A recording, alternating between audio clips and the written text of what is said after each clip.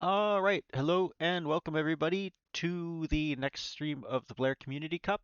Today we are getting started on, whoops, that is the wrong stream. Oh, spoilers, spoilers. We're getting started on round two of sets, and I think ideally in this stream we're going to try and cover all three sets that happened.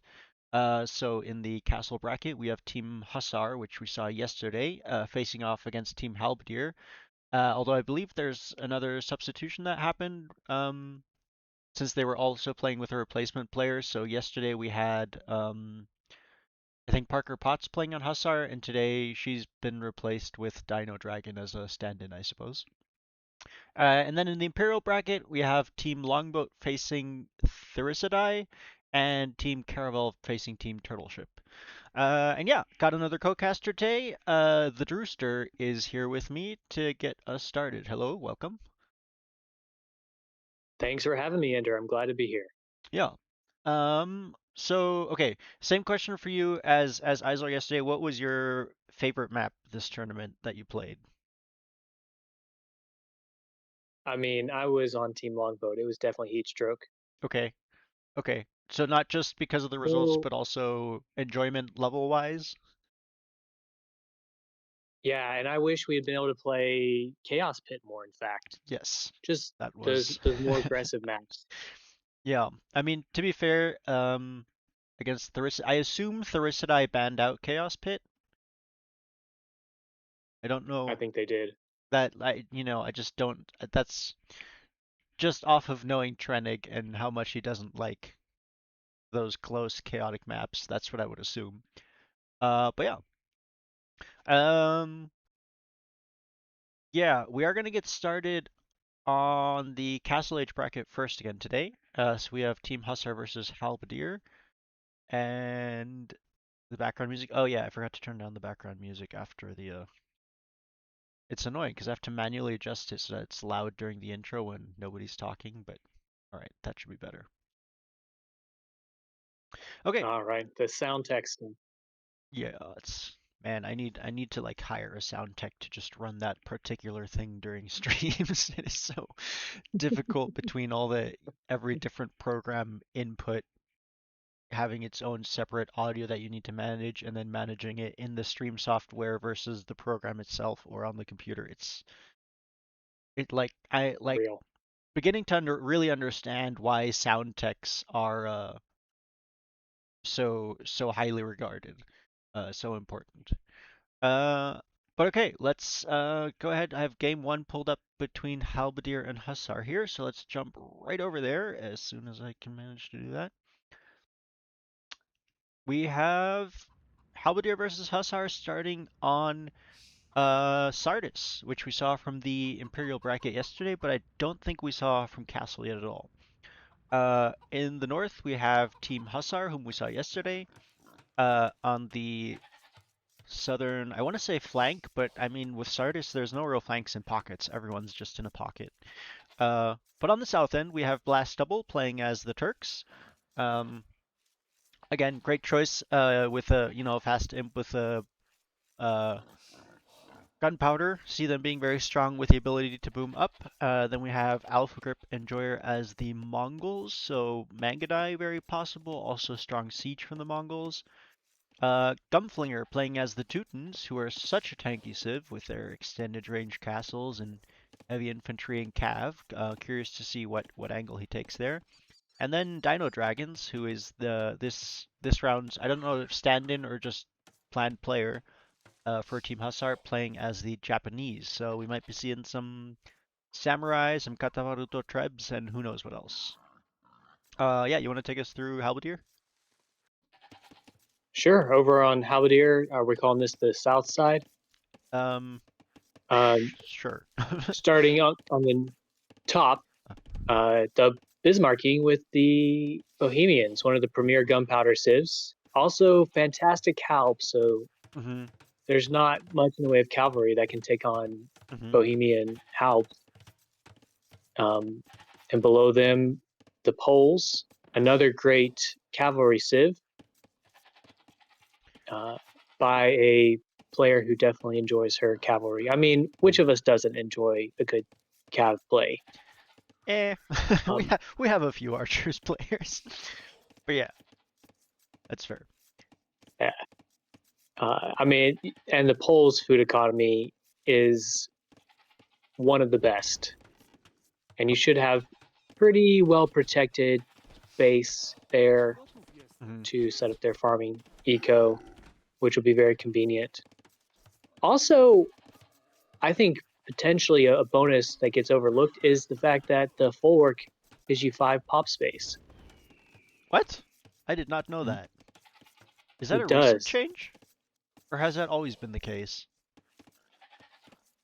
I don't know if it's always been the case, but the Huh. fact that it gives you a pop space is very helpful, Yeah. keeping you from getting housed early on. Yeah. Which makes Um, sense as well, because it costs a bit more wood, right? So having that additional bonus is nice. But yeah, the things you learn. Always. Okay, so things I just never paid attention to, I guess. well, if you aren't a Cav player, you probably haven't played the polls, That's so true. wouldn't be one you know. Uh, and yeah, really all they do well is are honestly their Cav isn't even the best Cav. It's just cheap Yeah. and spammable. Although they have the best Hussar, I think, right? With the trample damage? Yeah, so if you get to late game without any Yeah. gold, that is really nice to have. Mm. Like All Thalian right. saying she also was not aware of this as the Pulse player, but hey, fair enough. Well, you won't have to build a house nearly as soon as you would have otherwise. Mm. Just undercover, slide under the radar bonus there. And next to the poles, we have Fire Phoenix with the Tatars. Mm. And they also do Cav very well, but also, I mean, the Cav archers from them Mm-hmm. are some of the best in the game. And next to Flooding Knights, I mean, Cav archer play is pretty high up there, in my opinion, as far as fun plays to do. Mm-hmm. Does require a lot of micro, Yes. Um, um, significantly more micro than just like Flooding Knights in does. But very fun play. You get that death ball of Cav archers, and nobody can stop you. mm-hmm. And then to round out the team, we've got Waffler on Franks. And we know what Franks want to do. They want to build Paladin. Yep. No So bloodlines, but they don't need it because they have extra tanky Cav. now I think the one potential weakness I see for Team Halberdier, ironically, is Halbs, as they have three Cav civs. Um, and Hussar actually has both the Japanese and the Teutons, which have very strong Halbs. Um, so that curious to see whether that becomes an issue later. Um, on the other hand, we do have some Cav players in the north and the Bohemians, like you mentioned, with particularly strong Halbs. But um, yeah, I think Hussar in particular is going to want to have at least one player on Halbs. And as we've mentioned, that's been several times this tournament that teams don't like to go Halb. So curious to see whether that's going to happen this game. Yeah, well, I haven't seen Dino Dragon play Japanese before, actually. Hmm. I didn't realize that was in her wheelhouse. Oh, So get to see what route she goes. My guess would be Samurai, but it's don't fair. really Mm. know for sure. Hey Amzio, I do think we have Heat Stroke in at least one set today, possibly two sets. Not in this one though, I think. Yeah. But yeah, we will see Heat Stroke, the linear map again. Yeah, and right now we have as you might expect on Sardis, both teams just kind of booming up, everyone on their way to Feudal Age. Um, And like on the wall yesterday, Hussar actually has a scout working away at this wall, which again though has, 3,000 HP, although he's managed to take 120 off. So, working the way through, and it looks like we're trying for a sneaky side play here. And Yeah, okay. with the Turks, I would expect them to try to get uh, pressure with their gunpowder, kind of like um, One Fiddle was in the set we watched yesterday. Get those bombard cannons out, and they can take down buildings pretty Mm-hmm. quickly. Mm-hmm. Amzio, teams named Halb Hussar. So this year teams were named for a particular unit. So in the Imperial bracket, each team was named after a particularly unique naval unit. So we had Thirisadai, Caravel, Longboat, and Turtleship. And in the Castle Age, we had the three teams, each one named after a trash unit. So Halb, Hussar, and Skirm. Because I guess our tournament organizer is rude. No, just to give each team kind of names that correlate with each other, I guess. I don't think they were picked out. It's just kind of an assignment to keep the Age of Empires theme as teams get kind of mixed up every year a bit. Picking team names is probably one of the hardest things to do, and to get everyone to agree on them. So I think having an assigned name is Hmm. actually a really just moves out the whole process. It's a good idea. Yeah, that's fair. All right, lots of okay. We have wheelbarrow from 1, 2, 3 players already. Uh, and Castle Age on the way from Lethalion, who will get there well before anyone else. Although we do have some other players with a fast castle approach. I think I saw. I thought I saw Market Blacksmith from some other players, but maybe not. Seeing lots of barracks going down. Okay. What are these? Are these military buildings that Waffler is building down there? Waffler is stables. So got his Yeah, barracks that's a down, curious. double stable, potentially looking to have units ready when you break through the walls. But so far, again, it's still only the scouts working away at this one wall here have taken off 250 HP. So in an hour and a half at this rate, they will be through the wall. The first wall of two. So 3 hours to get through two walls at this rate. Oh, it does look like, yeah, Waffler is pretty close to clicking up. Yeah, we have, and Bismarcking is on his way up. Thalion is about to reach Castle Age. And it looks like currently, okay, we have several players getting close. Last Double could actually sell a fair amount of gold and just buy his way up to Castle Age if he liked. Does just have the market coming down now, though. Yeah. This is, I mean, much faster castle ages Mm-hmm. from Team Halberdier here. Mm-hmm. Well, and I'm wondering what we'll see as a result of that, though, because regardless of age up timings, neither team, well, I guess Hussar doesn't have the ability yet, but Team Halb hasn't actually moved up for any siege workshops or anything to break through, as we have the third player from Team Halb now going up to Castle Age, and a lot more wheelbarrows coming in. Every single player on Team Hussar is gonna have wheelbarrow, and almost all of them have. Well, So the when eco they're, upgrades are much better for Team Hussar right now.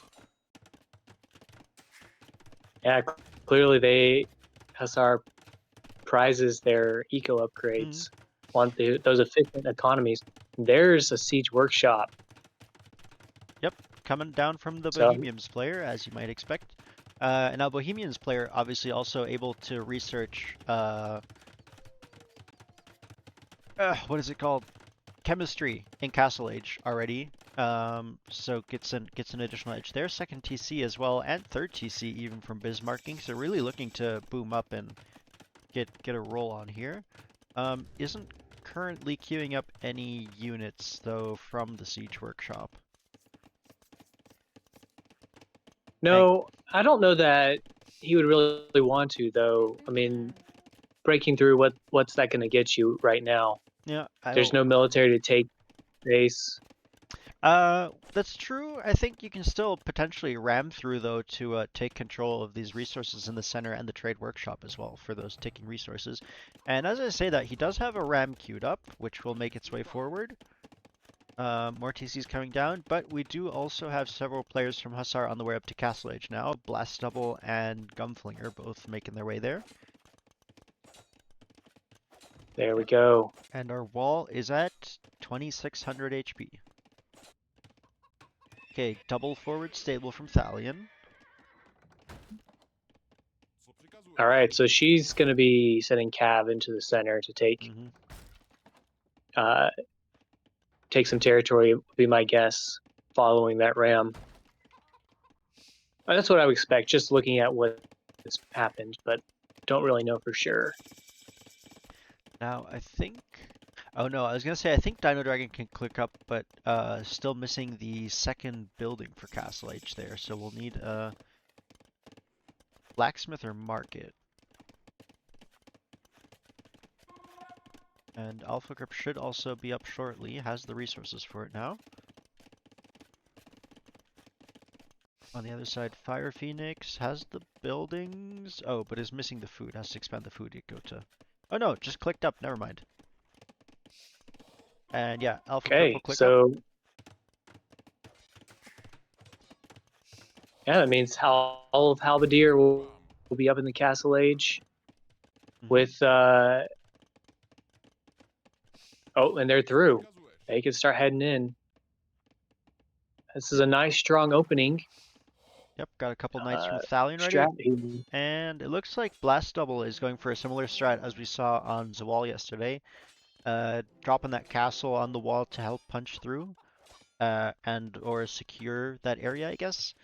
But it looks like this is going to be opening. And we have Dino Dragon up, so all players will be up to Castle Age. Not too long from now. But we have this pressure coming forward.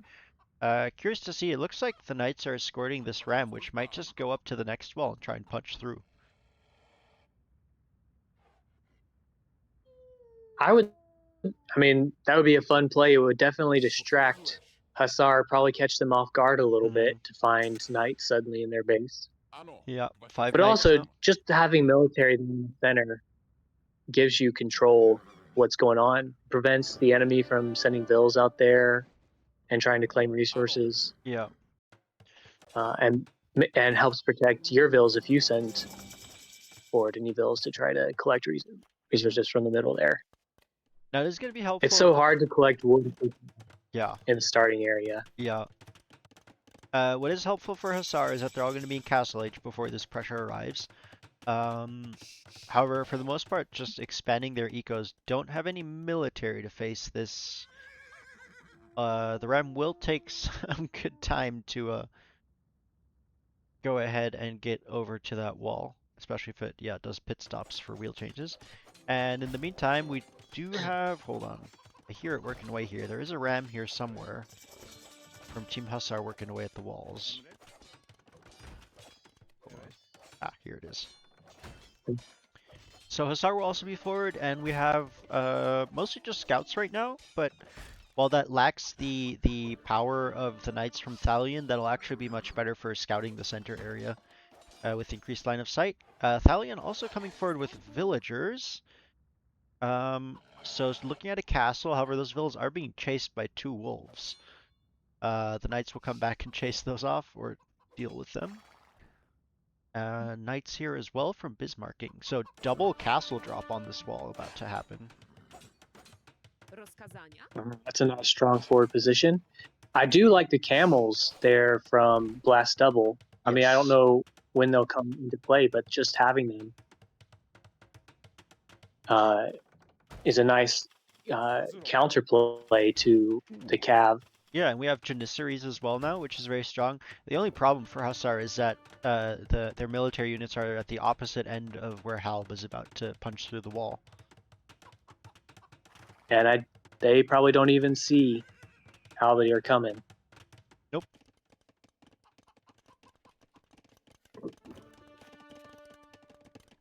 No military yet from Dino Dragons or Gumflinger either, which are the two closest players. Heavy eco expansion though, and the eco isn't actually. I mean, we have a 17 unit difference. Um, but of course, Halb have been up earlier to Castle Age, have dropped those TCs earlier. So all things considered, it's not too big of an eco difference, and more TCs being dropped now as Blast Double reaches out for some map control, and the I do like the scouting will TCs begin. in the middle, Mhm. helping protect your villagers and any resources that they're trying to take there.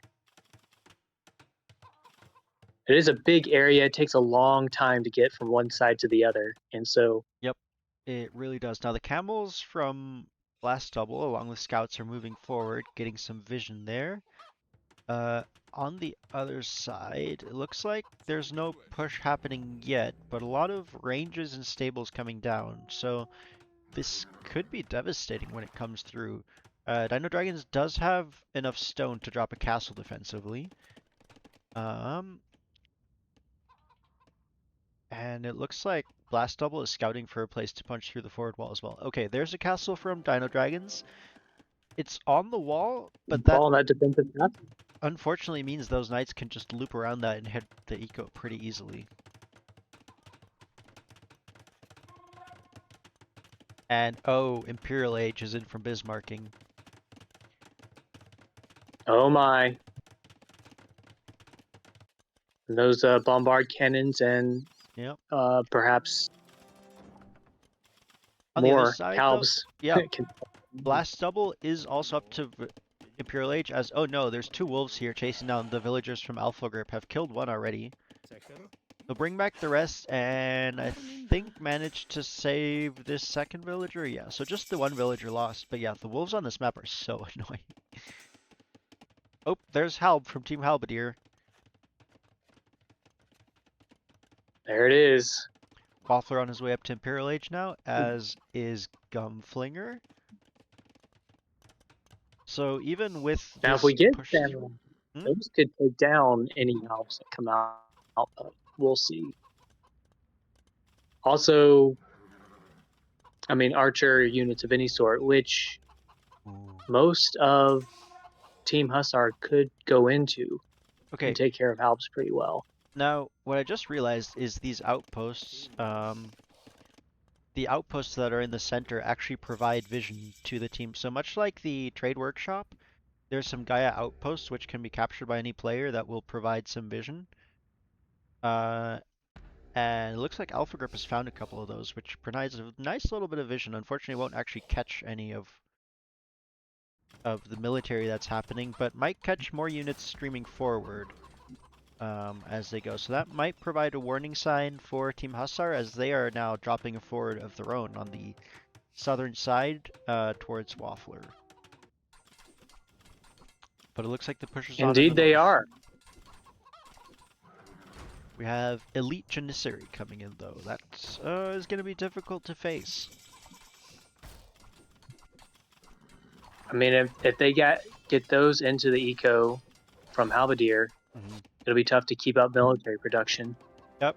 Pinging a castle well, so aware of where Waffler's castle is and can potentially just bypass that and hit the trade. Again, the ecos from both teams are fairly unprotected for the most part. We do have Samurai for Dino Dragon, which are here, which are going to clean up those halbs quite nicely. Struggle a bit more against the Knights, but still a strong unit. Do need their blacksmith upgrades though. No armor or attack on them yet. Yeah, And unfortunately, won't be as strong as they need to be mhm. without those upgrades. They do still take down buildings pretty quickly. Yep, but here comes a push from Halb. Now, at the moment, Hussar is actually ahead by 30 eco units, but the military is 70 units to 30. And this is a big push of, what is this? 18 Halbs, 15 Knights. This is like half the military from Team Halb moving its way up. Have Trebs here as well. Uh, Cavaliers coming in for the poles.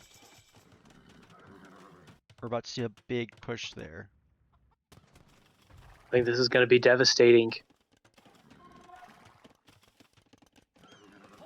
Yeah, we have very little here in And the fact that response. they have siege, so much siege there means they're going to take down production buildings much faster than I think Blast Double will be Yeah. able to on the Oh south. no. And Gumflinger, who would be here to maybe help Dino, just dropped his castle forward on the forward side of his base instead of the side. And so Thalion and Bismarcking will just run through Dino Dragon's base and clean that all up and then be able to hit Gumflinger, who has no military of his own at the moment. Dino will pull those villagers back to the castle where they'll have some protection. But Treb is on its way. Oh, she does at least have a treb of her own. I don't know Yeah. if she'll be able to protect that or not, but she could fight back against the Mm. trebuchet Okay, sending the there. villagers forward to the middle actually, which is not a bad move. We have stables dropped and Cavalier coming in from Gunflinger, but no units on the field. Needs to be producing units right now. Is dropping a bunch of stables as well, which I like for Spears and Halbs, but more than is focusing on upgrades right now, where he really needs to be producing units and only has Scout Cavalry queued up at the moment. Yeah, those are not going to do much, unfortunately. I'm guessing that we are not going to get a wonder from Gumflinger in this game. Not at this rate, no. But really Yeah, nice pressure from Thalion and Bismarcking to set that up and then just run through, take everything down. Yeah, yeah, and big that amount of damage. almost knocked Dragon out of the game entirely. Mm. I like how early this push came in. Yeah, that was pretty quick. Now, Alpha Group is here with Mangadai, which will take some micro, but could clean up a lot of this. Just can't run into those Halbs. Okay, does micro them back. Very nice. And will potentially now engage against... Oh no! This ram took out Dino's castle as well. Now the Mangadai will take out the ram, so the castle from Gunflinger will stay up, which will help a lot. And still continuing to micro these Mangadai. Alpha Grip is finding some good defensive damage against these forward units here, but more are constantly being streamed in. You can see all these forward production buildings by Bismarcking. And yeah, the armies are moving on to Alpha Grip space now, who again is also very exposed. With just his military to protect him. Does have, okay, we're up to 18 Mangadai, that's pretty hurtful. If you can find good engagements with them, and camels from Blast Double, which is great. Taking out some units and massing up a bit, which is a good move, I think. But the cavalry here, Alpha Grip Yes. needs to garrison those villagers.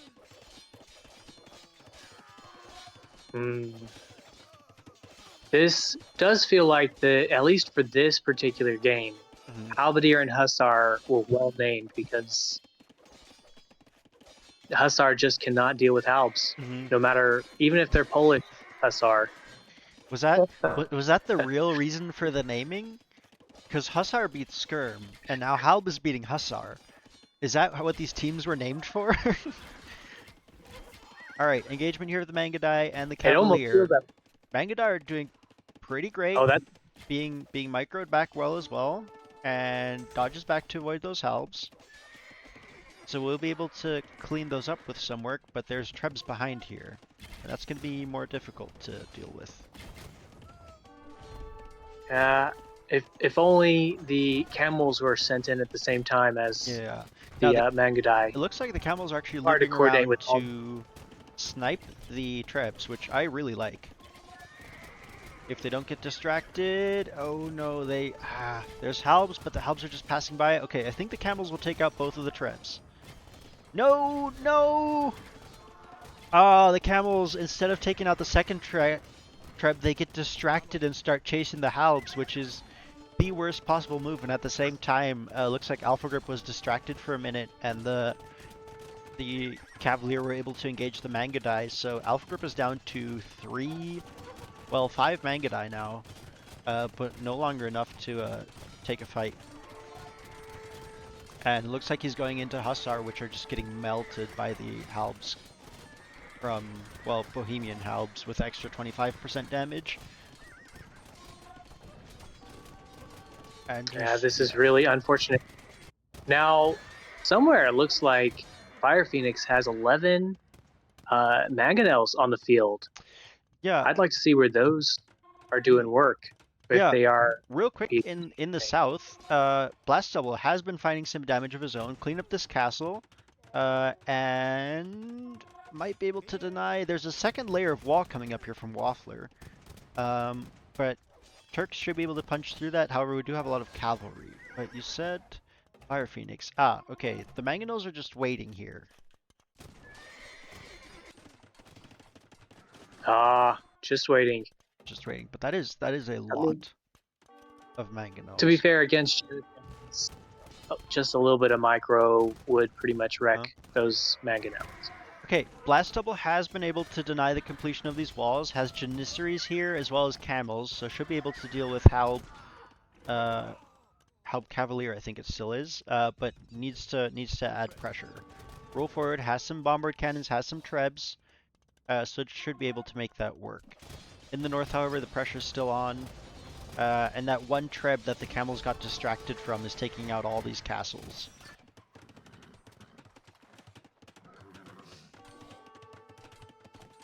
Yeah, it doesn't look like Hussar is going to be able to stay in the game too much longer. I mean, even Blast Double's going to lose all his eco here quite soon. Yeah, Gunflinger's trying to drop another castle here, but the military will find that and deny it and take out a fair amount of what's left of his eco units, as Gunflinger is down to 23 villagers, Dino is 16, Alpha Grip is 23, and I think just the numbers are far enough that there's no coming back from this.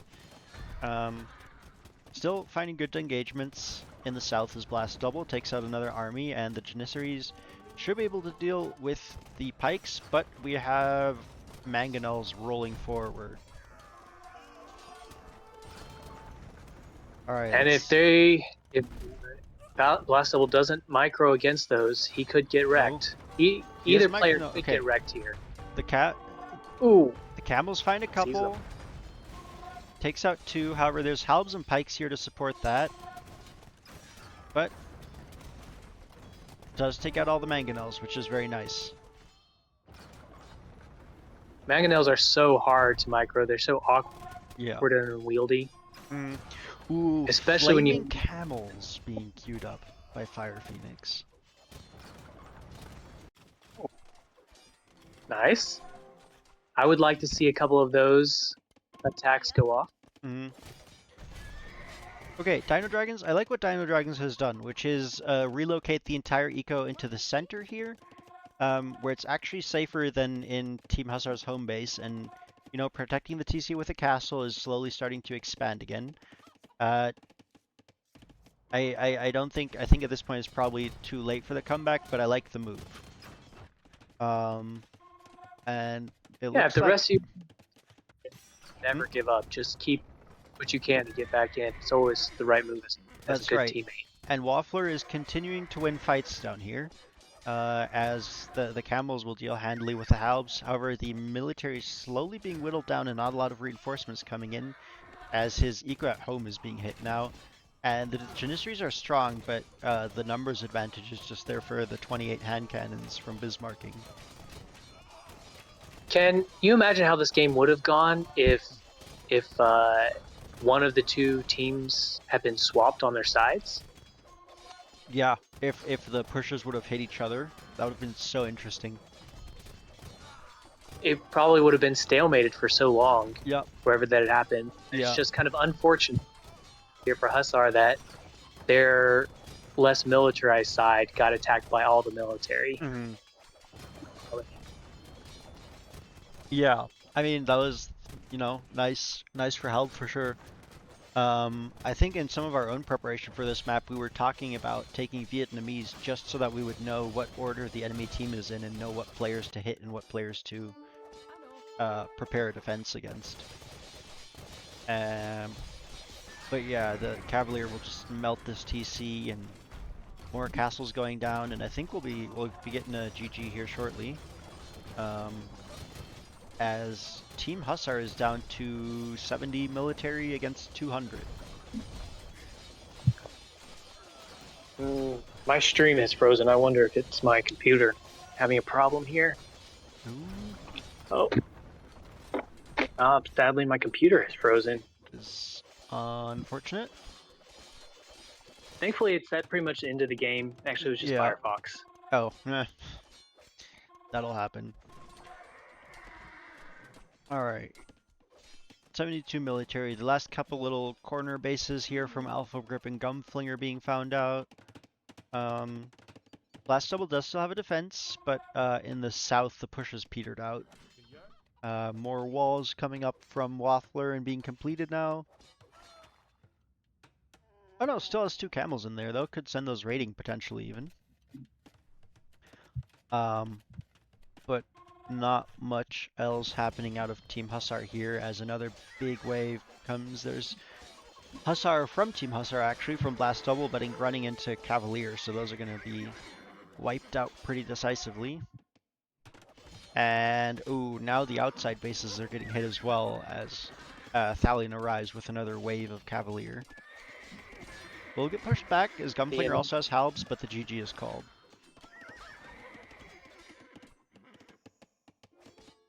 Yep, this was just that top side on Mm. Hussar was not ready to get pushed. Nope. Their castles were not placed in the right defense. Just, they were ready to go forward, but not to defend. Yeah, maybe relying on those walls a little bit too much. Now, I do think this feels like a map that the players from Halberdier are going to be more comfortable on, right? We saw yesterday Hussar likes their water maps, and this has not even a little bit of water on it. So curious to see how that develops over the next maps. But yeah, really nice play from Halberdier. Nice push. Um, as we approach the end of this game here. I think. I also like as I look at Halberdier's positioning for their push, they are really far up to the north there, Mm-hmm.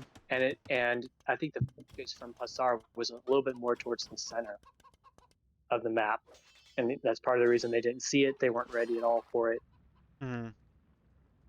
Yeah, and you saw the castles that were placed by Hussar were like at the front and center for most of the players, kind of facing the center area of the wall, and the push from Halberdier, like you were saying, was even north of that on the very corner of the northern corner of their defensive walls. The importance of positioning here. All right, Blast Double isn't quite ready to give up yet. Does have a triple castle stack here, and is oh nope, the GG is called. All right, well, great job from Halberdier. Take game one here, and yeah, you can see the military production is just very very unbalanced, and part of that I think is just that Hussars suffered such heavy eco losses that they never got to the point where they were able to build into that army very well.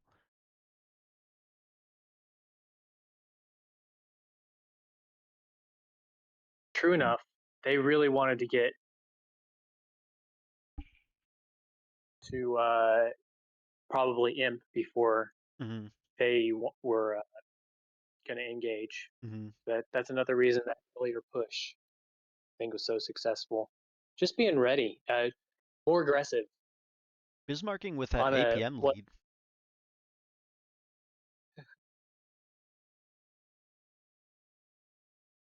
Yeah. Now, from anyone in chat that was in Castle Bracket, can you tell me what team picked which maps? Or more specifically, was this Halberdier's home map? I don't want to see.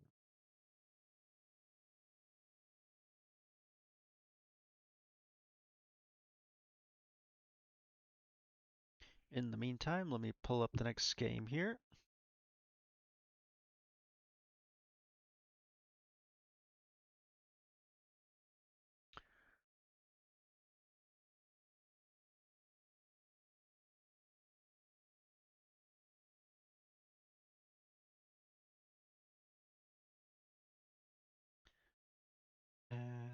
Just this. All right. Game 2. Hussar versus Halberdier, and we are back once again on Team Islands, which we saw yesterday. And yeah, I'm pretty sure then that this would be Hussar's map, as we see a very similar lineup to them as we did yesterday. Alpha Group once again playing the Vikings, Gumflinger as the Italians once again, Blast Double playing the Celts. The only change is Dino Dragons. Yesterday we had Parker Potts playing the Huns, I believe, and we have Dino Dragons playing as the Vietnamese, which is going to give them the starting positions of the enemy team. This was a leftover map? Okay. Gives you an objective to head towards instead of having to wander around in the darkness. Yep. So yeah, I expect a very similar approach from these teams as last time, with particularly Alpha Group probably going to be going into longboats. Blast Double potentially again with some fishing and some fire ships. Yeah, in the south, you want to take us through the team? Sure, let's take a look here. We see the Woo again, Mm-hmm. and I don't know if the pro scene if they've been adjusted since they were introduced, but I remember at one point they were talked about as the premier hybrid map civ. So they Okay. have a very strong water play, at least initially. And I don't know the Woo as a civ very well, but I Mm-hmm. assume they're quite strong, Yeah. um, especially doing a mix of water and land play. Mm-hmm. Yeah. Uh, Fair. and then next to the Woo, we've got the Japanese, Mm-hmm. which Japanese are just a great civ, especially if you like cav archer play or infantry play. Yes. Samurai are quite strong to almost everything, especially if you have a mast. They are fast, they build fast, do a lot of damage. But Right. also, the Japanese have a navy, so they could play well there. You Yeah. can land and do towers, tower defense. Plus the I think it's a strong faster working fishing ships and with the additional armor means that that early fish boom can really take off for them very nicely. and survive in Yes. the so uh, nice choice there. And then next up we have the Spanish. Similarly, a good civ both on water and on land. If you can get a landing and drop a castle, start producing conchs. I mean, Mm-hmm. nobody likes getting castle dropped by the Spanish. It's They're true. just not fun, not fun to deal with. And they're faster firing, more accurate cannon galleons can kill even units, not just buildings. Just got to watch out for those. And then finally, the Portuguese, perhaps one of the best water map civs, because even if it goes to late game and you run out of resources, you can always generate more as a Portuguese. Fatoria. You think we're gonna see a Fatoria or two or five this game? I wouldn't be surprised if we see one or two go up. Mm, that's fair. Now they do produce. It's just a shame. Yeah. Don't it? You're cutting in and out of it. My apologies. The internet may be a little Yeah. bit iffy. Yeah. Hear No me? worries. Just didn't missed what you were trying to say there. I was just saying it's a shame you can't donate Fatoria to your allies. Oh, yeah. Well, what you do is you put it somewhere where it's exposed enough that your enemies convert it with their monks, and then you have your allies send their monks and convert it back. That's how you donate it to your ally. You just need a double conversion bait. Easy. No problem. Or you just coordinate these and donate some of them Fatorias in exchange for Fatorias for your allies. Oh, there you go. So Listen, we have a make them pick. deal. Let's all of us play longer. We do have docs coming up from 3 out of the 4 Hussar players, and from looks like all the Halb players as well. Um, looks like Team Hussar is opting to go entirely for back docks this time. Well, we do have a front dock from Bismarcking. But eco advantage for Team Hussar, who already have actually 13 fishing ships out, which is pretty crazy. That's fast. That's an intense food eco right there. Yep. And there we have Dino Dragons. So all 8 players will be on water to some extent, at least this game.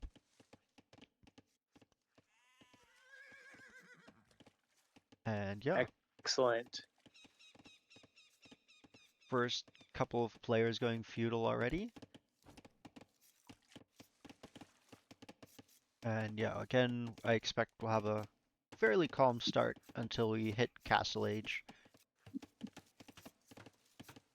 Well, I wonder how much investment is going to be made into water play from Team Halberdier here. We know Hussar Mm-hmm. are very happy to invest in ships and to Yes. control the game via ships. So, I mean, I would expect the Vikings to try to mass up those longboats. Yep. We have the Celts again. So, are the Celts going to try a landing? Are they going to do what they can with fire ships, as we saw yesterday?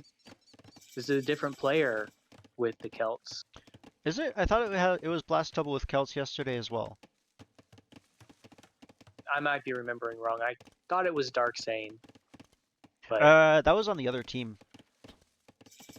oh, was So it? so Okay, each team, okay, both teams were playing Celts yesterday, and I think it was Blast Double and Dark Zane were the 2 Celts players.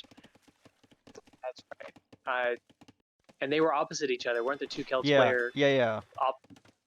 Yeah, yeah. Okay, yeah, yeah. Same All right, positions as they are now. triple docks from Alpha Grip, so definitely planning on water. And should be able to easily outproduce Team Halberdier in units as long as he has the res available. Yeah, whereas the longbow loads pull, we'll get it maybe next map. But yeah, 15 eco units ahead right now, uh, Team Hussar, and a lot of that is just a reflection of water, where we have like a maximum of 3 to 4 fishing ships for each player in Team Halberdier. We have Dino Dragon on 13 fishing ships, Gumflinger on 10, Blast Double on 7, Alpha Grip on 7, and that's really gonna boost the food income for. Ooh, and there's the landing you were talking about. Blast Double is actually already sent some villagers forward and has a forward barracks. And it looks like the scout from Thalion almost found that, but then I don't think she's seen this. Yeah, so hasn't scouted that, is unaware that the landing is there, and we have archers now, or a range coming up. So we'll see some pressure on Thalion from Blast Double. I really like this early landing. I do too. I'm a little worried about that archer range placement because I see prime opportunity for archers to get trapped between the building and the wood line Oh, there. yeah. Should be, which Ejection. honestly, if there's scouts here from Thalion to fight that, that might not actually be bad for the ranged units since they'll be extremely safe in that location. But True won't be enough. able to do much pressuring. Tower as well now from Blast Double to kind of help protect this, and Fire Ship is out from him to start controlling water. And is actually the first player. Okay, we do have a transport ship from Thalion as well, who will go and land on the enemy island. So we have early landings from both teams this game, as Thalion All right. actually lands her own island. Loads up again. Give it another try. I think the captain might be confused on that ship. Yeah, like, I see land! Like, yes, because we're still in port. The sailors might have had too much grog the night before. Yeah. Alright, so the landing is here from Thalion. Let's see what happens with that. Hold on, I keep losing track of this. There we go. But the pressure is on from Blast Double as the infantry moves forward, and even an archer here. Okay, so it looks like we have some of the infantry did get caught in the forest, as you mentioned, which is unfortunate, but the archer actually made it out. And Thalion is gonna have to kind of retreat against this pressure, and his second barracks coming out from Blast Double, so doubling down on this, which I like.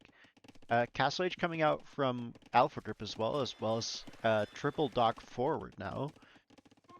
So gearing up for that longboat production, while on the opposite side it's actually his mirror player, Bismarcking, who's also on his way up to Castle Age. But I like this early pressure. I do want to see, since he sees the dock, I want to see Blast Double take this fire galley and bring it around to snipe away at these fishing ships. Fire That would be Phoenix nice. villagers. Also, units wandering around. Mm-hmm. He's got those trapped units that are so annoying to Yeah. deal with. And go. But the archers will now find some villagers from Fire Phoenix that were coming over. So finding some very nice engagements here. This is definitely causing problems in the eco there. Yep. In the meantime, though, Thalion has put down a forward stable, and I don't think Alpha Grip sees this. He has a scout here, actually, but the scout just missed it because it's scouting the coastline. And that stable is just far enough in that he missed it. Second stable coming up, so we'll have scouts from Thalion shortly. Assuming she can keep her eco rolling, kind of does have a bit of food, but keeps getting pushed off by this forward. More towers coming up from Blast Double. I really like this push from him. But his villagers have stopped building. Okay, they'll go back to work now. Yeah, a lot of pressure on Thalion here right now, which is great. Very tough for both players probably to manage everything that's going on. Mm-hmm. Though the towers, the thing about towers is you don't have to micromanage those. They just fire automatically. Yep. And they don't move around. So it's one of the reasons they're nice for push, because they're there. Once they're built, you don't have to think about them. Alright, we have Gunflinger going for another boom. We have Longboats coming out from Alpha Grip, who actually has invested into War Galley as well, so has some options to mix in some galleys if he likes. And Stable now coming up from Blast Double forward. Is actually not that far up. Could, if he wanted to, pause for a bit, go up to Castle Age, and then add Knights to the mix, which would be really problematic. But even so, for the moment, like, you can see a big exodus from Thalion's villagers, trying to find a safer place, or trying to figure out what to do with the eco, because you have archers in the north denying the gold. You have a lot of the food eco and wood lines under pressure, so this is really nice pressure. However, on the other side, the scouts are in from Thalion on Blast Double, and we'll find some damage. Now just has to be careful not to run those in under the TC. That's the one thing about scouts, they're so mobile that it's really easy to not pay attention for 5 seconds and you look back and all your scouts are in the TC. Now there are more villagers here than can fit inside the TC, so the scouts will continue to find damage, but the TC will also whittle away at them, so I think this forward will go down. That should alert Team Hussar, though, that they have to be looking for a forward somewhere. Yep. It's always a nice defensive play, though, to counterattack. Mm-hmm. Like, that little bit of aggression pulls your enemy's focus away also from his own push. Alright, longboats from Alpha Grip are on the move. More villagers going down for both Blast Double and Thalion. But the first wave of scouts has been fended off. More scouts streaming in, though. Blast Double is going to want to add some spearmen at home, which he already has a few, to help deal with those scouts. On the other side, crossbows are here from Bismarcking to help clean up this forward pressure, as well as knights from Waffler. More towers coming up from Blast Double. But yeah, I think needs to look now at getting to Castle Age to be able to deal, especially with these knights. Although the longboats might be able to range them. Oh, yep. Nice. There's so much land that can be changed on these Team Island maps. The land is so. It's a nice play, and I would be worried if I was Team Halberdier by seeing the longbow mass start to grow. Yep. All right, Ram now here from Waffler to clean up some of these buildings. And yeah, That more is, and more units being stuck in this little pocket that you mentioned earlier, and that's really hurting Blast Doubles forward, the way those units are trapped, which is really unfortunate. Does have spears it's though here, having. and with longboats will clean up those towers.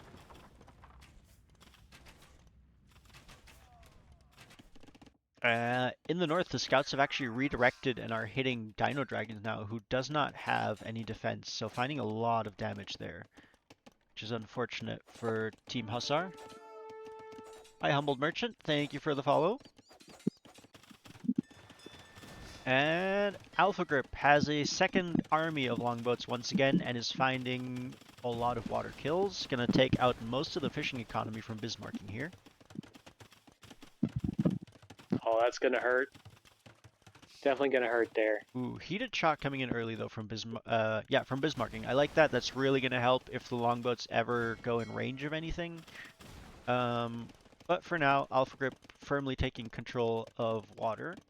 Again, with two separate army of longboats controlling both of the flanks. I think now is where I want to Willing see. to Sorry? take down a castle. If you're willing to sacrifice a few longboats, they can take down a castle. That is true. I don't know. Does he have the mass? Let's see. He's got 11 longboats. They have 7. They only have. They have Fletching. They don't have Bodkin yet. I do want to see Alpha Grip coming around and kind of dealing with ships in the back, maybe sniping with the vills, because there's a lot of villagers close to the shoreline. We just saw a ping from Blast Double, who has discovered this forward base from Thalion, which is really good, as the scouts are now hitting a third player, Gumflinger, losing villagers. Needs to react to this, needs to garrison the villagers, or oh man. Oh man, okay, it does Oh get them man, now, but that's already 8 villagers, I think, killed by these 4 scouts. yeah. When you don't see those attacks happening, oh, there he's receiving, but yeah, that's a rough one. Nice play there from Valiant to take those. Yeah, finding those a raids. lot of value with those forward scouts. Now, Alpha Grip has moved in, is sniping away, taking out some buildings for the moment. Also a castle coming up from him to help protect himself against this forward and potentially send some units. Ooh, will this castle go up? We have scouts coming in. It's at 70%. I think this might be denied if Alpha Grip doesn't. Okay, garrisons his villagers immediately. So we'll be able to clean up those scouts or push them back and complete the castle. Oh, okay, Thalion's coming back though. Alpha Grip garrisons again. It's a micro battle. It's the way it goes. Don't make it easy for your opponent. Make him work to get that castle up. Alright, more scouts here from Thalion on Blast Double, but Blast Double has since upgraded to Pikemen, which will absolutely rip those scouts apart, and is dropping a castle now, which I think should be able to range the town center from Thalion. Additionally, we have galleys coming in from Gumflinger to clean up this fishing eco. This is a nice push. It really is. It's going to be very hard for Thalion to deal with that. Does she have any... I guess she does have a little bit of food income, but she's about to lose that there with those fishing ships. Most of, like 2/3 of Thalion's food eco was the fishing ships, so having those gone is really going to help also sled on the forward. Now it does look like enough military is here that Blast Double was unable to finish this castle. I think the villagers got taken down actually. which is really helpful for Team Halberdier in cleaning up this fort, and really unfortunate for a 90% castle to go down. Um, Oh, okay, Mount Castle. yeah, there are enough pikes here to take down that ram, but okay, yeah, we do have more villagers being shipped by blast double to complete, so that's going to be good. But yeah, it's definitely wants to keep sending villagers forward to complete this, and needs to delete this archery range. So we have what, 5 units now stuck back here, which is just very unfortunate. Imperial Age coming in for Bismarcking now. Defensive castle from Dino. We still need to see land military from Halberdier actually to deal with this pressure. It's 4 villagers here, which is, I mean, that's the bulk. That is Thalian's farming eco. Thalian's food eco is all forward. If you take out these 4 villagers, you've essentially like taken out her ability to produce food, and you want to get rid of those stables as well, right? But okay, is expanding her farming Yep. eco at home though? One berserker would deal with those vills pretty quick. Yep. But Knights now from Blast Double. That's a good switch. Gonna be much better at dealing with these conks as well. We'll push those away. Um, I'd like to see a Ram mixed in. It does have the Siege Workshop, so we might be seeing that shortly to take down this town center from Thalion. Now, in Oh, all I fairness, like. That'll help ensure it stays up longer. yeah, I do like even with this forward still being present, with the amount of defensive buildings coming up, it's going to get more and more difficult for Thalion's forward to find any value.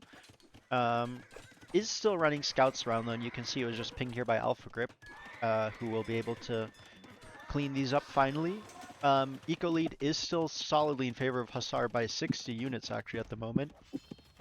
So I think if Hussar can just keep this pressure up, they're in a really good position to take this game, as Battering Ram now comes out from Blast Double to take out this TC from Thalion,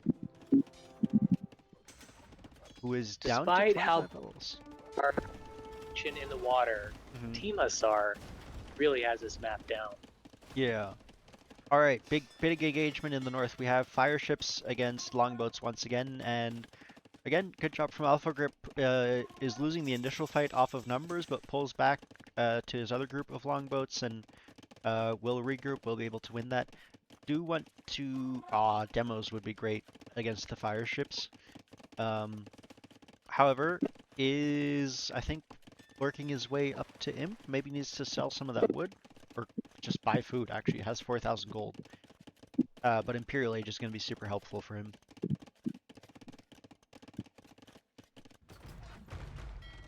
In the south, though, the galleons from Gunflinger working away, taking out docks one after the next. And Blast Double has taken out the TC from Thalion, needs to continue just sending units into the eco, though. Well, you know what Huang says, Celts ETC, and they did indeed. That is true. But just even single production knights from the stable, send them through. There's so much, like there's a TC here from Thalion, but that's about it. You could take out this tower, take out a lot of the remaining eco for Thalion, and even continue into Fire Phoenix, who has no protection for the eco right now. But bit of a standoff for the moment, as both teams kind of reset, focus on their own ecos, and Blast Double will actually go back and has found this forward from Thalion, gotten 2 of the 4 villagers. The other 2 villas will wall themselves off in there. Find a little pocket of safety. Trying to keep those alive. Yeah, which is a good move. But for the moment, there you go. There's the pressure from Blast Double. For the moment, heavy favorable position for Team Hussar. And Alpha Group will actually go in with the longboats and snipe some more fire ships. The total population difference right now tells the story of this game. Military especially, like 42 to 133 military units. Yeah, Yeah, I think it's a matter of just keeping up the momentum right now for Team Hussar. Now, to be fair, there's a good amount of military on their home island, the same thing that we saw from Skirm yesterday to deal with the forward. You can think about shipping those across, or what I like here, Blast Double just has a bunch of pikes working away at these stables. If the stables ever pop out the units, those, stable units will get eaten. But we have an increasingly growing, we have 45 longboats now from Alpha Grip, who just needs to get the food to be able to go up to Imperial Age. Oh man, once those become elite, they will rule the waves. Yep, I and mean, they there's already Imp. do. Oh, I missed that. He actually clicked Imp a while ago. So on his way up, as all four Hussar players should be in Imperial Age not too far from now, and we do have a Feitoria from the Portuguese player already for that continuous income. Alpha Group once again splitting his armies. Oh, but we have cannon galleons mixed in from Bismarcking now. Nice.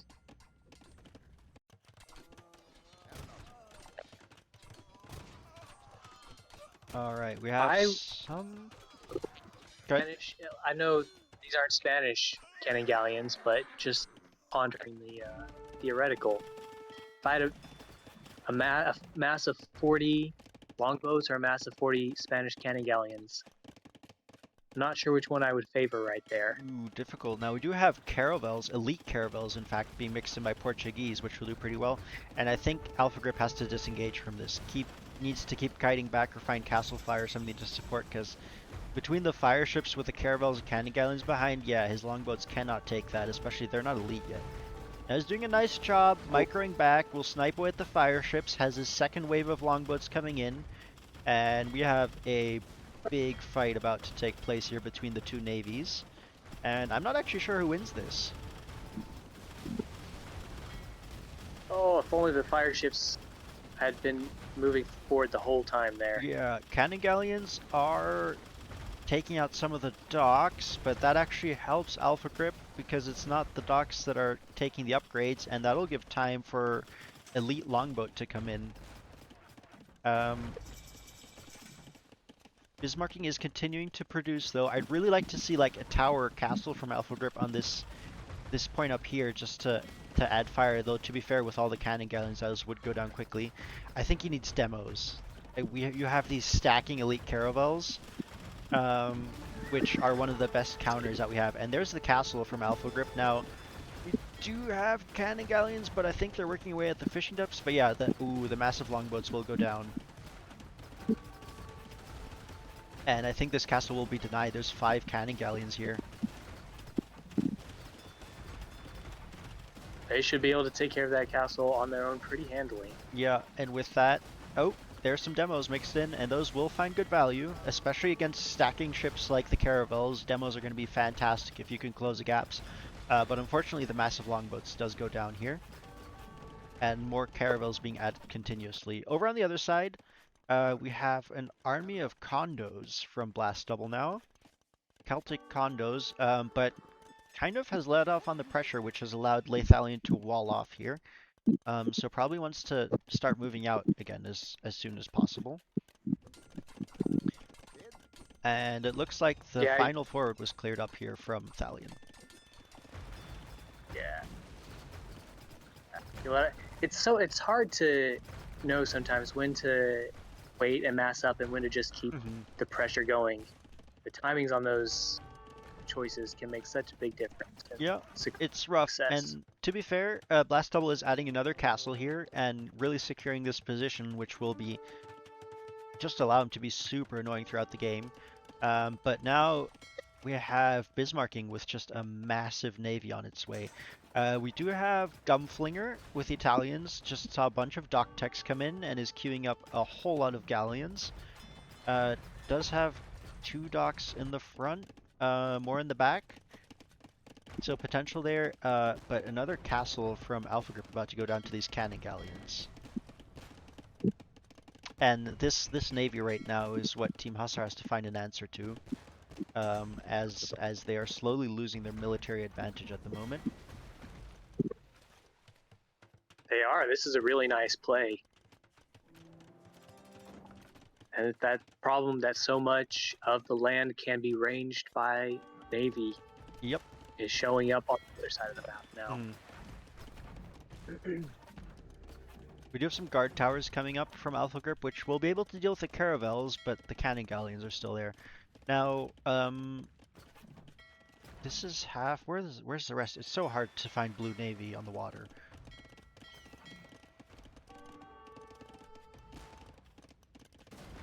There it is. All right, here's the galleons from Gumflinger, looking to take out some of those cannon galleons. Will engage against the Caravels as well. And not trading horribly, but will be forced to retreat. I think the angle here in particular that Gumflinger took was not great for him. Yeah, but he is focusing down one ship at a time really nicely, so he's actually still out trading the Caravels. Unfortunately, there's a second group of Caravels available. So nice job from Bismarcking there. We'll bring those in, and with that, I think the galleons will go down. Oh, and a third group of Caravels even. Oh my gosh, so many It's just the exact same as the longboats last time, right? There's just such masses of them, and Bismarcking is doing a good job producing, right? Has 36 Caravels out and another 27 in queue. Crownflinger as well, massing up military though. Has another group of galleons here. This might be the first game I've ever seen where you've had Caravels massed this large. Mm-hmm. I think that probably speaks to how well I've been able to play water team games, but Gumflinger is missing ranged upgrades, only has fletching on those galleons, and having the other two would help a lot. Now we do have a very big capped ram push being prepped here by Blast Double, and the only thing to face that is some Haiguang cavalry, which are strong, but I think they're going to be running, I think these are loaded up with Halbs. So that's still not ideal. Now we have another Navy loss, but numbers of Caravels being whittled down. Elite longboats here, which do have Bracer. Oh, that's the most hurtful thing right there. You don't just rebuild fish traps and fishing ships. It takes so much micro. And these cannon galleons are up to what, 8 elite cannon galleons now, or just sniping away at castles. Now the ram pushes in, takes out the cavalry very nicely, and okay, we have a spear skirm army coming in. The Halbs should be able to clean that very easily. And this is not pleasant for Thalion to see, I think. This is quite the army on our doorstep, and those rams will just chew through the buildings. But the big problem is still these stacked up Caravels.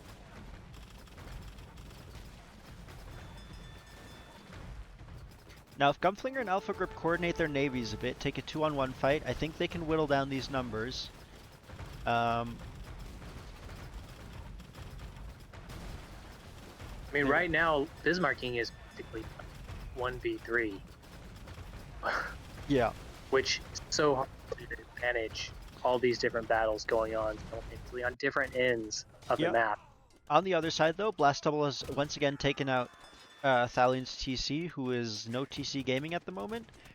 We have a lot of conks here, though, which could work out well. Gonna take some micro. If Blast Double's Halbs close a distance, the conks will be in trouble, but as long as Waffler's paying attention here, those conks should be able to clean all of this up pretty nicely. And yeah, the Caravel numbers are just continuing to grow. We're up to 9 elite cannon galleons now as well, which are just flattening this entire forward base from Blast Double. Yes, the the build up into this army is really paying off for Halberdier. And I'm looking at the population, and it's starting to draw a whole lot closer. We're at 405 to 372. We do have heavy demos being queued up by Alpha Grip now, and those will find some decent value. Yeah, there you go. Those will help a lot in the fights if he can get them to engage. but the numbers advantage is so heavy for the Caravels right now. Um, as both Gunflinger and Alpha Grip keep trying to mass up, but that also allows Bismarcking to mass up. Yep. And the push is slowly getting defeated Yeah, there on Abadi Island. yeah. So Although Blast Double was able to surround these conks and take them out, and still has what 6 rams left, so can continue to push now if you would like. But the military is just particularly the Navy for Team Hussar is a problem right now. Now Alpha Group is trying to force up a castle here, um, but the villas are just being sniped down by the Caravels. Now that does mean the Caravels are right on top of these docks. If a demo popped out now, it could find huge value. The other problem though for Hussar with this Navy pushing around is that I believe Gunflinger also had trade um, going to the far docks, which is now completely cut off. And we actually have a second group of Caravels on the left side also pushing on Blast Double there.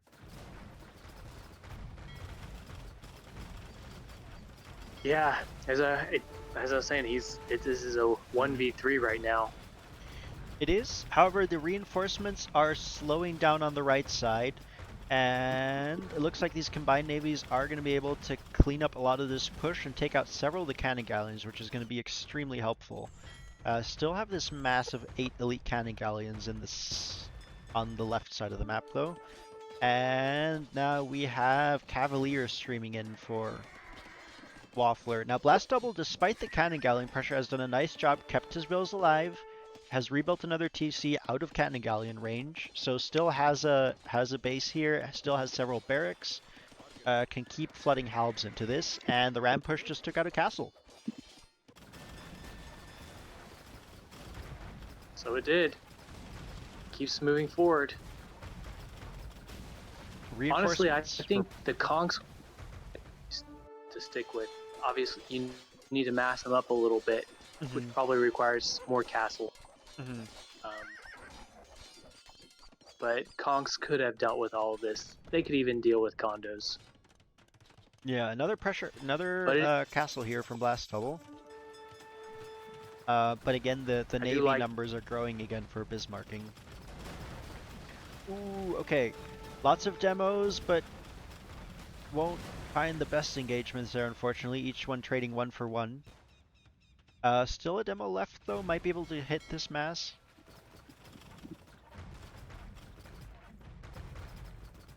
It's a close game. It's a close game. And Lathallion is still pretty much out of it, and 8 villagers at the moment. And this push from Blast Double continues to find success, right? Just forced a complete relocation. Oh, that is a lot of petards. That is a lot of petards on their way to Blast Double's base right here. Let's go. Okay, they're just hanging out You here. gotta love the creep. That's why we didn't see any conks, because petards were getting built. Okay, they're on the move. They're on the move.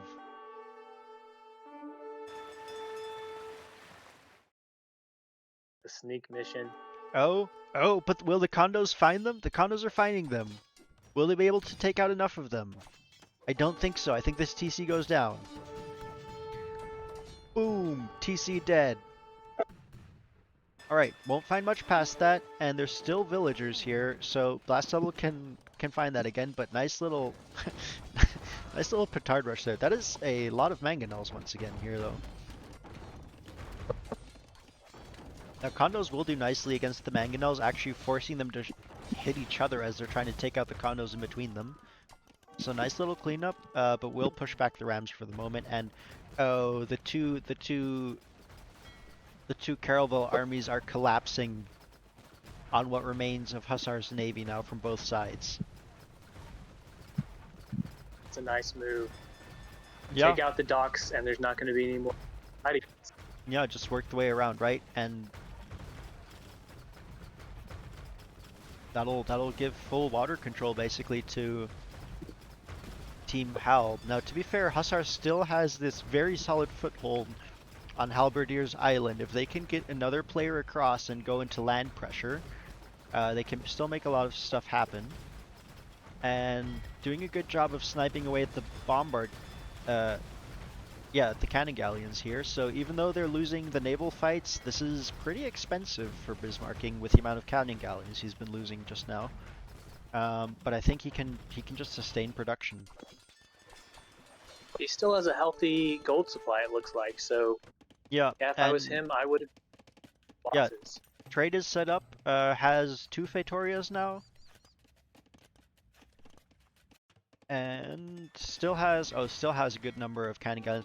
What I'd like to see is, I think what Hussar could try to do is sneak a dock on the front where there's no pressure and get some fires to rush around and get these exposed cannon galleons.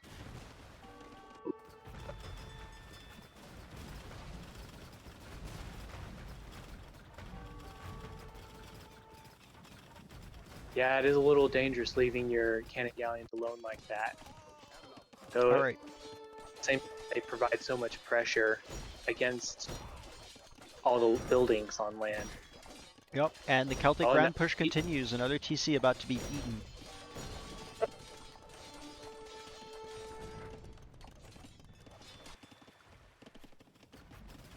man, this time it's Fire Phoenix who's losing a TC. Yeah. Okay. Bismarcking's water production is slowing down though. He's down to 16 caravels. Still has a lot queued, but he's losing them almost as fast as he's gaining them because he doesn't have the numbers stacked anymore. Still in an okay position, still has a lot of water control, but kind of being slowly pushed back. And in the south, the infantry push from Blast Double is super effective. Keeps chewing through buildings.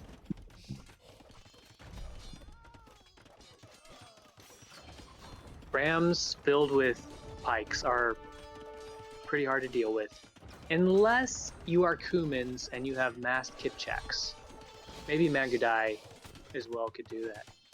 Alright, we have a combination of conks and petards here. Condos will engage against that, but I think these petards might be able to take out these rams. Oh, maybe? Just hanging out, just watching. If they can get to the Rams.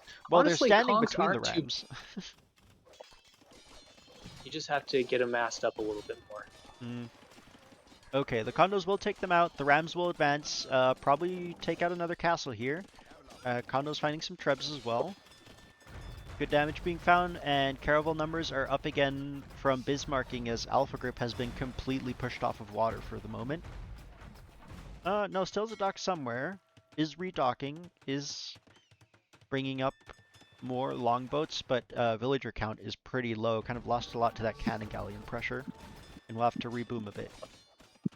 To be fair though, the eco numbers are still fairly even, right? You have a 20 vil difference, with both sides constantly losing and rebooming.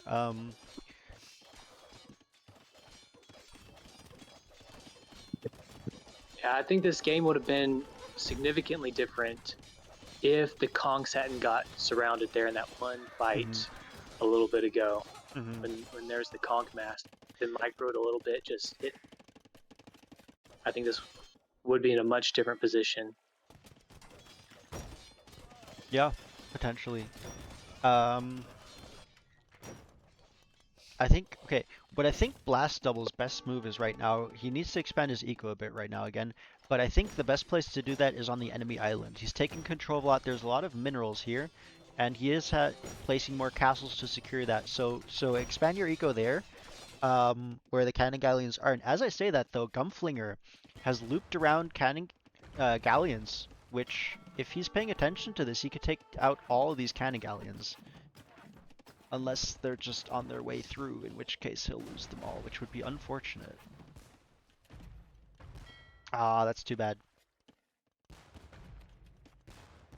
So yeah, these galleons could have taken out all of these cannon galleons very easily, but as it is, they won't find any value. Now, to be fair, Alpha Grip still has a bunch of longboats here, which can still come around, and oh nope, he notices, he doubles back. He'll move in, close the distance, and be able to take out a lot of that. That is helpful. That is extremely helpful. More castles also under siege here. Blast Double continues to push.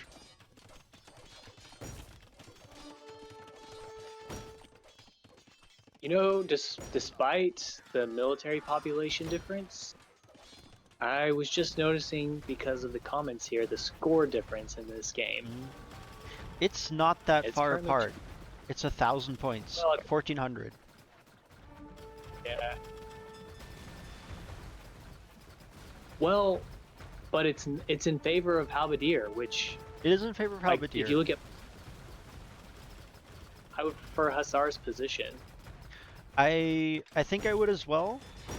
Um, if they can manage to do something about this navy and another navy. I think the problem is military losses, like Dark Zane is saying. The amount of navies that have been cleaned up by these caravels is frightening, and what you just need a mass up of like 10, 20 of the heavy demos, and now you have massed conch as well from Waffler. We'll actually keep this castle alive and deny a push. And ooh, has bombard cannons behind that as well, so he's gonna be able to actually start pushing back with this army that he has. As I think Spanish are probably my favorite civ, but it wasn't until I played against them that I realized how strong conchs can be as a play. Yes. You can, and they kill everything. Mm-hmm. Now I think condos is the right response here from Blast Double against all this gunpowder, but does need to mass them up a bit to be able to engage and not get sniped down. And this castle will go down, and he's going to start getting pushed back.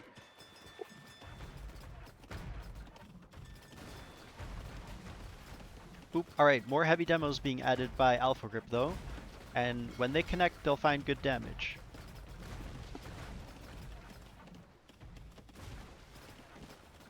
And the score difference now, though, is Yep. actually growing To 2,200 as the push stalls out from Blast Double.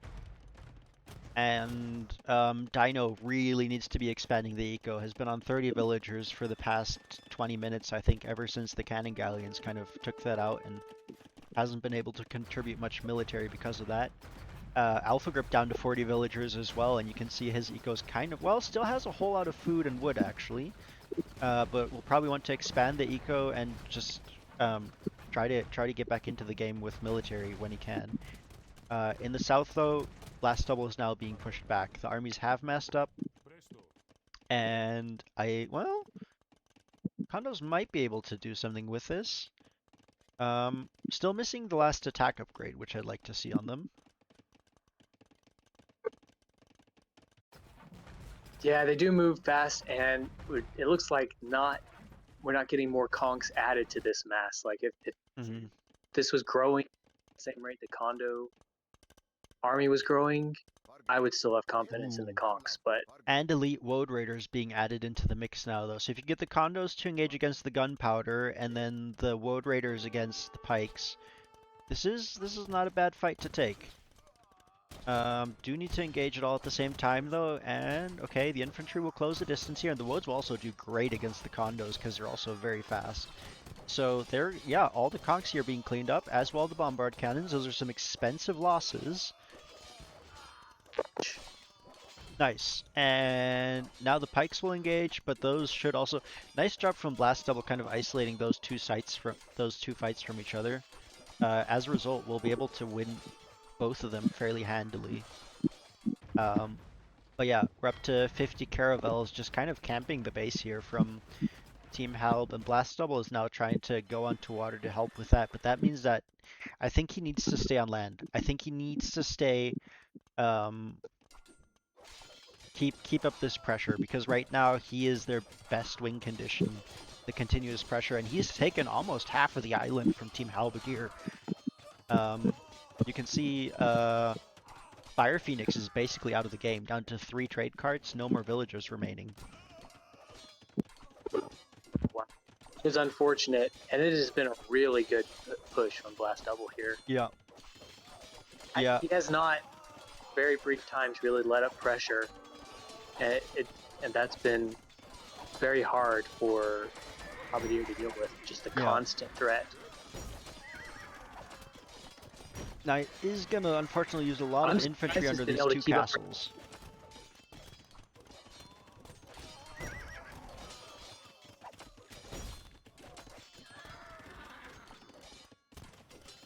And okay. Now here's the thing. Bismarcking has full water control, but he's stalled out, right? You have this mass of 50 caravels, which really isn't able to do much at the moment other than hope that stuff comes in range. Now, in all fairness, Alpha Grip's woodline is really close to the water. Um, but I think if Halberdier just uses this side of the channel by blast double, that's doesn't have too much navy moving through it, and ferries across a couple more players and just pushes through land, I think this is still a good way to win this. It is indeed. It is indeed. Oh, we've got fully upgraded help. They are Mm-hmm. cheap. I would have preferred to see probably champions here, Mm-hmm. Now, just because help ooh, another gets big engagement condoed. here. Gumflinger has tried to work his way onto water once again. And Oh, nice big, map. big fight, yeah. Has a second group of galleons coming as well. I like how Bismarcking is repositioning so that he gets good crossfire against Mm-hmm. this massive line of ships. That is nice. Regardless, this is gonna take out the majority of both navies. I do think, yeah, the Caravels are going to win this out in the end, but not by as much as you might hope. Now, you do have an immediate 60 more Caravels queued. So many resources that Bismarcking has available to do this. But still, this is a nice way to whittle down, and this is what provides you that window of opportunity, I think, to um, add more land army, add another landing, as we have the Wu with heavy Huiguang cavalry engaging now, and this is where I think Last Double is going to want to start mixing in more Halbs again. Does have a solid mix of all infantry types, which means he should be able to win most fights against infantry and cavalry. He's even pulling back under his own castle to get that defensive castle fire. Really like that. It's just that he's in a 1v2, right? And this big naval battle between the Portuguese and Italians just keeps on going.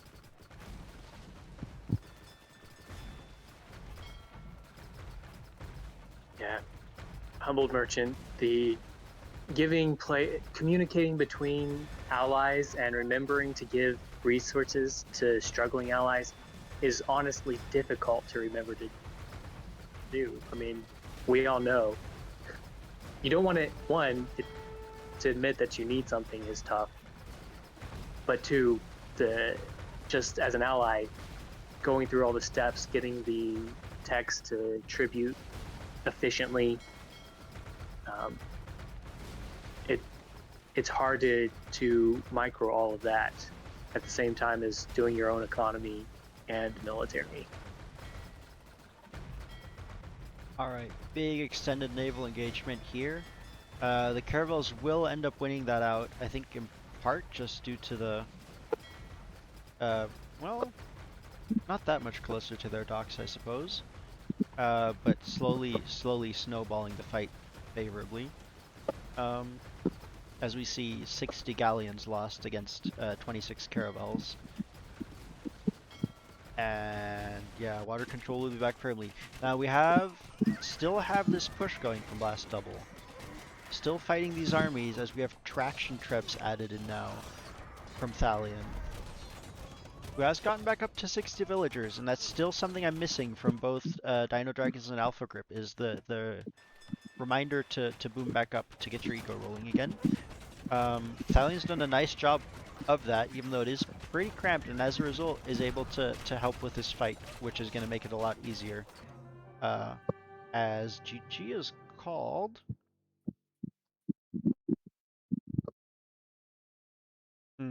I guess with Gumflinger's navy being completely overwhelmed here. Ah, time limit. Time limit at 130, 140? What is that, like 153 years or something like that? That's not a round number. I was not expecting it to end that time for Yeah, sure. weird. But I don't play the time limit often enough to pay attention. Yeah, but I no, Ah, we had a pause. Oh, so maybe the pause. No, but the timer stops during a pause. That can't be it. I don't know. Still, very good games, guys. Really nice place for most. Oh, and look at this. I missed this. Alpha Group actually had more longboats positioned here that were sniping the reinforcements as they streamed past, which is a really nice move. yeah, he got that Yeah. mass back up again. I do think the winning play here was Bismarcking's Caravels, right? Being able to wrestle that water control away completely from Hussar, and then maintain a lot of that, which allowed the other players to all focus on land, which, like someone was saying earlier in chat, is very similar to what Alpha Group did yesterday, taking full control with the longboat. Unfortunately, caravels do hard counter longboats, and you need to mix in fires, which Vikings do not have, or demos to take those off. And particularly demos or dromans will also Dromans will absolutely wreck caravels. Anything that does well against stacked up units is really great against caravels. Pre-building 100 demos. There you go. But yeah, great game, guys. Halberdier does take it as they have the score lead, and let's look at those statistics. All right, military score lead for Bismarcking. Yeah, economy as well with the two Fetorias. That obviously helps a lot. And a 2.31 KD and a Look at the total perfect score 50. individual player. Like that's Yeah, pretty huge. yeah. You can see this is where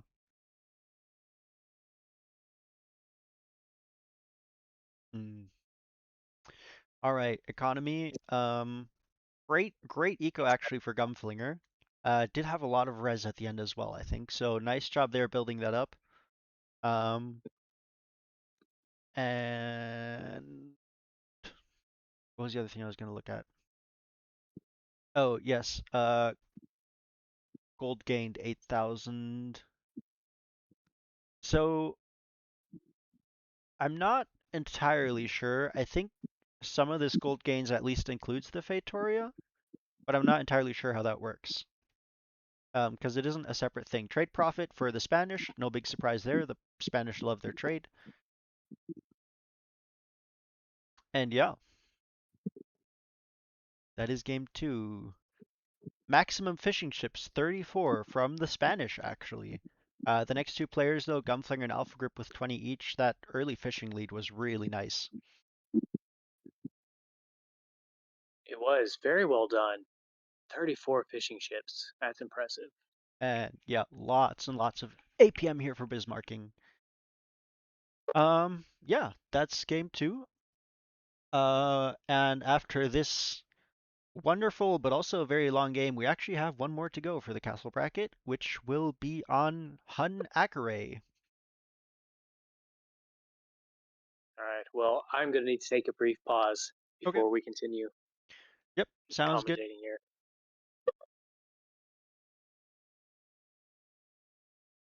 In that case, everyone feel free to grab a glass of water or coffee or whatever, and we will continue in a few minutes.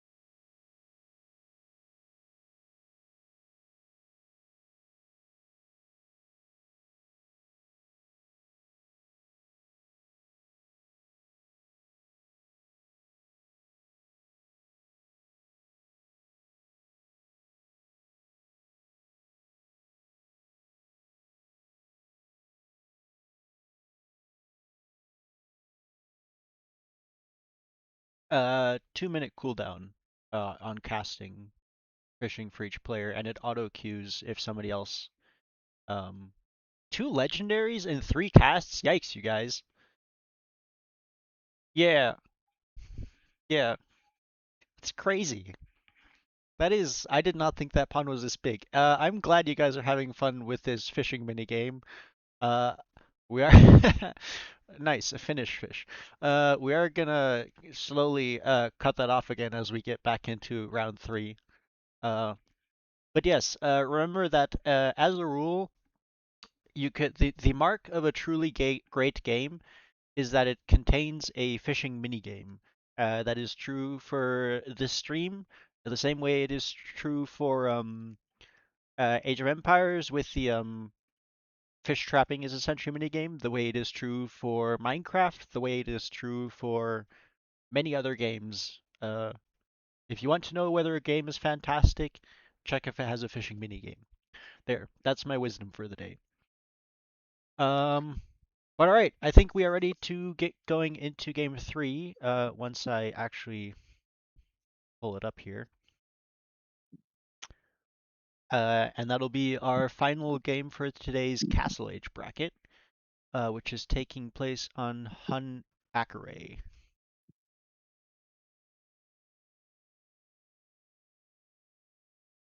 If you guys do enjoy the fishing minigame, I have it running on most streams, just not for the tournament while we're casting the tournaments. Because there's so much going on the screen already. All right, you ready? Yeah. I am Then ready to go. nice. We will get rolling on Hun Akare, a map that we have seen, I think, 3 times in 4 sets now, so definitely one of the popular maps. Oh, one It got second. banned because it was the most played, if I recall correctly. Yeah, I guess not. It got banned in round one for Imp, but this is Castle round two, so I don't know if bans took effect the same way. If not, this map was. I was gonna say, if not, this was an illegal map, and you guys need to repeat game three of this series. Um, Team Hussar in the far north on the flank, we have Blast Double playing as the Persians. Um, Likely going to take advantage of the eco, and maybe we'll see Savar, maybe Elephants. I doubt we'll see a douche because the opposing TC is pretty far away. As his pocket, we have Gumflinger playing as the Franks. So, like we were saying earlier, likely to see a lot of cavalry. Potential for some throwing axemen. Southern pocket, we have Dino Dragons playing as the Huns. Again, this is another team where we have 3 Cav players on this map. That's something we've seen, I think, every time on Hanakare as well. A lot of cavalry, which, to be fair, with the distance, that makes sense, right? And then the southern flank, we have Alpha Grip playing as the Goths, and once again here, going for an early dock, which I like that, taking advantage of the like huge amounts of fish here for the food eco. Indeed, it's a smart play. The fish gather so quickly. You really don't want to give that up easily. Mm-hmm. Ooh, you want to take us through Team Halb? All right, starting in the north there, we've got Bismarcking with Koreans, a very strong civ. I am personally sad that they, the rework that they got. I preferred the old Koreans myself. Mm-hmm. They still were still a strong civ. Mm-hmm. I prefer them the old way. That's fair. Great towers, and Yes. you can get a lot of map control with their towers.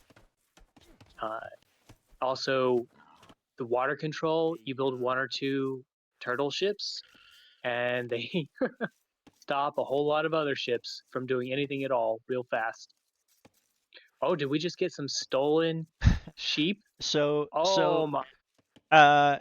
Alpha Grip ran under Thalion's TC, and I guess Thalion Garrison because Alpha Grip stole all 4 llamas and is just sending them away now. which is What great. a Wolf King move to pull. Yeah, Well done. Well done. Hopefully, one of Thalian's allies catches hold of those before yeah. they get too I far. I think they'll run into Fire Phoenix TC here. Let's see if Fire Phoenix sends these backers like, nope, these are mine now. Oh no, one llama's still running. He's on a mission. Nope, he gets caught. Okay, and Fire Phoenix will send those back. All Uh, right. good job sending them. Because that would be a nice bonus to Yeah, just get 4 extra long.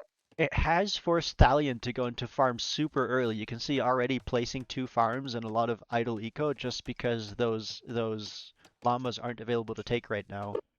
So there's still a nice move from Alpha Group, which will heavily impact the early eco from Thalion. Indeed. And as the Goth, she is gonna. She's the Teutons. Teutons, yep. I'm reading the map. Teutons. She's gonna want to have a good food eco to build her Hmm. military units. I assume she's gonna be trying to go cavalry here. Hmm. Um, Probably, but also the infantry line, both the unique unit and from the barracks, very strong. All the extra armor and the extra armor on the siege if you get the unique tech, Yes. very good.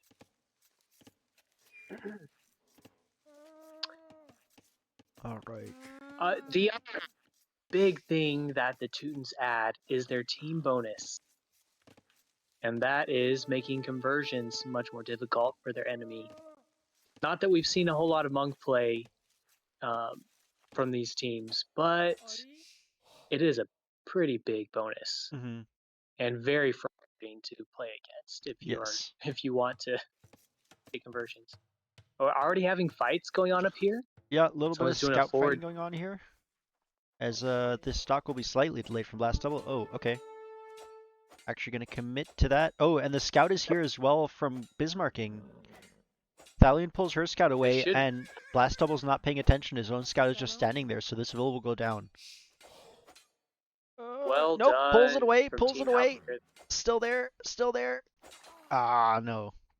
Okay, Blast Double is looking to will take out the weak scout from Thalion, but I think is just gonna lose out. Yeah, by 1 hit this scout war. Nice find there from Team Halberdier. Indeed, indeed. And the Persians now they do churn out villagers faster, Hmm. but it still hurts to lose Woo! a bill this early on. Look at these walls here. So the last 2 saves we haven't talked about. We have Fire Phoenix as a melee. Um, able to age up quicker is one of the big bonuses here.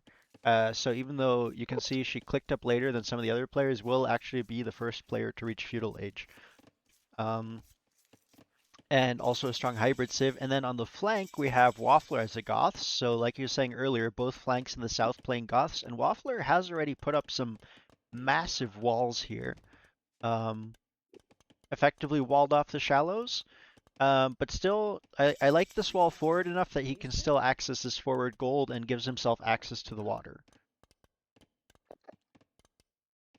It is well done, so good protection. And taking that forward gold, which is going to be the first to get lost probably. So Hmm. getting some benefit from that early on, I get that. It does seem like a pretty heavy gold investment this early, unless he's planning on going heavy archers, Hmm. which he might. Potentially, or just maybe But even you can, use that gold to buy your way up to the next age. Although I guess he is still in Dark Age. I just realized. I thought he was in Feudal. Okay, yeah. Um, but fair enough. Is working his way up as well, most players in Feudal now. and to build a mining camp and all those villas on gold, it's going to slow down his food eco. Hmm. Looks like there's still a boar near his TC as well that didn't Oh yeah, well 2 boars get a even. chance to take. Um, Team Hussar is once again ahead on economy. I think part of that is the idling time forced out of Thalion. Part of that is also just the addition of fishing ships again already. And I do also like from Alpha Grip these outposts as an early warning system. Um, doesn't have the walls up, which would also probably be helpful, but even just having these outposts so you're aware of what's going on is going to be great. Um, do want to see Alpha Grip investing some onto water here. You have the dock, there's so much fish right next to you. Even just 2 or 3 fishing ships are going to really boost your food income. Indeed, fishing ships are strong. And it is also hard. And we know he will do it. I mean, he had even fishing traps set up Mm-hmm. that previous game. Mm-hmm. So, Ooh, nice little but archer blast forward double. here from Bismarcking, though. We'll find the stone miners from Blast Double, yeah. And Uh-oh. look at That hurt. this military forward base. See, and this is what the outposts from Alpha Grip are preventing, is this surprise. And yeah, Blast Double actually forced to evacuate his entire wood line and forced into some towers here. Oh no! He could have finished this tower though. So starts a new tower, but this one that was at 60% he abandons. Okay, sends out some more villagers to complete this. And that will force back the archers for the moment.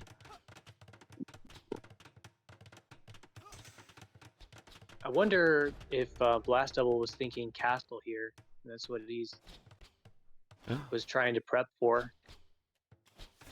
Is this a doubt Because tower? to Oh have no, okay, it will go up. dual. Alright, so Blast Double will push back the archers for now, has some walls to the south. That gold is still exposed because that wall isn't actually closed off. Um, is not aware, no, is aware of these military buildings in the north, has scouted some of them at least, so knows where the pressure is coming from. Um, but again, I think these archers will likely just bypass and hit Gunflinger. And Castle Age is on the That was way a really for Thalion.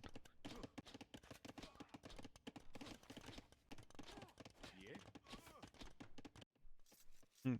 all right. So my guess is we're going to see knights coming out from Thalion Mm. as soon as she can get them produced there, and those will back up the archers quite well, and Yeah, that army can snowball out of control very fast. yeah. And there's a couple of forward villagers here from Blast Double who is busy with all the other stuff, but kind of getting sniped away. Um, yeah, Halberdier finding some nice damage here on the ecos from Blast Double. And yep, archers are in on Gunflinger now, who will need to notice this and respond quickly. It's already lost one villager, gonna lose another one here, I think. Yep. And needs to garrison the TC. The villagers are just standing below it, and the archers will move on to the wood line. This is really nice damage by Bismarcking. Yep. And you see Gunflinger so close to having the res to click up. Mm-hmm. If he had a market and just bought 100 food, He does have a he market. would be there. Be He able has to. a market. It's Oh, in he a does. I see weird it now. position down south, yeah. But is kind of in a rough position and a lot of idle eco at the moment as he works out how to respond to this. Um, Bismarcking and Dino Dragon are on their way up to Castle Age as well now. As is Gunflinger actually, does buy his way up, and Blast Double. And we have spears forward here from Alpha Grip that will discover these walls. Still hasn't actually added any fishing ships, surprisingly. Which he has a lot of wood. Uh, yes, we ran out of Age soundtrack, so it defaulted to Lord of the Rings soundtrack, Darksang. Alright, Well, archer despite range. all the early Hussar, 3 of them are going up to Castle Mm-hmm. and will be there at the same time. Yep, There and will only be 2 we here. have an archery range from Gunflinger who's going into skirms, which I like. Still, we'll take a moment. I think once he hits castle, he could also go stable and add some knights, particularly as a Franks. Either way, though, should be able to kind of deal with some of this pressure. As we had some scouts here from Blast Double that will get cleaned up by the sheer number of archers. Does actually have the first armor upgrade already, but fletching is in for Bismarcking as well. Still continuing to find really nice damage. And I think, oh, and has crossbow now, Bodkin about to be in as another villager goes down. Ooh, yeah. I mean, Blast Double needs to try building another lumber camp on the center. Would I think? Well, and needs to, might be helpful. yeah, pull the stone villagers, is massing up now, scouts, is adding a knight as well, which is definitely going to help.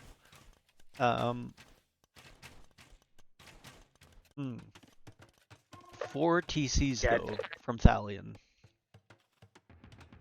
Oh, she's going for a boom. Okay. Which makes sense. I mean, your flank is doing some, or yeah, your flank is doing some serious damage to both the enemy flank and the pocket. So you can either double down on that with double military pressure and try to win the game. But I think the safer approach is to be like, all right, we're doing damage there. I'm gonna boom up behind, get some even bigger army going, and then kind of come in and overwhelm while they're busy trying to defend this initial push. And also, I like the pikeman switch from Bismarcking. It's coming in right as Blast Double is in a position to start going into knights. Yeah, that's good forethought there. Well, he has already seen a knight get made and a scout, I think. So, good more choice. villagers kills being found here, though. Blast Double is down to 15 villagers. Everybody else is on most everybody else is on 30 to 40 villagers because Bismarcking's just been doing such a good job of just like going around the edges here and picking away at the villagers here and there. Blast Double's been really busy just trying to find a response, trying to respond to one raid, and Bismarcking will just move out and hit somewhere else. Does finally manage to clean up this group of crossbows, but now the crossbows with a pike escort are arriving. The Siege Workshop should be able to help with that, and that was a good choice as a response. Yep. I wonder how much he's going to be able to with that, because he still doesn't have wood income. Yeah, it does, like you said, need to build a second lumber camp on the inside probably, right? Got some wood lines there. And he doesn't have the wood to build it anymore. He did earlier. He had 600 wood. Oh. But doesn't build another lumber camp. In a really rough place for resources, and doesn't have a market, so he can't just buy some wood either. Oh, that is unfortunate. So he's going to have to take wood from way far over here. On the other side, though, we have some forward pressure from Alpha Grip. Nice little tower there that'll force Waffler off of the gold, and he'll go for just a second wall behind that. So Alpha Grip will be able to take control of the gold. Still no fishing ship from Alpha Grip, and at this point, if you're not building a single ship, this was a waste of 150 wood. Is finding good pressure though, but his opponent, no. Okay, they're both in Castle Age. But this tower is a nice little springboard for Alpha Grip to potentially move forward and find some damage. It is. I like the idea. Trying to take ground there early on. Ooh, oh. Especially while. Yeah, sorry, go ahead. Denied another tower. Yeah, denied another tower, and I'm just realizing Blast Double just now got fletching, so this entire time he hasn't had it for any of these fights. For the towers, and the knights will try and snipe the crossbows, but be forced back by the pikes. We also have a ram coming out to take down these towers. And a forward castle from Bismarcking. Yeah, I think he could have been more aggressive with that castle, but it is good to have one. Ooh, and no, okay. Can you imagine what some war wagons would do here? Oof, devastating. Blast Double does try to engage against the crossbows with the knights, but does so under the castle, so the knights will go down. There's 2 rams here now. One of the towers has already go down. Blast Double's in a rough spot. In the south, though, Alpha Group continues to pressure. They got the tower in the south, got skirms in the north, and is continuously forcing reactions here out of Waffler, as we have a tower coming up in response from Fire Phoenix here, working to support Waffler on the southern flank. Behind this, Yeah, good teammate yeah, together. It is hard in that whole line by oneself. That's a big area to try to defend. yeah. Yeah, and I'm curious to see what we see Dino Dragons doing now, is the only one that has been able to go up uncontested and will be the first player in Imp, so could potentially start supporting Alpha Grip in the south with some military, while in the north, or maybe might need to help in the north, as we now have skirm defense against Knight Crossbow, which is pretty rough, and Blast Double is in danger of losing his only TC here. Yeah, this is past the point where I would have sent Bills to the far corner and Yeah, tried to just clean up from there, because there's nothing you can do at this home base, and you need to stay in the game. You need to keep. Yeah, and Blast Double will need to do that, but still has only 60 wood, so isn't even able to build a lumber camp, much less another TC at the moment. Dino Dragons will be able to send resources. That is true. And she good amount of wood stocked up. Yep. And has reached Imperial Age, so might see something there. Gunflinger also booming up, building the 3rd TC now, so might be able to respond some to this push. But we'll need to start producing military soon to be able to do so, as Blast Double's base is being cleaned up and those armies will be on their way soon.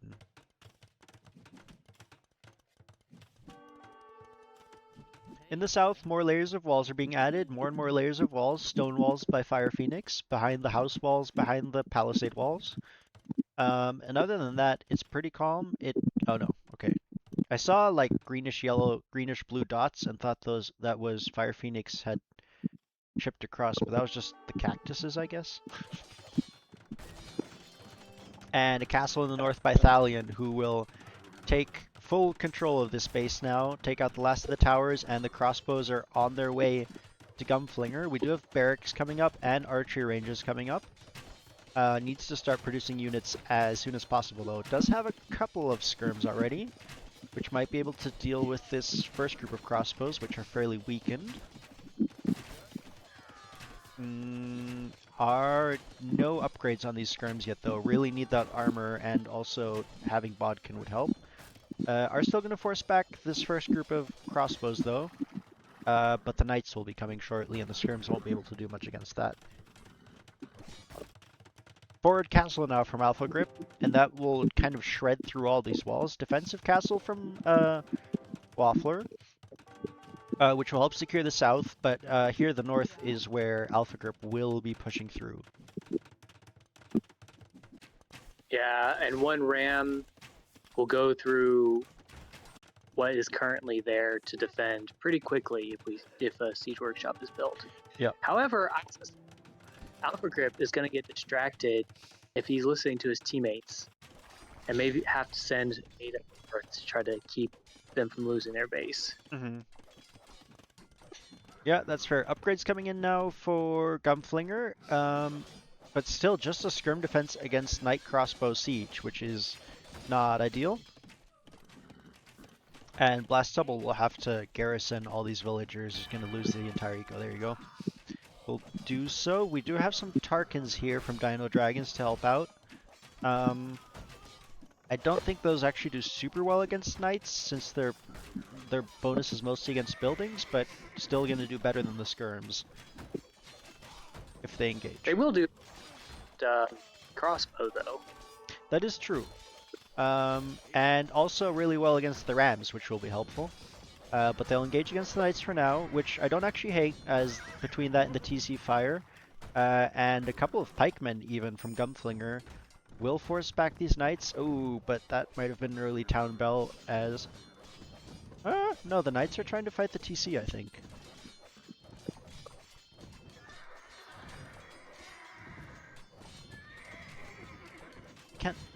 tell Yeah, what these knights are seems attacking. But he's they'll not get cleaned up. willing to commit to. Okay, castle is up, and these walls are being punched away. We have another defensive castle coming up here from Fire Phoenix. But I think Alpha Grip can work his way through here and potentially start throwing some Huskarls in. We do have a defensive group of Huskarl already here from Waffler. But if you can bait those into the castle fire, they'll go down fairly quickly. But again, we have a big ball of army um, assembling in the north to do some serious pushing. Do have, what is this? Okay, so Alpha Grip is helping in the north now, has skirms and cav archers. Unfortunately, those are going to run into the knights, which isn't great. But again, we have more pikes here from Gumflinger to force the knights away, and Pike Skirm will do okay against this aggressive army. Just need to make sure not to overextend under the enemy castle fire. Right. Ooh, and want to group up the armies. Looks like Dino Dragons has it. I mean, she has been making Tarkins. A Treb or two would also be helpful here. You've got to push down that castle once you see it. Yep. Alright, the Tarkins are coming in to help. Alpha Grip is retreating again, but I think the Tarkins will get overwhelmed here. Ooh. That was a nice fight for Thalion. And the army is kind of starting to snowball out of control. The total army balance is still even. And continuing to find damage in the south as the castle takes out building after building. But where is the army from? Oh, I guess a lot of the army is inside the barracks for Hussar. Still. I mean, there's 8 pikemen in there. Those would be helpful. I'm to eject those. Here's a big army of... There's the army that I was looking for. Alpha Grip sending another 40 pikemen up north, which will definitely be helpful. And honestly, the population and even military count isn't too different, all things considered. As now... Okay, these pikemen will start chasing this army. Half of them. I like the split to send some while sending the rest to defend, but Teutonic Knights are coming in now, and those will do a lot of damage to the pikes. Cavalier now on the way for Thalion as well, and looping around some cavalry to kind of avoid this military base and just do damage, which is a nice move. I do like Gumflinger has largely walled off a good amount of eco with just house walls. Or TCs, so it's not going to be super easy for Thalion to find damage against this, not as much as she might have hoped. And in the meantime, Alpha Grip's pikes will move out and take care of these rams, which is great. In the south, however, it looks like the town center, or the castle was taken out by, I guess by the, must have been by the Huskarls. And, oh no, the knights have now looped, or the Cavalier have looped now all the way down into Alpha Grip's ecos, so almost all players from Hussar have their ecos under attack. It's really hard when you lose one player basically so early to from that. Ooh, and Perfusion is coming in. Now, Alpha Grip still has a whole lot of pikes, which will once again push away, but the problem is he can't defend everywhere at once. And almost every TC from Hussar has an army sitting underneath it. And cavalry is faster than infantry. That it is. Those knights can just run away from the pikes.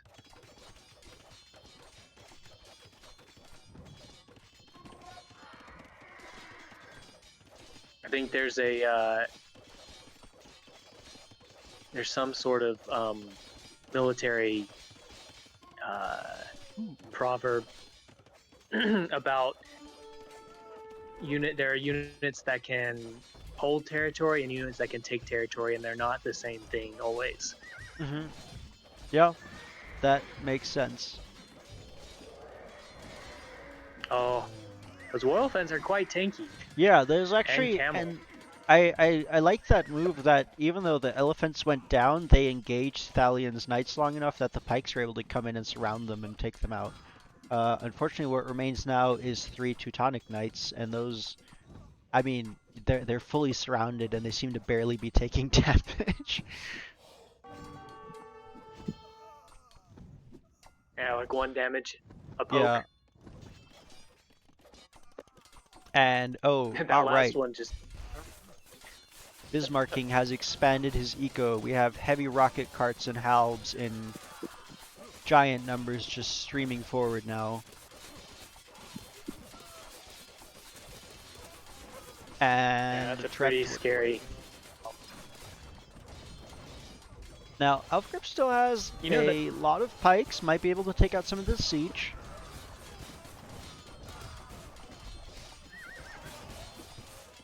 Ah, petards. Okay, so that must have been what took out the castle. We missed the petarding of the castle? Shame. Alright, forward castle come out now. Now, Elfgrip did manage to snipe the Treb, but lost most of his army, I think, to the rocket carts. Unfortunately, doing that. And with that, the military count is now 150 to 50. And with the exception of Alpha Grip, you kind of have 3 players from Hussar just kind of boxed into a corner here.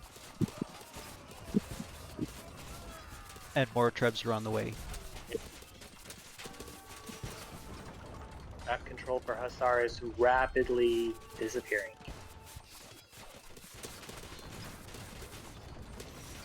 There are what? After this castle, there's 1 more castle. One more castle To for defend? Team Hussar. And like 1 to 2, a total of 5 TCs for the 4 players. And Paladin is now on the way for Thalion as well. And oh my goodness, these rocket carts are just melting buildings. Just see each Are these volley. heavy rocket cards? Yes, these are. And well, not fully upgraded, only on Bodkin, not on Bracer. But still.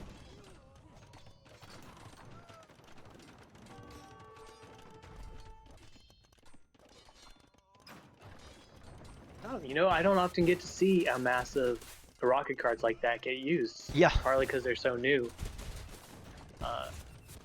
It is fun to see them just shredding through everything. That is so wild. quickly. It's a little scary. This is what, a replacement unit instead of the Onager line? Yes. I've heard that it's better at taking out units, not quite as good at taking out buildings, but it's Okay. doing work pretty well. Yeah, I mean, it is 14 of them, but like every volley, one building just disappears off the map.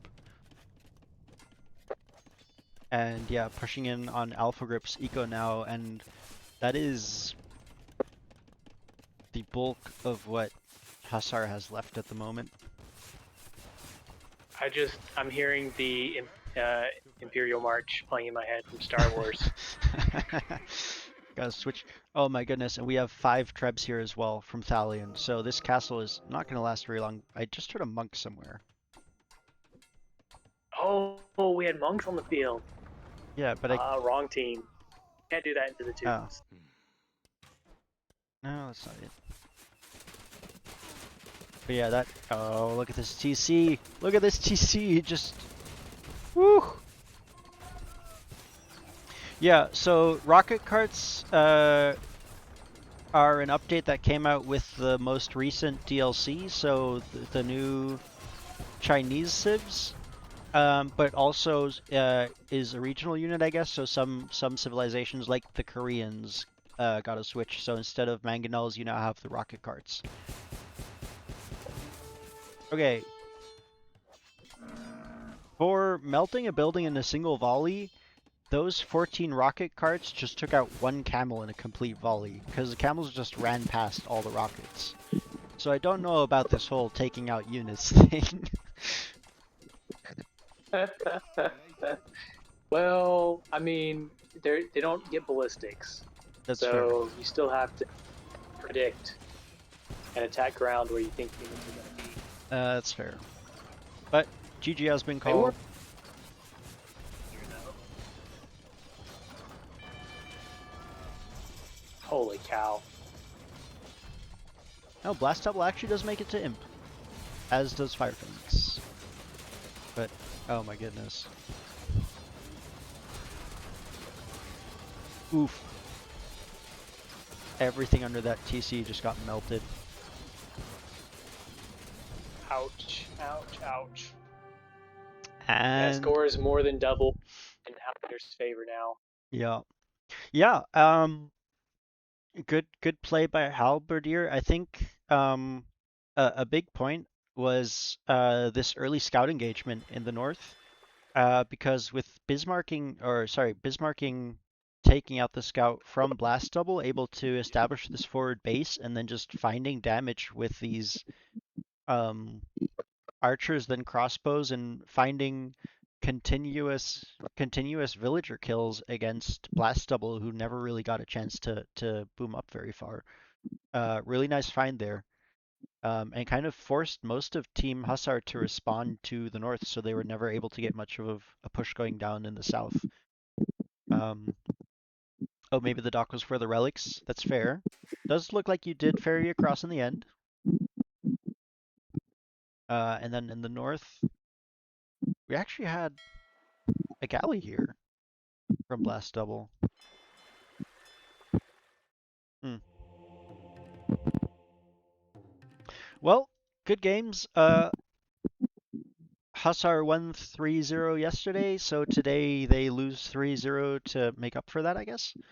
And as we now all know, Hussar beats Skirmisher, but Halb's counter Hussar. Um, yeah, and with that, yeah, Bismarcking again doing a fantastic job, um, taking that early control. Best KD actually for Waffler though. Oh, well done, Waffler. Nice, and the relic gold. Yeah, so Bismarcking did grab some of the relics in the north. All while he was managing that army. That's well done. Bismarcking and Imp next year, please. Relic. I'm trying to remember. I think Bismarcking has been a substitute for Imp before, at least. Not sure. But yeah, good games. That concludes our first series of games of the day of the Castle Age Good bracket. game. Good Well played, games. guys. It was super fun to watch. Especially the Team Islands game was fantastic. Especially really enjoyed that one. Um, all right, I am gonna take a couple of minutes here before the next set, as I have to um grab some Rex of Team Longboat versus Thirisadai. Hey man, you Do you don't have have to convince another? me about water maps. You have another what? Do you have another caster lined up yet?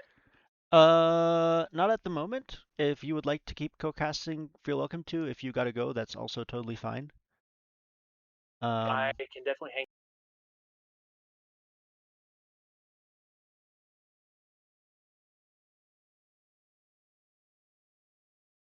cool. Then let me just start up fishing again while we're between sets.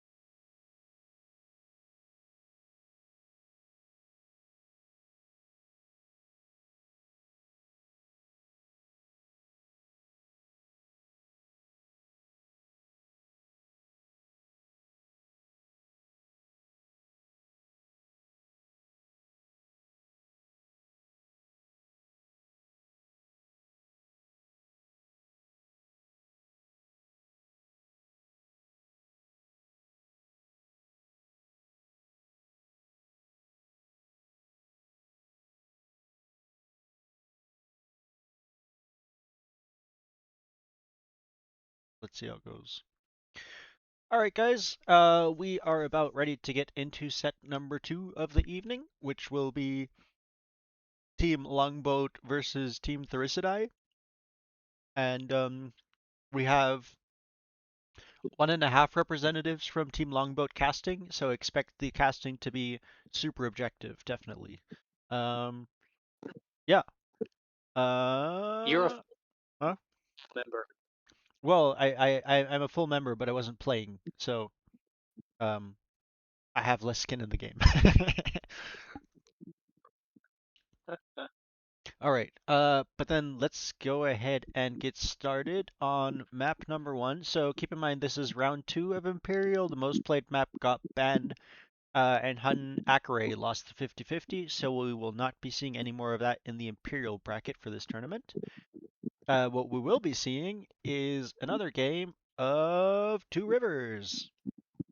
And yeah, let's see if Longboat has learned their lesson from last time about going onto water or how that will develop. As we have a pretty similar setup to last time. So once again, Drewster on the southern flank as the Romans and Southpaw in the northern center exposed flank as the Saracens. What has changed is the pockets. Jaeger, who I believe was playing Britons last time, is playing the Burmese and actually has the deep pocket this time. I think last time it was Thalion in this position. And where last time we had Thalion as a substitute, right now Dark Zane is in as substitute as Thalion is playing her own Castle Age bracket set, and Dark Zane will be playing the Tatars. Um, what was the game plan coming into this, Drewster? Well, it was for Southpaw to hold that northern side by himself through Castle Age, pretty Hmm. much. While I tried to match water play, Okay. and I didn't do that so well the first game, but I did much better job in this game. Hmm. Basically, match water play, do just enough to keep the other player investing in water, while I did my best to boom behind that and prep army. Hmm. And then our two more pocket players would have a little bit more time to advance. Jaeger in particular Hmm. to boom, bring in the elephants, Okay. and I think we were hoping for cav archers from Tarkzane. Okay. Yeah, that makes sense. Darkseid does like his Cav Archers, and Tartars are a good civ for that. On the other side, we actually have Romans again from Trennick. However, instead of on the flank, he is in the pocket. Um, as brief lag pause comes in. On the exposed flank, we have Snowman Lord playing as the Dravidians, so presumably some hybrid play coming in there. Might also see some elephants, but with especially with wood steel, Dravidians like their infantry and also good on water, so good flank choice there, I think. Gilgalad playing as the Vikings in the north, so we're gonna see, I believe, the pole 1-1-0. Yes, that that we'll see longboats this game, and while we do see team longboat, we actually have a chance to see actual longboats. See if that happens. And in the second pocket, we have Trash Panda playing as the Persians, and I think we're likely to see a boom into elephants from him. I'm less certain. Trista, you like Romans. What if you're going pocket boom as the Romans? What are you looking at booming into? Infantry, infantry and siege. Okay, still infantry. Okay. Hopefully champion, Hmm. but out if needed. Oh, Wolf King is asking if you realized last game on Two Rivers whether you realized Wolf King went 3 docks whereas you had 1. Eventually, Okay. I don't remember how soon I realized. Um, Also, my I was hoping there was going to be more pressure on you from other sources as well. So Look at this nerd That's why pushing I in didn't. deer, and the deer just walks away again. All the way back. All the way back. So frustrating when that happens. Yeah. That's the thing. Once they start walking, you can't catch them and be like, no, no. They go all the way back and you can start all over again. If you've got a Vil close, you can re-aggro them. But Okay. No. And if you shoot Southpaw Vil, will decide he a has more Vil, important things to do. Now, interesting in this generation, so you see the shallows distribution is kind of weird. So first of all, we have this weird eh, crooked shallows in the south, which is gonna mean more time to get across, more damage that ships can do. Plus, there's only two shallows in the south, um, where I think usually there's three, and we have three in the north, but two of them are super close together. And while Gilgalad has walled off one, the other one is like right next to it and completely open. So wonder how much that's gonna like affect the gameplay from both teams to have this kind of unusual shallows generation. mm, it's not really that unusual. I think the slanted crossing is a little bit different, But to have three and two, but I thought you had the same amount. I thought that was like one of the set things because that seems like it's so much more that you need to wall. Like down here, it's every time. hmm, It was a little annoying. I won't deny. yeah, I believe it. All But right. it definitely it adds. I think it does add a different strategic element. You have to use different strategies when you're dealing with that. Yes. Yeah. But it is predictable. We did know every game that there was going to be the two crossings close to each other. Okay. Well, not getting the impression. Okay, no, we do have walls coming down here as well. So Gilgalad will wall that. Actually, with this wall, that's still open though. He's gonna have to wall either between the barracks and the wood line, or like palisade slightly more forward. As Southpaw actually already has a handful of scouts in here that could find these villagers. Ooh, this could get really bad. Yeah, Southpaw will collapse on this. That's a nice find from him. Both denying the walls and finding two villager kills early. And we'll be able to presumably take out the scout from Trash Panda as well. Yeah, that's going to hurt. This is some really nice early damage. At the same time, we do have a lot more walls coming down. Two out of the three shallows are now walled off, and more walls coming down here as well from Snowman Lord. And yeah, isn't even going to bother walling off these shallows, is just going to wall behind it, which is easier to hold and more defensible. I don't hate that, actually. Second dock coming up from Drewster now, just one up, well, no, double dock from Snowy. Yeah, see how that plays out as the two, okay. First damage from Drewster.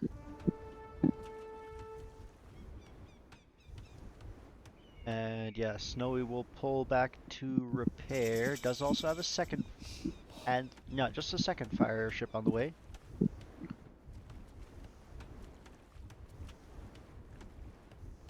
And with the repair, Snowy will likely win this fight, but it is costing him resources to repair this as well.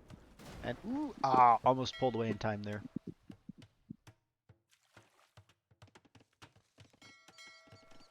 Yeah, my micro wasn't quite on point, but I was much more intentional this game about being present. That's fair. And ooh, a lot more fire is actually being queued up from both players, so we'll continue to see fire galley action here. In the meantime, where have Southpaw scouts gone off to? Oh, still finding damage against the fishing villager now. And we'll be able to range those fishing ships, but can now kind of move on and will make their way over to Trenig. This is a really nice early raid for Southpaw, as both the pockets from Longboat make their way up to Castle Age, as does Trenig, who's actually most of the way there already. And Trenig has also walled off his gold, his fishing villager, his woodline is still exposed, but has a decent defensive setup. Alright, third dock being added by both water players in the south.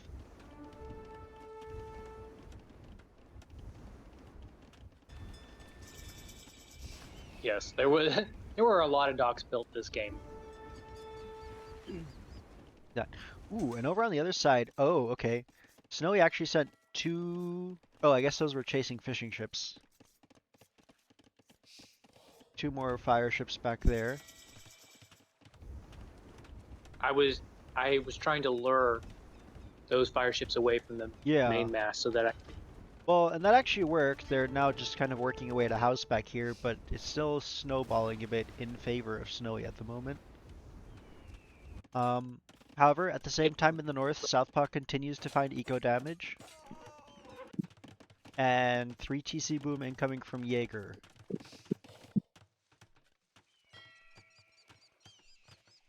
And yeah, Snowy will get baited into chasing this fire ship with two of his own. So this is keeping the fishing ships alive a lot longer than they would be otherwise. We have like, I think 4 fire ships hanging out over here now.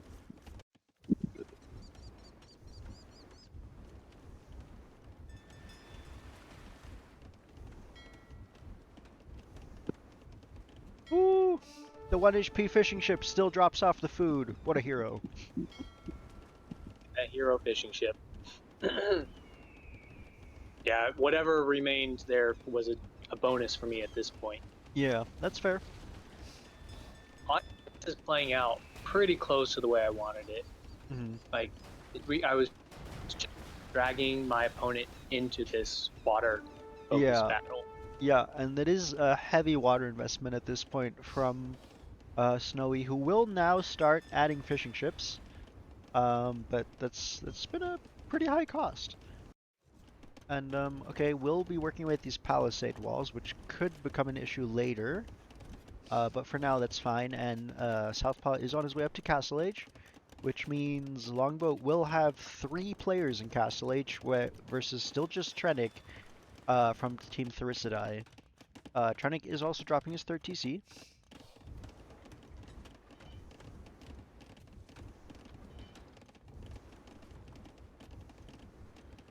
Snowy taking on your old dude. What you do is you rebuild the wall.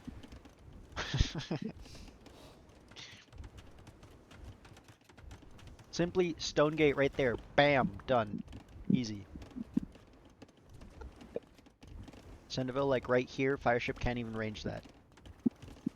Alright, Trash Panda does have scouts in. Those aren't knights. Those are scouts. You can't fool me.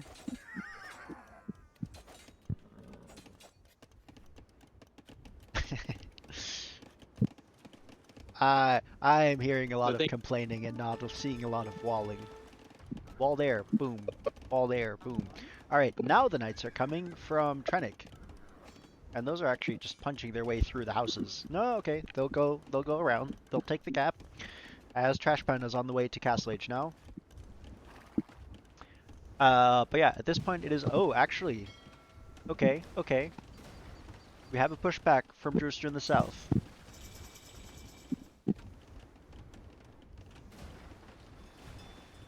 And a lot, okay, demo comes out.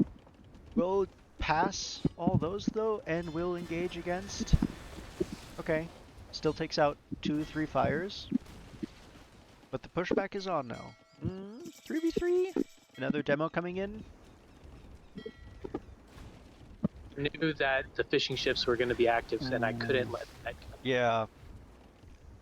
Those demos are finding really nice value for Snowy. Otherwise, I think it would have been possible to take that all back. It does look like, okay, no, the knights are still roaming around Southpaw's base. In the south, though, we still have the boom going on. And actually, a scout here for Trash Panda in the south in Dark Zane's base will also get cleaned up. More fires coming out. Okay, did you consider building demos to send into these fishing ship groups? Romans don't get demos. Romans don't get demos? That is so sad. I regretted it so many times this game. Yeah. Oh man, that is sad. That is so unfortunate. That does make this a lot more difficult. I think that will change in the naval rework though, because the Romans don't have Nice gate there from Southpaw. Locks out those knights, lets those camels catch up to them, and should be able to clean those up as his second TC comes up. This second TC is also going to make it more difficult for Reagan. No! But these camels disengage and go all the way around. Oh no. Okay. Alright, That we'll was be able to clean up unfortunate. this pressure. And is still in a good position. Does not have water control. Looks like Vikings player is taking that up here. Working away at the dock, but we have fire galleys coming out. And in the south, it is now fire galley versus fire galley plus knights, which is kind of rough, but we do have stone walls coming up behind for Drewster, which is really good to make sure those knights stay out for the time being.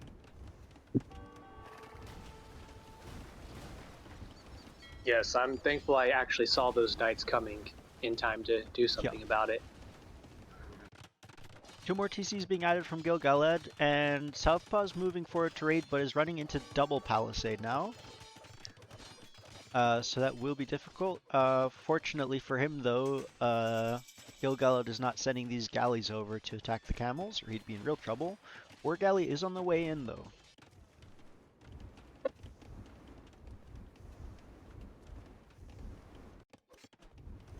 And fire galley will pop out, but we'll go down to just the sheer number of war galleys.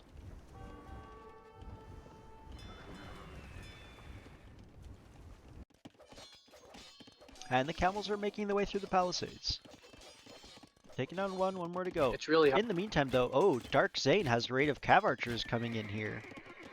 I missed that completely, but they clean up knights, and now they're in on Snowy's wood line and sniping away villager after villager. This is some serious eco damage.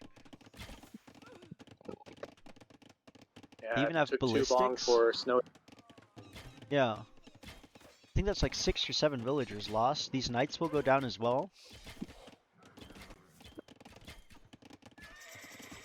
Where did those... Ah, okay, they punched their way through the palisade wall. That is good damage, and... Yeah, Southpaw's managed to move his camels in.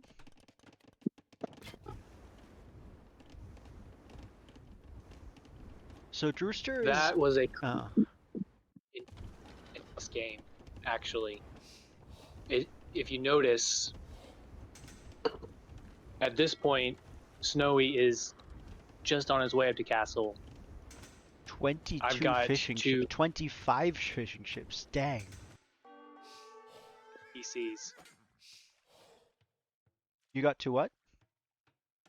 I have 2 TCs at this point. Yeah, a third one coming up as well.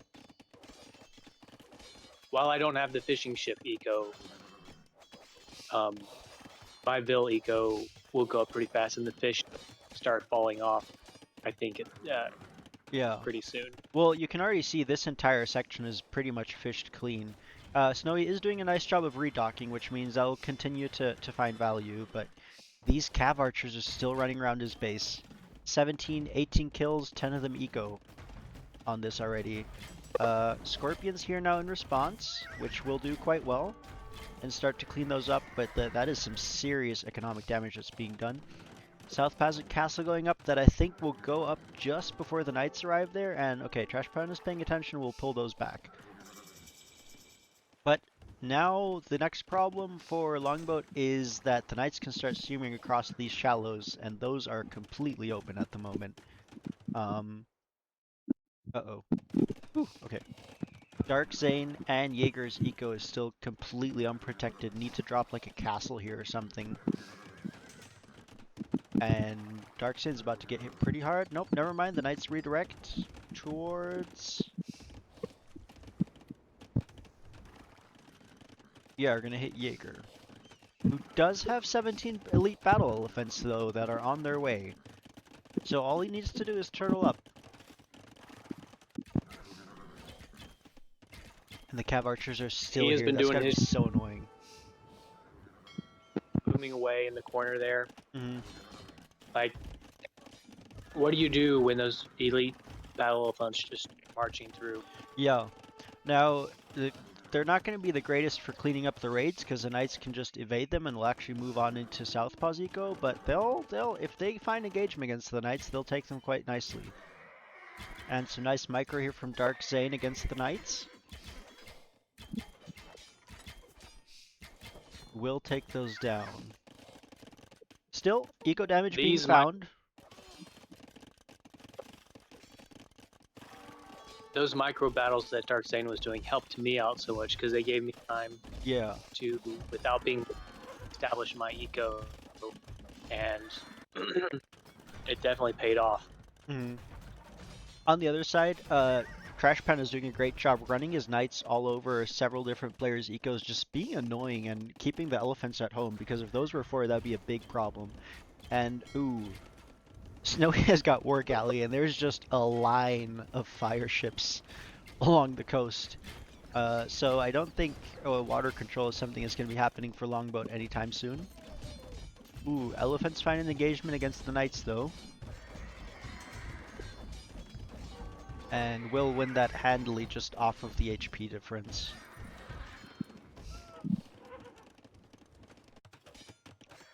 And more Cav Archers. Dark Zane will join up his 2 groups, 15 Cav Archers now.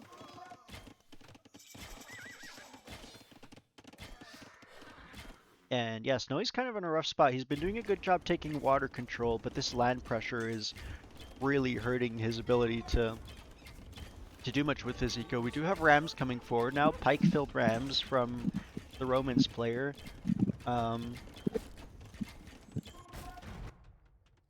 And Elephants moving out from Jaeger to hit Snowy as well. Snowy needs military support from his allies, and Trennick is going to go ahead and drop a castle inside his base to help with that.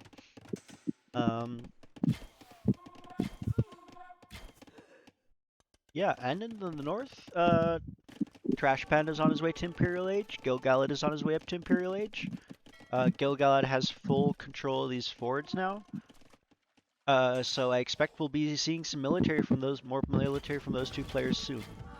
So Longboat is on a little bit of a timer here, even though they have the momentum at the moment. And yeah, Elephant Archers against Cav Archers. I think the Cav Archers will win this just on numbers, but taking some heavy damage in return. Part of that is also fighting under the TC. Yeah, it's an unfortunate take there. Yep, but Jaeger's battle elephants are here to support now. Which help a ton. Yeah, and with that, I don't think Trennick can actually get to this castle to build it. He does have a fair amount. At least he doesn't get to complete it, I'm pretty certain. Yeah, well he has a lot of pikes here, which will take out the battle elephants. After that, he has a lot of scorpions in those siege workshops, which will do nicely against the Cav Archers. So he has all the right military in place here. But he is fighting on his own. Snowy is down to 30 villagers and just trying to survive at the moment. So unable to do a whole lot to help his teammate militarily. Lots of upgrades coming in though from Gil-galad and Trash Panda. Heavy demo coming in. You love to see it. And we have Trash Panda going into Persian Cavalier. Yeah. And I assume we'll be seeing Savar not too long after. Does have the gold for it. I like the demos that are just hanging out there near the shallows from Gil-galad. It's a serious threat. Alright, castle here from Dark Zane to secure these shallows a bit. That's also a very good move. And it looks like Southpaw wants to go onto water as we have War Galley coming in. And a castle here to start taking some control.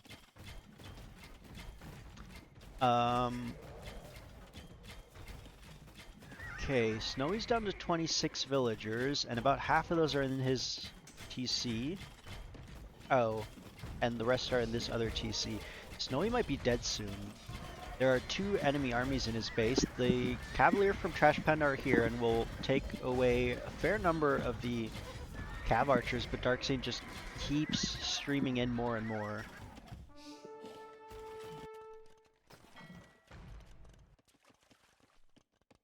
And yeah, As Snowy's fishing eco is slowly becoming more inefficient as well.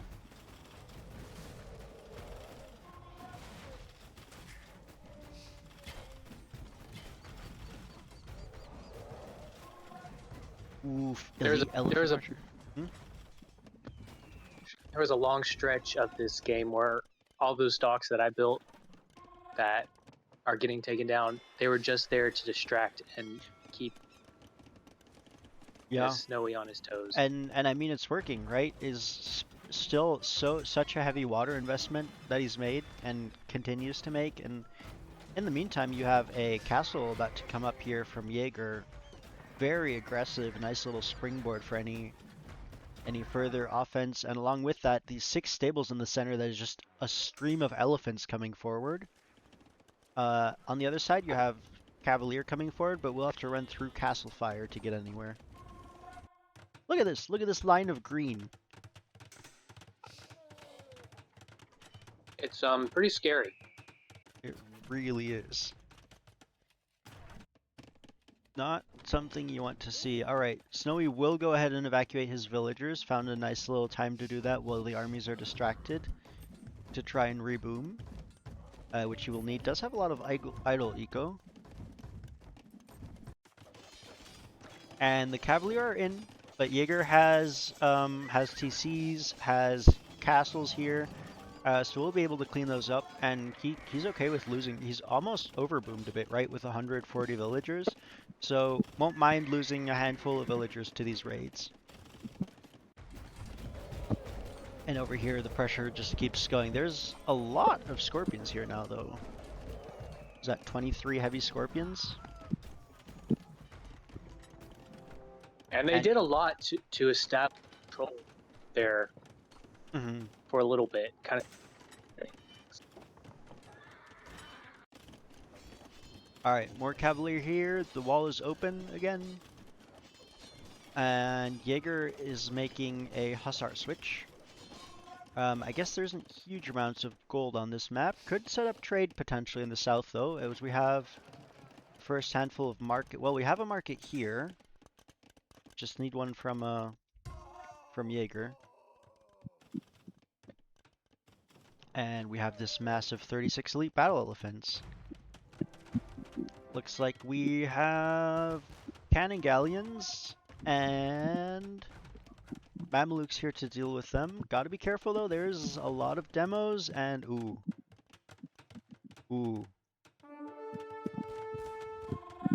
You know Gilgalad wants to get a hit with that on those Mamelukes. He's waiting, he's like, come to the shore. Come to the shore. Oh. Ooh. Okay. Southpaw dodges the first shot. Sending fires now. Demos will engage against the fires. Galleon's coming in to engage against the fires. Still has a demo. Southpaw wants to fight these cannon galleons, but he's wary of that demo right there. How did he keep that castle up for so long? Okay, this is what, 3? They're not elite cannon galleons, they're normal. And he has 12 villagers repairing, but yeah, that's impressive. Oh, this may be a mistake though. Here come the demos. Oh, this is... Ugh.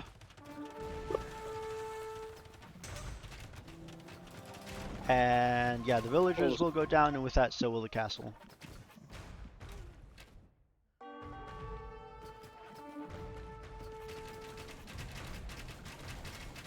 Big fight happening here. But the Mamluks will be forced to retreat against that mass of, what is that, crossbows and elite berserks. Let's go. In this game, I was so focused on my side that I didn't look up north at all. But do the elephants ever get directed that direction, or do they stay? It looks like they're mostly here. We have Hussar being mixed in now. Actually, mostly Hussar. Well, yeah, only Hussar queued up at this point, but the elephants are still all over the base from Snowy and moving their way into Trennick's base now. We do have Cavalier here from Trash Panda, but over here, the castles are being slowly taken down by the cannon galleons, and we still have... Okay, oof. This is a rough fight. The crossbows will all go down to the Mamluks. Cool, move on to fight the Berserks. Another TC goes down for Snowy. He is now TC-less gaming, down to 11 villagers. It's just this wood line here, and that wood line is under threat. Now, looks like the elephants are being taken out. Almost half of them just went down to this group of camels and Cavalier. I like the heavy camel rider switch against the elephants. That's going to help a lot. Still have all these heavy cav archers to contend with, though. As the elite berserks make their way over to raid. And we have Thirisadai from Team Thirisadai. Super tanky, gonna do damage. The cannon galleons for Snowy are also really gonna help not just finally clean up all these docks, but also start ranging a lot of this eco. So that's a nice addition even on his low eco to still have some game impact. However, over here the push is on from the Drewster. All the yellow Roman the yellow Roman Scorpions have been replaced with gray Roman Scorpions and what is this, Legionaries? Yeah, Legionaries. And I think all of these buildings are going to get cleaned up. We also have Siege Ram coming in. But in the north, Gilgalad and Trash Pound are pushing, establishing control. For me to actually get across, just watching this back. I was worried about sending across earlier though because of that scorpion mass. Ooh, Snowman Lord will lose a lot of his fishing ships as they try to take this one thing of shorefish, which is right in range of the castle. Oh, that is painful. And that is the majority of his eco. He will notice it and take it out, but that is 21 eco kills by this castle. 21 fishing ships taken out.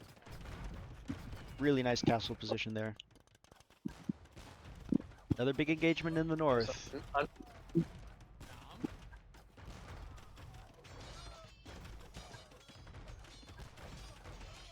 I would definitely prefer to have the Mamluks here over the Berserks. Well, yeah, they are trading decently both ways. Like the Berserks are fast enough to close the distance, so Southpaw has to constantly micro, but especially under the double castle fire, it's a rough fight to take. However, behind that, there are, what, 4 or 5 Bombard cannons and a Trebna will take out one of the castles. So Southpaw is struggling for production buildings, as he's down to 1 castle, and teching in the crossbow, actually. Ooh, big fight here. Lots of Scorpions from Trenik, lots of crossbows, lots of Scorpions from Drewster. Trenik's main army, it looks like, and ooh, nice shots from the Scorpion on Scorpions.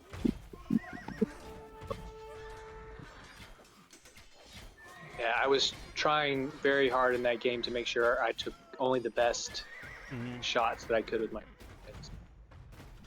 Yeah, it looks like it's working. On this side, we have Hussar spam now being flooded in. And yeah, looks like Jaeger and Southpaw together are pushing back and are going to start trebbing away at this castle. And this is... It was a good push. Yeah, now that Jaeger has swapped his focus.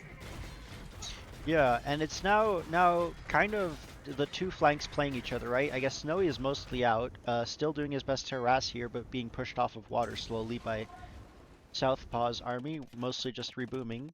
But we have Longboat split on the 2 sides. But Thirisadai is being slowly pushed back. This castle is going to go down sooner or later. And Jaeger perfectly happy to throw away Hussar as much as he wants. He has, what, 72 on food? He can flood Hussar all day. Good engagements from Trenik Scorpions against the heavy cav archers, though.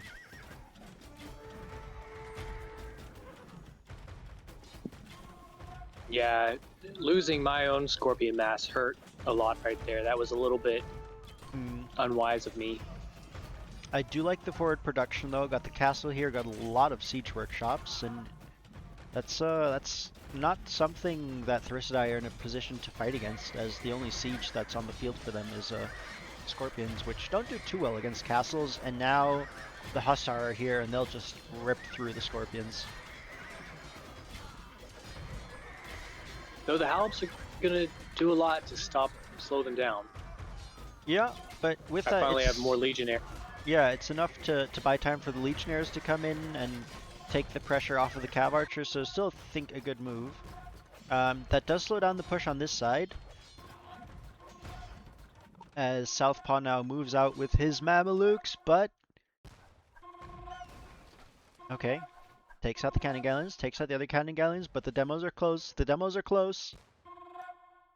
And he will disengage. Fantastic hold up there in the north from Southpaw this game. That was definitely key to winning as well. Being able to keep his position. We are escalating into a full messy trash war down here as Trenig now also adds Light Cav to the mix. Scorp numbers are back up for Drewster. And we have Legionary, Scorpion. However, Drewster has Elephants from Jaeger supporting him.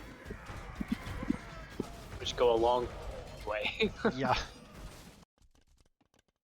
On the sides, Halbs will push back the Mamluks from Southpaw and take out the Caravel. Does have a nice massive hand cannons behind that as well. I'd like to see Southpaw like add a monk with Bamaristun just to heal up these units. That feels like a Southpaw kind of thing to do.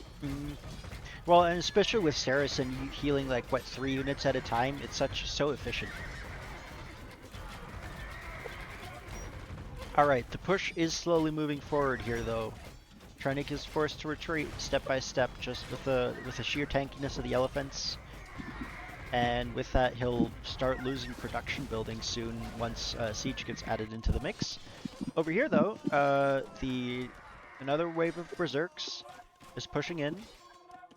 Will be forced to disengage or run under castle fire, which it looks like they're doing. And more Hussar being flooded, trying to deny a castle here that's being built. But I think the pikes and hand cannons will be able to defend this enough so that the castle goes up. Unless, okay, the Mamluks will come forward, but will probably be forced to disengage. And Snowy's still building navy, still being annoying here.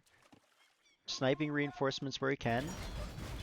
But the elephants are in on Trenig's eco. Ooh, look at this. Just walking through, and you can see the eco difference is now starting to shift. What is this? 170 eco units ahead.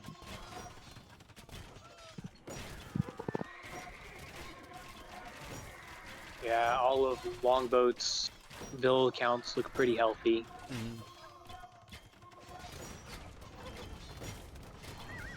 The fact that Snowy could never reboom into the game really is... Yeah, and that's really rough for this flank, but that's part of the thing with the exposed flank, right? There's so little space in the back that it is very difficult to find space to reboom. Because the way the 2 rivers just kind of section off the map, it's hard to find anywhere to expand.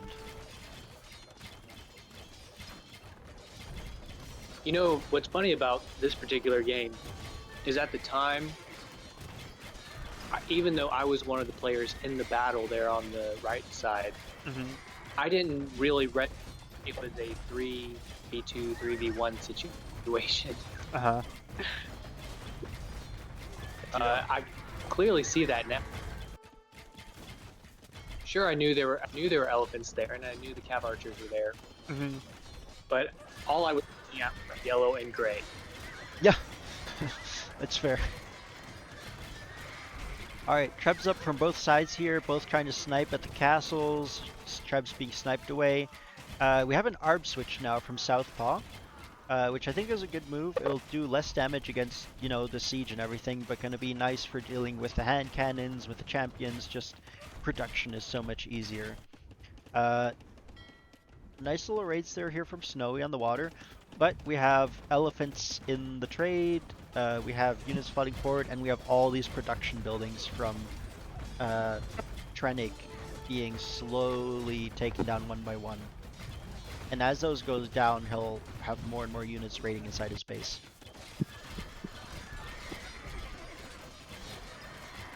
I struggled with the management of trying to keep Scorpion production up and Legionnaire production up, but also mix in the Rams. It's like my queues were full, and so as you can see, I don't have Rams out there. Not many anyway. Yeah, although to be fair, you have the elephants, which can take down buildings pretty well. So that alleviates the need for siege a bit, and oh my gosh, more and more elephants finding their way to the back lines here. And the castle from, I think that was Gilgalad's castle, maybe Trash Menace castle, has gone down. And with that, Darkseid and Southpaw are going to be able to start pushing here and take control of the center, clear up all these production buildings.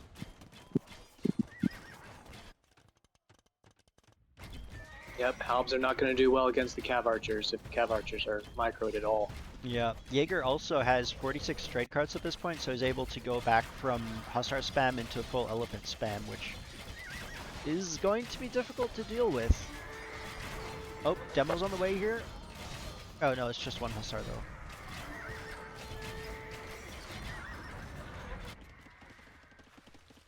though. Yeah, looking at my own eco, now I probably should have deleted some bills to add more military because I had the trade cards as well.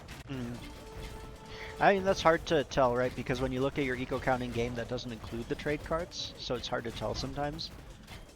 But yeah, the push is moving through. Krennic does still have a surprising number of Scorpions, and Snowy has also amassed some elite elephant archers. But massive Halbs coming through on the elephants, but Southpaw is taking more and more ground. Oh, did we just miss a big demo here? I see the bodies of an amount of Mamluks. Still, most of these production buildings have been cleared up now, and Trenig is being overwhelmed at this point by the numbers, and ooh, his Scorpions are in such a choke point right now that it's really easy for Droosters. Oh, look at all that damage. They're just bunched up so close together. Unfortunate. Yeah, just running out of space, right? Now they'll still trade also somewhat evenly in the end, but Roman v Roman. oh my goodness, and there's still so many barracks here. Elephants and Cav Archers will move to clear this up. Oh, and Mamluks will fight the Navy. We have longboats! Elite longboats even, from Gilgalad, which will be really nice to help clearing up these units. Although, you're gonna, yeah, I was gonna say, don't want to engage against the Hussar necessarily. Just stay out of melee range and you're fine.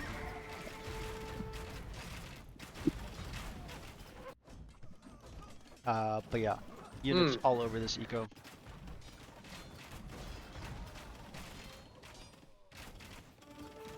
Yeah, Cavalier I coming appreciate the thought trying to figure out. That does not feel like the right unit at the moment. Ooh, demos in queue though. Demos in queue.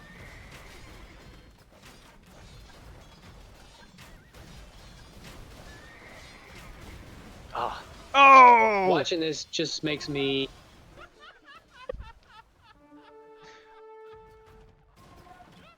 Oh no! Oh no! Oh! Oh! You can tell my delay was a little yeah. Oh, that was there, beautiful. but That is. Oh, there goes another one. This is. that was the right unit. That was the right unit for sure. Like we said, guys, demos are the way to go as Southpaw's army gets just wiped.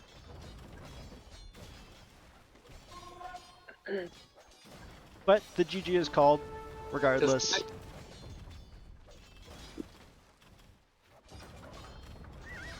you can see the population count. Yeah. It's almost double Longboat right now than Yeah. what it is for Thirisadai. Despite those wonderful demos, I think that is a valid GG. Um, Yeah, great game. Really nice engagements early. Finding these early raids for Southpaw was huge, right? Getting in, finding like 3 villager kills on Gilgalad, denying the walls, then going and harassing Trash Panda's eco, going and harassing Trenig's eco, and at the same time, good game plan of in the south here. Snowy did a really good job of taking water control and making as much of that as he could, but then ended up being so delayed to castle time that he had a really hard time holding against the 2 to 3 players that were there at various times, and um, yeah, Krennic not able to support enough to for him to keep his base, unfortunately, which to be fair is incredibly difficult against Elite Battle Elephant. But yeah, nice game one. That does go to Team Longboat.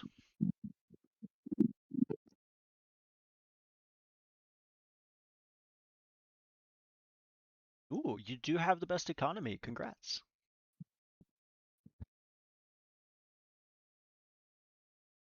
It helped that I was protected so long by those elephants and the cav archers. Mm-hmm. 80. I did not realize in the how much they were doing for me, Mm. but it's obvious now. Looking back, you're like, ah. Yeah, the Cav Archer raid from Darksane, getting in on Snowy's eco, and I think he found, and they came in, I think it was like 10 CA with ballistics immediately, and I think he found like 10 villager kills there. Um, Nuked most of the wood line for Snowy. That was huge as well. Really nice job by Darksane finding that damage. Indeed, that that raid might have won us the game. Mm. All right. Well, that is game one of Longboat versus Thirisadai, and I believe as next map we will go. Hold on, where is it? Da, da, da. To Sardis. Oh, Sardis. Sardis, and all right, we know both teams have an amount of strat prep done for this. Um, And we've seen Thirisadai's strat. Was that yesterday? that was Day yesterday. before? Um, Yesterday, I believe. Let's go ahead and get right into it. Hold on. Well, game still has to finish loading. So we can I think expect to see Snowy on his with the humans again, and presumably try and go for that early siege push. On the other side, I think we're likely to see. Well, I don't know if the plan is going to be kept of siege towering triple infantry, but we will see that in a moment as we should be able to start. Here, hold on. Fix the overlay. And here we are. Game number 2. Okay, so off of these civs, I'm guessing you weren't planning on going Siege Tower Triple Infantry. No, we were not. The strat got changed without you being there, Ender. There was just no way we could pull it off. Darksane hadn't practiced it, Mm-hmm. and I mean, it's not Jaeger's. It's not really any of our styles, but it was definitely not That's fair. Jaeger's. Uh-huh. So no, we were not. We decided not to do that. To try to do something else. All right. The Well, French. Yeah. ruined this game for us. I'm just gonna blame it on them. Yeah, I mean the French ruin all the plans for all of us all the time, is what I like to say and assume. Um, yeah, we have okay, we do have Jaeger playing as the Britons, which should be able to boom up fine, and potentially Werewolf tribes, longbows, lots of good options there. Um, Dark Zane playing as the Turks. I'm guessing we will see gunpowder out of him. Um, Also potentially with a good boom. And then Southpaw playing as the Gurjaras. Um, Camel Civ, good eco.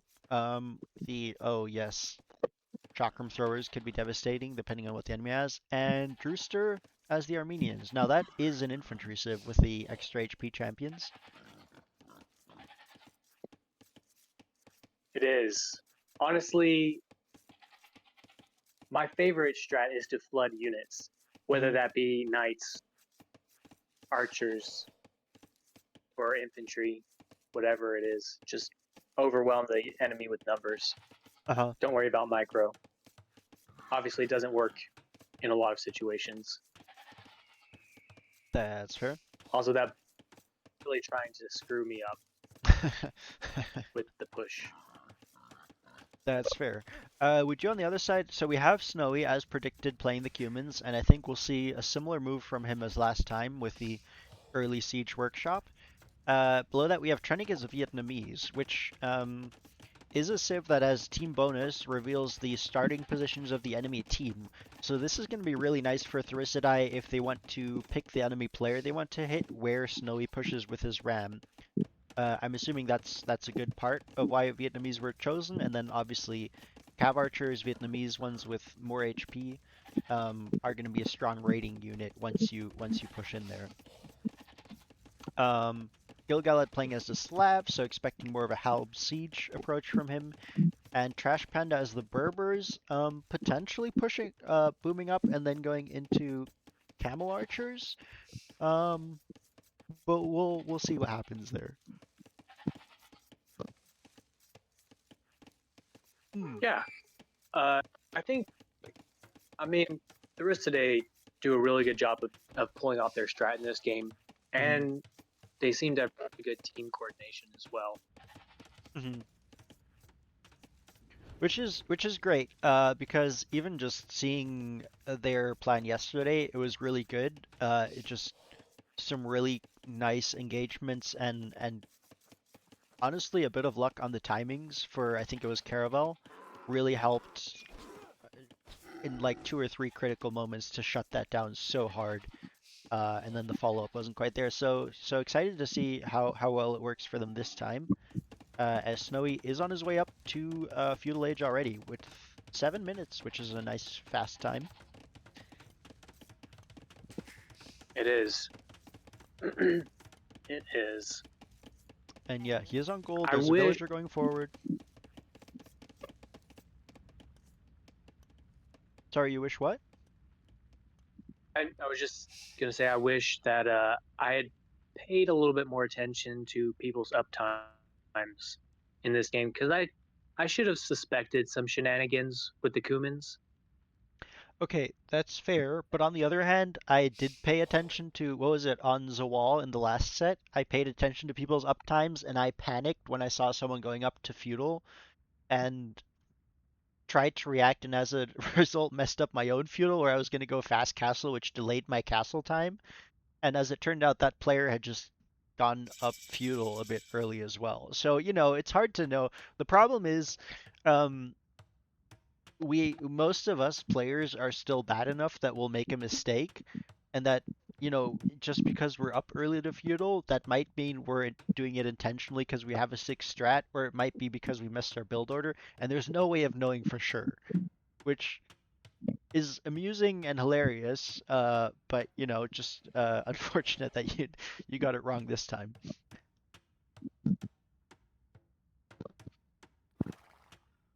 Yeah, I don't know if unfortunate is quite the right way because we do get to see this strategy played out probably more like what it was intended to be.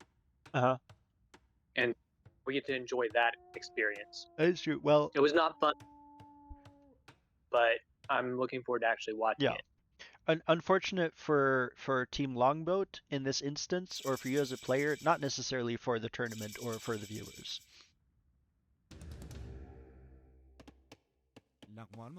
All right, Siege Yes. Workshop is up. Battering Ram is queued and on its way. Um, no military to support that yet, but to be fair, you have a bit of time, right? You still have 2 walls to get through. So I think Exactly. that's totally fine. And Snowy's probably going to want Ford Siege Workshops as well to build additional rams spawn closer to the other side. Yeah, and you can see he's heavy on wood, 11 on wood.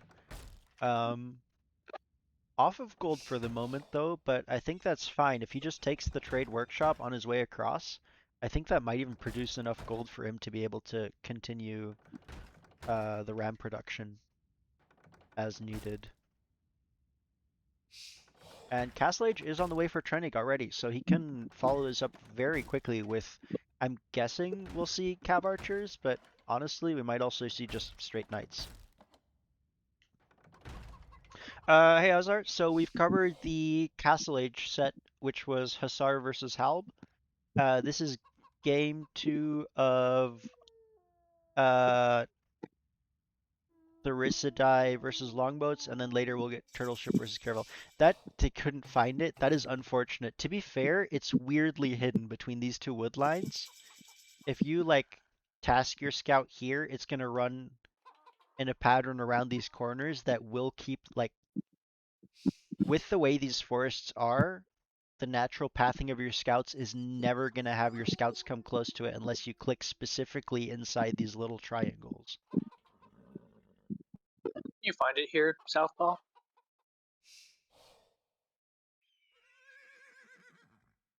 And you can see, Snowy's scout got so close. That is like Oh. within a tile. But because of the way the forests are set up, oh, that is unfortunate for Snowy. Look at that. That is 1 tile off.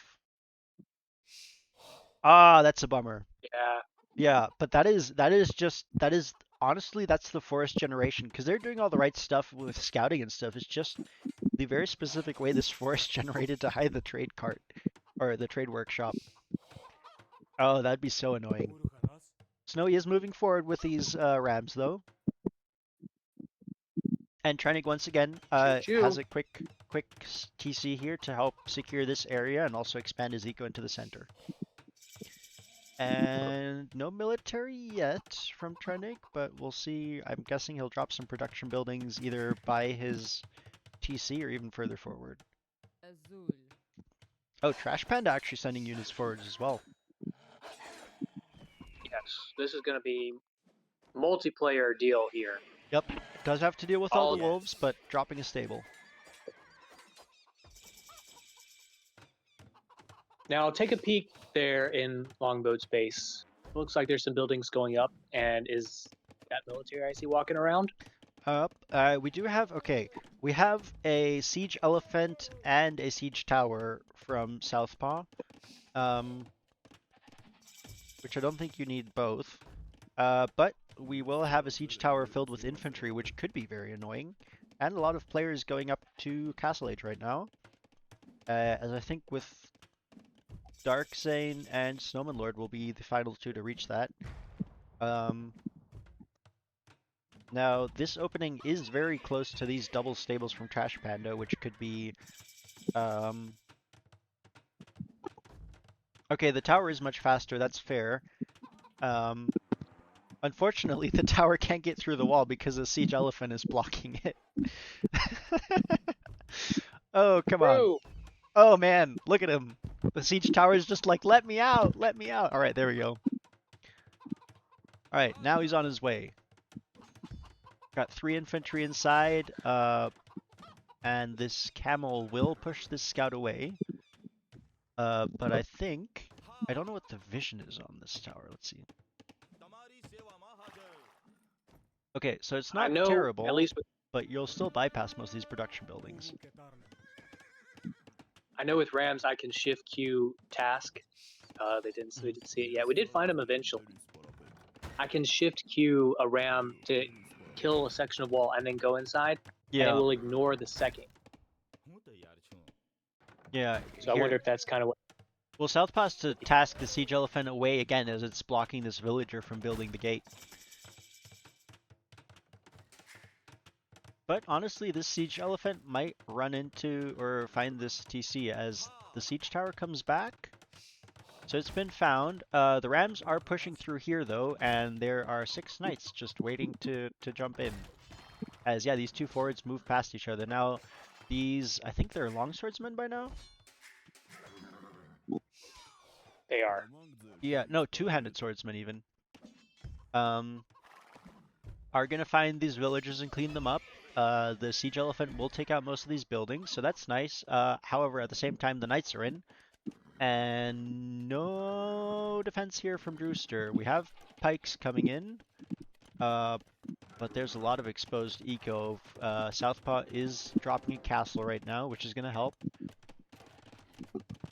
but the pressure is on Drewster for now. Oh, And and it is not in Drewster's base. yep, and this time it's not just 3 knights, and this time there are no monks for conversions. So these knights are gonna clean house, and that TC is gonna go down. Well, I don't think we saw those. We didn't see where the attack was coming in. Yeah, Like we missed that. yeah. That's fair. I mean, yeah, I don't think you had it, but that is ah unfortunate. That is, ooh, that is a lot of villagers lost. Yes, it is. Yes, it is. Now, the one small consolation is that you have mule carts as the Armenians, which is going to make it much easier to reboom your eco because you can move around with it. But that's still pretty rough. Now, the siege tower will actually catch up, but oh, the quick walls won't go up in time, and the knights are in, and we'll be able to clean up this infantry. Okay. 200 swordsmen do take out 2 of the 3 rams, which is really nice. And so this castle will probably actually stay up. As we have petards.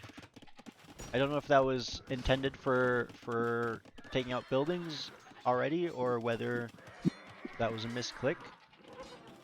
But Southpaw will need to, yeah, idle a lot of his eco just to protect himself from the knights. Siege Tower is still wandering around, trying to be helpful. And it looks like there are multiple players now from Thirisadai in the middle. I see a yellow TC, as well as 2 purple TCs. Yep. And we still have this forward base from both Snowy and Trash Panda, and more knights being sent in. Now, Southpaw's going into camels, and we do have some pikes from Drewster as well. The mill being added means that farming eco can continue, and another TC has been built up here already, which is super helpful. So this will slow down, and because of the nature of this space, Darkzane and Jaeger are actually still in relatively safe positions for the time being. But that might not last for too long if Thirisadai decides to commit. In. For now, though, being pushed back by the pikes and camels, which will do very nicely against this group of knights, and possibly even be able to take out a bunch of these rams. Looking at the military and build differences, clearly in Thirisadai's favor, but not as bad as I thought it was going to be. In actual Well, military counts. yeah, military is in favor, and of the 10 military units for Thirisadai, 6 of them are these rams. So almost no military at the moment. But yeah, the eco difference is pretty big as Southpaw is looking to stretch out for a TC on the middle here. It's kind of risky, but if he can get it up, that's gonna provide a nice little foothold. Oh yeah, on 3 gold tiles.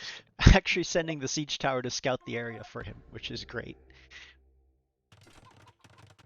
But yeah, a bunch of these rams go down, which is gonna help slow the push. Still 3 running around somewhere. Here they are. Oh, but do have a camel on them. And a castle coming up now from Gil-galad to hold the center. Alright, Southpaw pinging these buildings, and I think Team Longboat will set about taking these down. And Southpaw discovers the trade workshop. As he's hunting down the rams, actually, he'll find those. Which will be helpful. Will help catch up with that eco deficiency, which is 60 villagers at this point. Second TC coming down for Drewster again, though. And Imperial Age is on the way for Jaeger with the Britons. Now, Britons are going to struggle to deal with the siege aspect, but for everything else, longbows are going to be pretty great. Too much fun with that tower? Yeah, that tower is still hanging out, dude. More castles coming up now, though. From Trenig as well as Gil-galad, and kind of protecting these stables a bit, which is nice. I kind of wonder if trying to add another TC was a mistake for me at this point, though. If I should have gone more military instead of trying to boom up my eco. I don't think so. It I was think in the short run it would have helped, but in the long run you need to have that military. You have 2 other players who have boomed up to, well, Jaeger's an imp. Darkzane shouldn't be too long, so have them start adding military a bit earlier. Nice raid here from Southpaw on Trenig's TC. We'll find a couple of ill kills. I think, yeah, another 10 eco kills. That's going to be helpful. And this fort is being slowly cleaned up. Need some upgrades from Darkzane on those pikes, or on those spears. They're not even pikes yet. And just a line of castles going forward from Gil-galad, and Imperial Age is on the way from him as well. And the spears aren't reacting, though I don't think they could deny that. That's a lot of villagers. And the... Ooh, okay. Fire Lancers are here now from Trenig, and yeah, Southpaw is going to have to retreat. I did not realize Vietnamese got Fire Lancers. That's crazy. They sure do. I still think Fire Lancers, the ranged attack, should be locked behind chemistry. Alright, more rams coming That's in. Hmm? I agree with you. Yeah, just after seeing how powerfully they perform, it just, yeah, feels like a very simple way to, you know. But yeah, Ram Fire Lancer is gonna be a tough comp to stop. Now, I do think that Chakram Throwers are a viable solution to that. I think Jaeger's in a position to start adding military soon. He's up to 109 villagers, so has a strong economy rolling, but you can see now the eco balance hasn't shifted much, just increased on both sides, but the military now is heavily in favor of Thirisadai with 60 units to 19. And a lot of what Team Longboat has is trash at the moment, with the exception of the Cav Archers. Yeah, I mean, this game is over at this point. Just look at that military and eco difference. It is pretty rough. We do have Darkzane on his way to Imp and has Cav Archers, but Cav Archers against Fire Lancers isn't the ideal matchup. And we also have Boyars, which are just so tanky. Forward castle drop coming in. Oh, this forward castle drop. Oh boy. Castle v Castle War, we do not have petards being queued up. Why do we not have petards being queued up? Give me the petards! Now this will be super annoying for Trenig. He will get rid of it eventually with a Treb. Oh, I was gonna say, oh yeah, okay, it'll slowly work away at this TC. Nice irritation, and actually Southpaw does still have control here. And the Fire Lancer pushes in. And oof. Okay, the Chakrams will make short work of the Rams at least, which is nice, because that means the sustained castle fire will do a lot against these Fire Lancers. However, a lot of eco kills being found here, and more rams are on the way.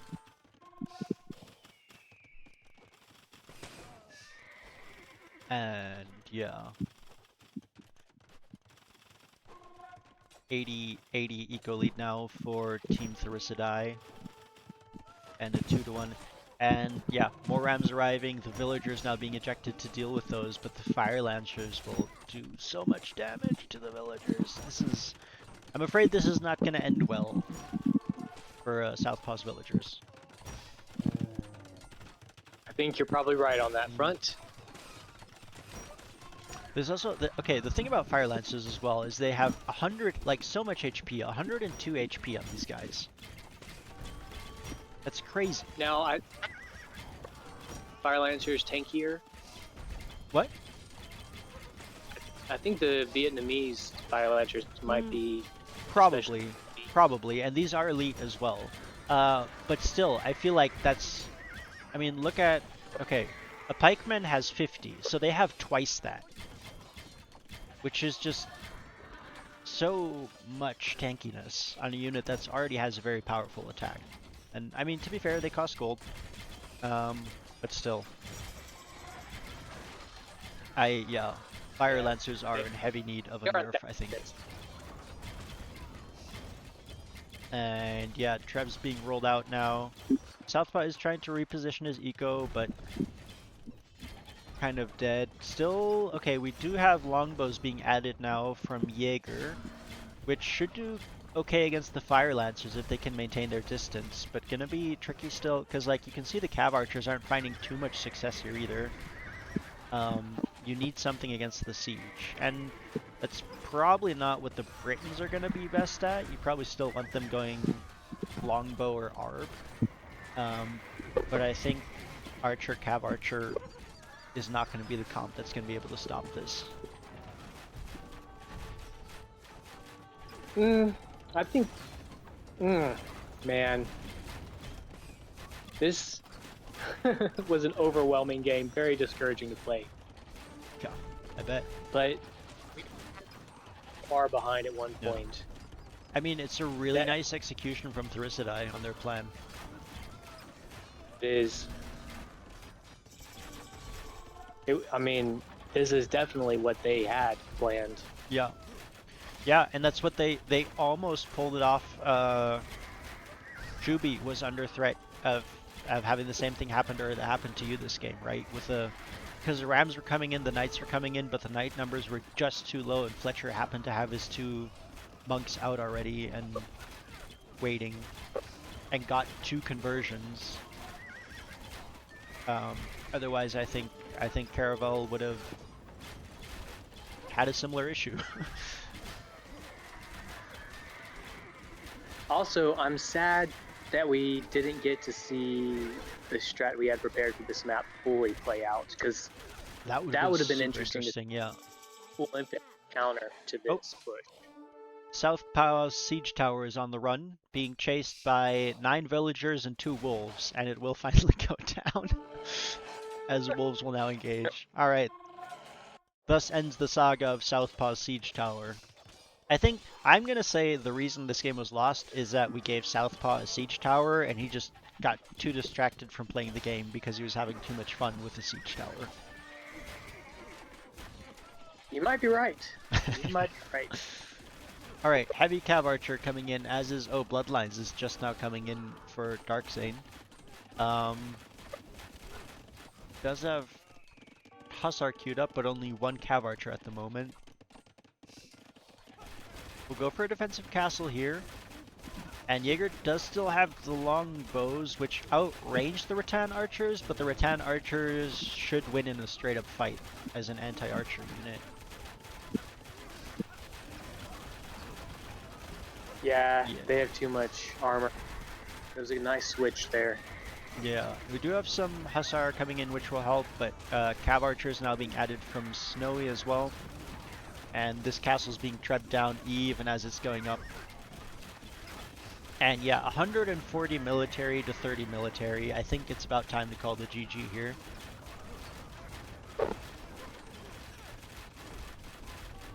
Will this castle complete? Yeah, No. Halb Castle. 99.13%, and it gets trebbed down. Oh, That is a true doubt oh, castle right there. well done. One of the Well done. castles of all time. All right, Drewster has boomed back up, but unfortunately there's Cavalier here now. And there's the And he's GG. All right, the what? great un. Yeah, what a game. We got we got the Cumin push. We got the hidden trade workshop. We got siege tower shenanigans, and we got the Doubtest castle of all time. Well played by Thirisadai. With that, How we are I produce 1-1. Hmm? military units of my team in this game. Yeah, that's yeah, impressive. Match them up well enough, but 200 swordsmen. Yeah, and it's kind of a low military count game compared to a lot of other games we've seen with giant armies, right? Where we had what, somewhere around like 200 to 300 military total produced per team. Um, Here, army high of 61 is the biggest army anyone had. Most players around, okay, 25 here for Team Longboat.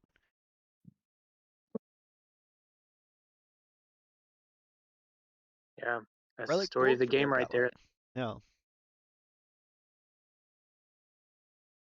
and technology just taken off for Trenig here.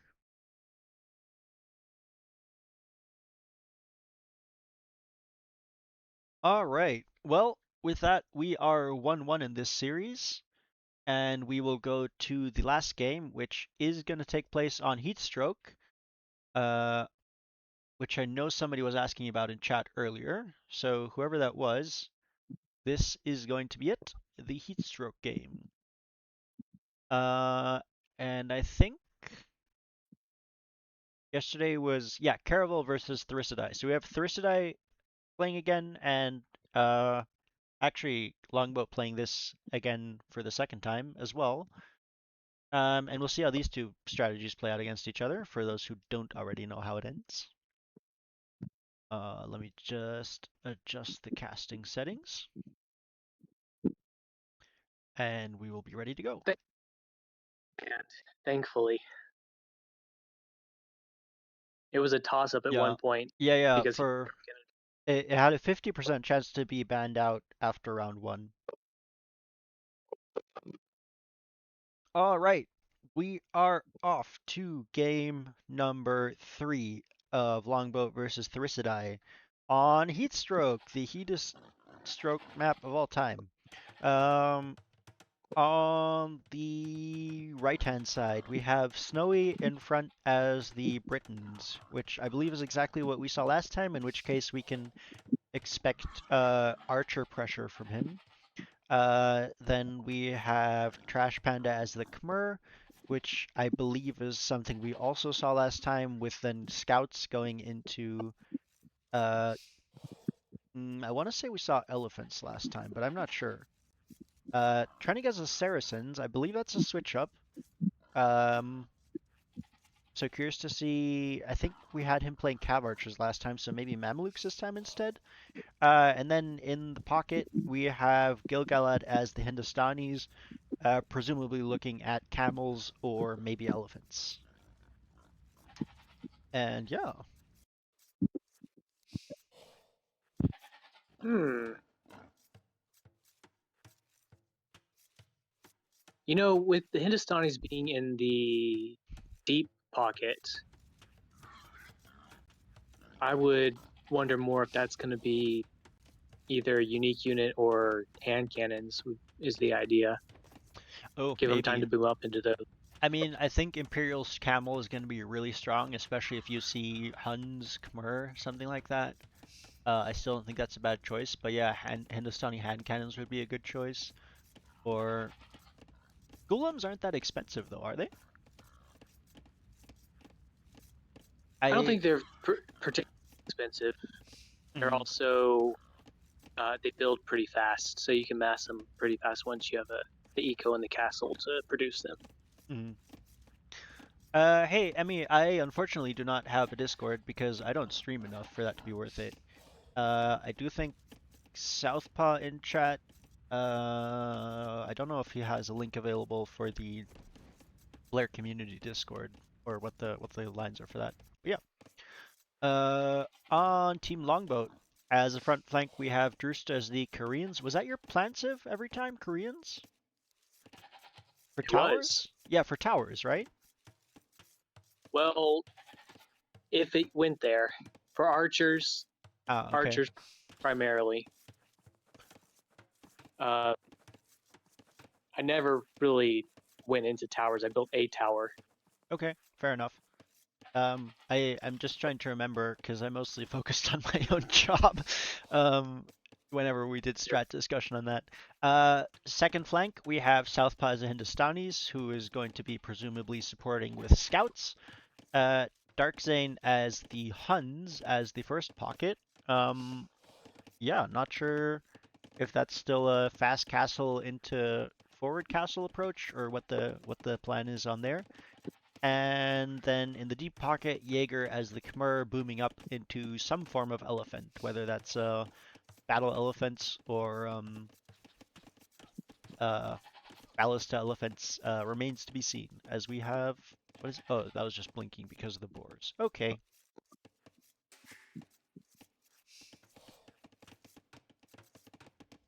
Yep. Elephants, definitely. Mm-hmm. I would have loved to actually played the current myself on this map, had him forward and done a 15 pop archer build, Uh-huh. but we needed elephant, and there's only so many good elephant civs. That is fair. Now it's interesting to see Thirisadai this time around is doing. Last time they were very quick to wall off like one half of the map. And you can kind of see Trash Panda doing that here, but does still have the mill up there, which is going to be exposed outside those walls. Um, and the same for like Snowy, where his resources are kind of split, where he can't really wall off one side because he'll lose access either to both his golds or to his berries and stone. Um, so going to be a bit more tricky to set up the defense for Thirisadai here than it was on their last game, I think.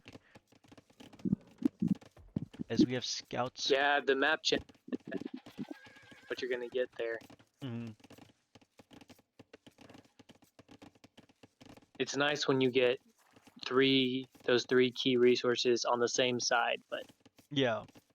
I mean, you can't count on that for the planning because it's so improbable. We do nope. have Southpaw and Rooster on their way up to Feudal, with Southpaw about to hit Feudal Age already.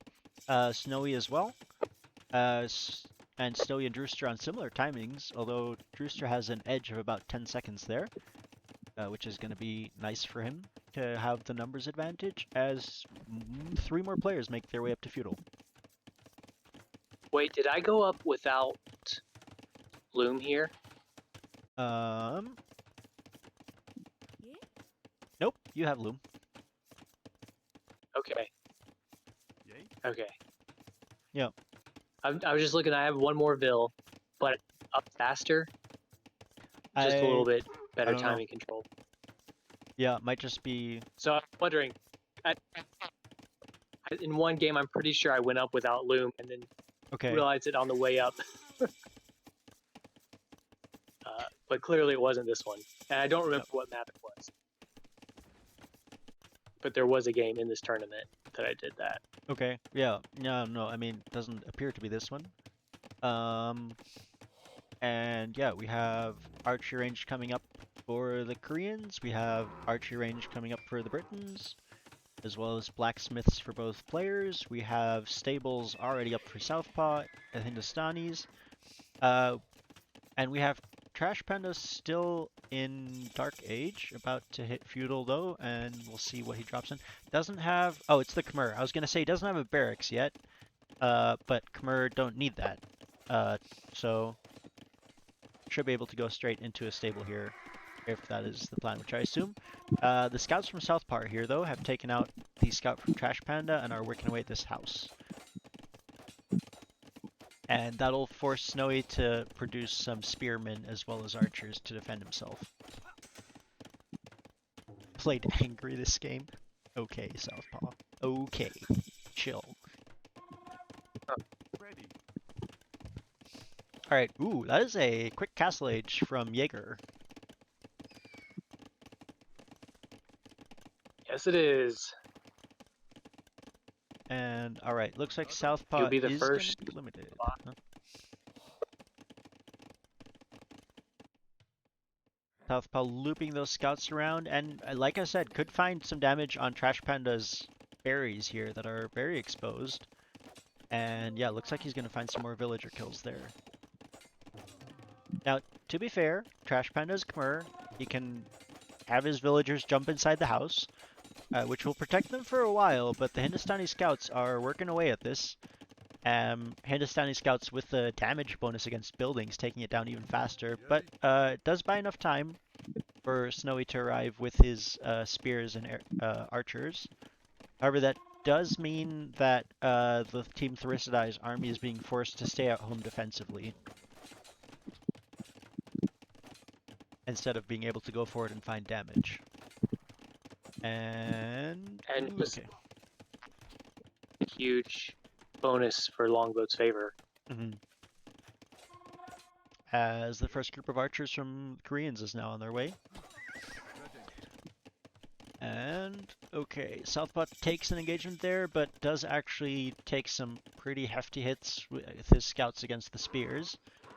But Drewster's archers are here now and should be able to help with that, and I think these two combined armies should be able to clean this up with a bit of coordination. As Darkzane, Trenig, and Trash Panda are all on their way up to Castle Age. So, looks like Thirisadai actually had their second flank also go Fast Castle. And yeah, with the archers forcing back this army from Snowy, Southpaw scouts can actually work away at this building. Now that's a nice house there from Snowy to make sure the scouts can't just run in on his eco. But I think Trash Panda's villas on the berries might finally go down here. As his scouts can work away while the archers just push away the army from Snowy. And you can see how fast this house is losing HP. Those villagers probably don't have long to live. It's not a place you want to be, in a house on the open meadows with Hindustani scouts to the north and Korean archers to the south. Okay. Actually though, Snowy threatens enough for the villagers to start running, but unfortunately he routes them outside the walls of Snowy, and so they will all go down. And there is one villager from Snowy Garrison. Alright, knights are here now from Trenig though, which should be able to push back this army. For the moment.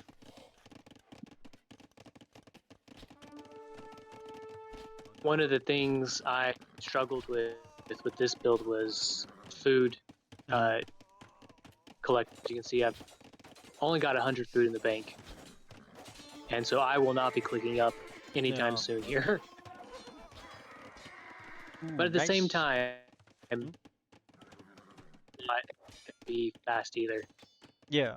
Well, I mean, Snowy's also delayed, and nice move from Trash Panda to route knights through the south while Trenig routed them north, and that will let them kind of clean up these archers and push back. That does mean that the knights can slowly push out, but there's a fair number of archers here. So I don't think they'll be able to find too much damage. This is nice catch on that hole there. Oh no, but there's another hole! Oh, that is so unfortunate. Oh, that is... Isn't it? Yeah. I was like, I would not have seen that first, so I'm like, oh no, don't tell me there's a second hole. Still, the knights are under TC fire, so they will find some villager kills, but be forced back out pretty quickly. And that does mean that the knights are split now, which means that these archers from Drewster can potentially take the fight kiting back against the other knights. and the camel from Southpaw will clean up the knights from Trash Panda. So all in all, losing a villager is unfortunate, but the fact that that left the two knight armies split. Uh-oh. Oh, there we go. The fact that that left the two knight armies split for each other actually does work in Team Longboat's favor, I think. And now Southpaw's pushing again, and he has made it up to Castle Age as well. And I like the switch to camels. You saw two enemy players go knights, so yeah, camels will do very well against that. And now we have both flanks also on the way up to Castle Age. Which, you're not too far behind Snowy, and you have two more vills, so that seems decent. There was a point there I realized I was floating gold, but I didn't have a market, so I went for the market. That's fair. The biggest difference, though, I'm still producing archers, and I already have over 40. Am I seeing that right? Or is that 15. 15 is what I'm seeing from you right now. Whereas Snowy has what? Not 40. Not 40, but yeah, 16. But yeah, Camel's working away at this archery range from Snowy, making life difficult as Crossbow and Bodkin are coming in for him, which is great, but he only has one archer right now. So still limited utility from those upgrades for him. And the knights will kind of just, or the camels will move forward and raid. And there's even some knights here now from Dark Zane, which will start raiding.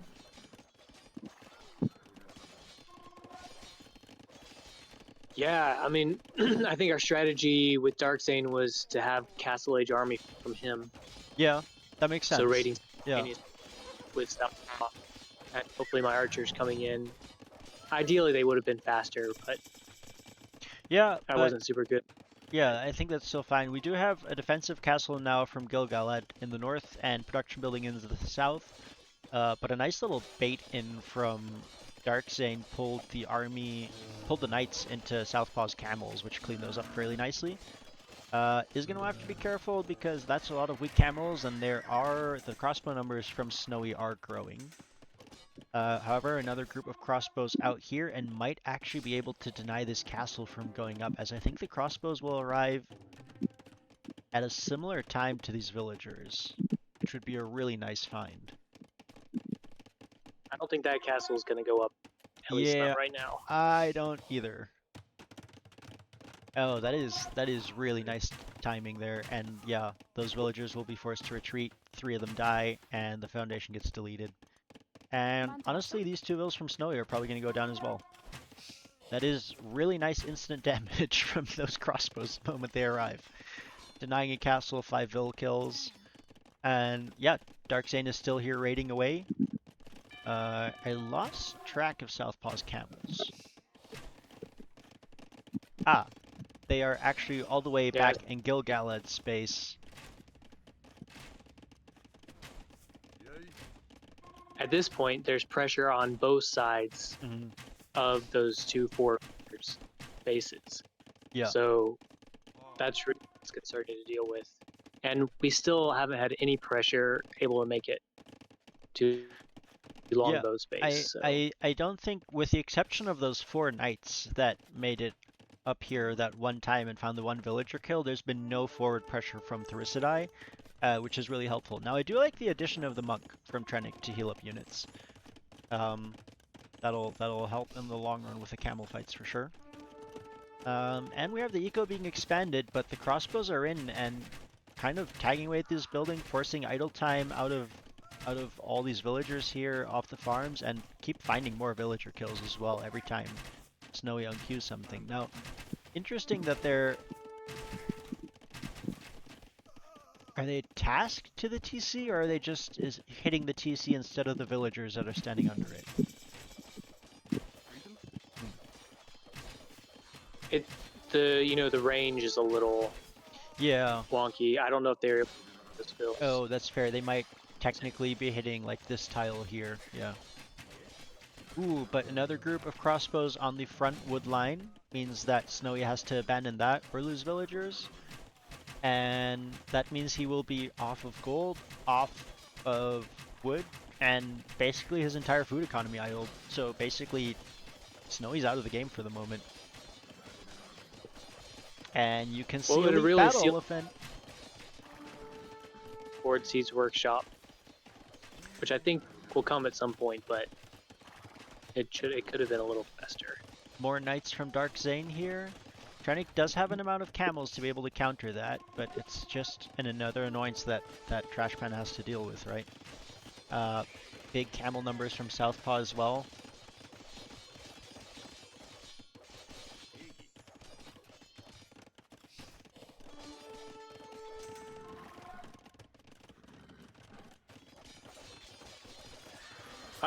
Snowy's been able to keep an archer army for himself. It's not. That is true. He's still able. He still has a threat. Yeah, you pay attention to that. And I didn't really want to engage into it and lose all of my crops. yeah, and he's actually found himself a nice little safe pocket where he's been able to set up another wood line. So he's back on some resources. Has even managed to sneak back out to the gold for the moment, which is nice. However, the knights are coming here looking for the crossbows. There's camels chasing them. There's another camel army. Southpaw will engage against this, but I think the numbers are actually in favor of Trennick. So I think Southpaw will lose his camels here, and the knights will go down to the crossbows. So nice engagement there from Thirisadai, cleaning up 2 armies. That's definitely going to help, and now they can think about the north, and we have Gulam Warriors, which are going to be really Gulam Warriors and Skirmishers to push back these crossbows, which is a really good choice for that as well. Yeah, and so that'll I was force not happy when I pulled those. Yeah, you don't like to see Gulams when you're playing archers. Now, Gilgalad is still missing Elite Skirm, which is going to help him a lot. But in the south, we now have a defensive castle coming up from Trash Panda to secure this position. And more camels are coming forward, and these crossbows and Gulams are kind of separated from each other, so I think the camels can maybe dive on this. And then the camels can dive on the... Ooh. Yeah, getting a bit separated from these 2 armies does mean that Longboat is able to clear this push. And here come the Elite Battle Elephants. Jaeger's had his time to boom up. It is now his time to mow down.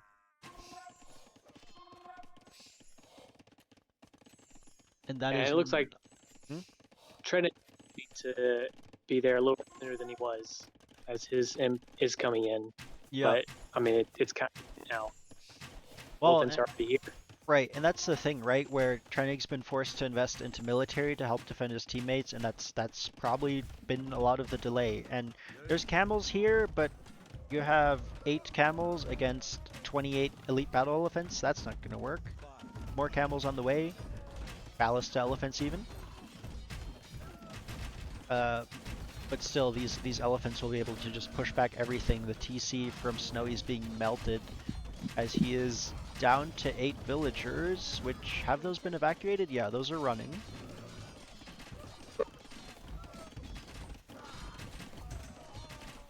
Forward castle in the north from Drewster, and another one from Southpaw.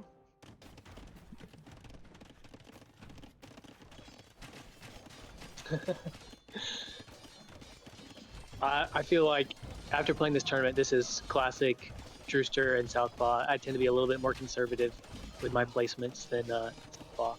He reads the game better. Oh, sorry, this is Dark Zane's castle, though. Oh, is it? Yeah. I didn't realize that until I saw the villagers coming forward. I was like, wait, those are teal. It's so hard to tell sometimes. But yeah, that would be. But yeah, the elephants are in, and I mean, you have... Okay, Trennick does have a mass of 35 camels. Heavy camels on the way, but I'm not sure he can wait for that, as the elephants are just kind of wrecking his base in the meantime. He's gonna try and play for time, try and bait the elephants.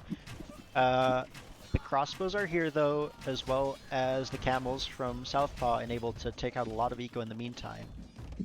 And Heavy Camel is still a full minute away. Yeah, That's population difference you know, getting pretty big now. yeah, and that minute will be more than enough time for the elephants to take out another TC or two. And yeah, Trinig is now, And sorry, Trash Panda is now down to 36 villagers as well and dropping. in less than 3 minutes, all of Longboat's going to be in it. Yeah.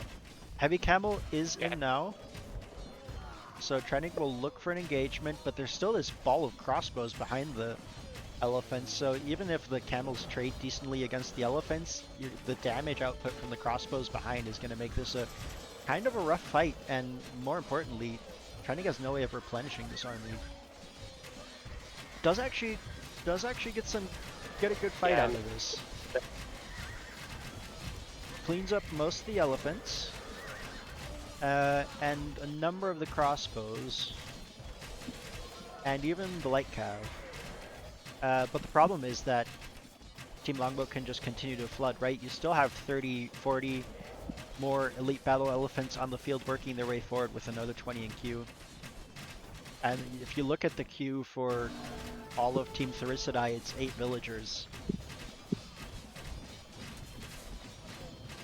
136 military to 25. Yeah, Over 400 bills to 250 bills. yeah. And with that, the GG is called. Yeah, really nice play on the flanks. I think once again getting that early damage and forcing Thirisadai to stay at home is what really let Longboat take this match. Giving their pockets time to just boom up to where they wanted to be. Castle H for Darkzane and Imp for Jaeger. Set up the ecos basically untouched. Um, that was big. Yay, Grayton. It was. It was. GG. Well played, Thirisadai. Well played. Yeah, good games. And as per usual,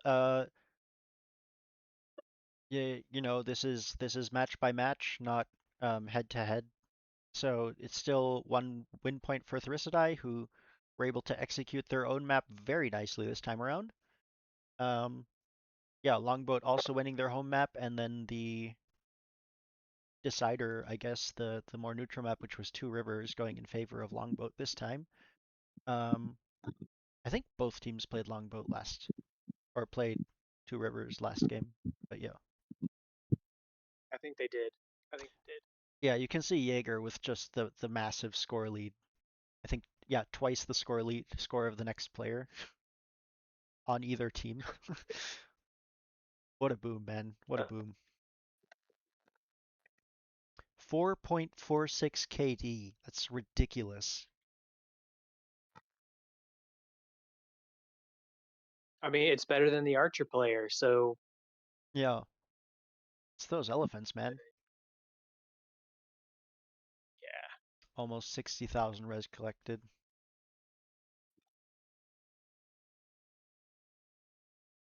All right.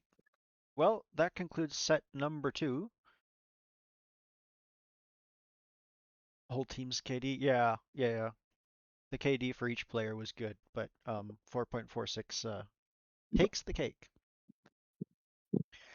All right. That concludes set number 2 of Longboat versus Thirisadai.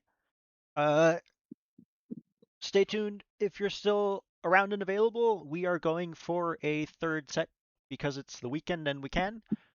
We will be getting Caravel versus Turtleship, but we will go on a break again for a little bit. I need to rest my voice. Um, yeah.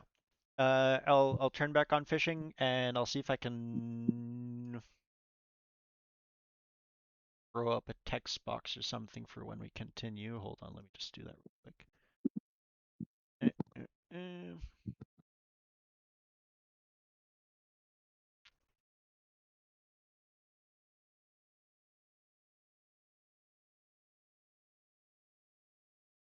What time is it? It is 10.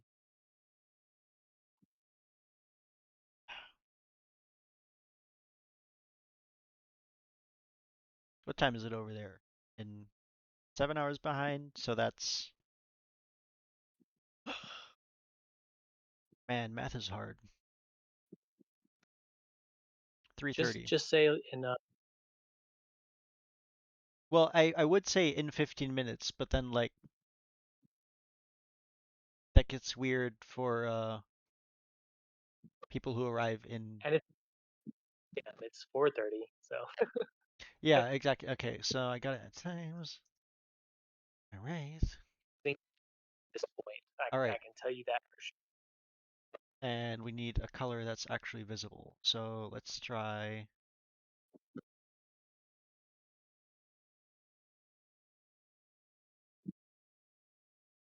Yeah, yeah, Are yeah. we gonna stroke to southpaw?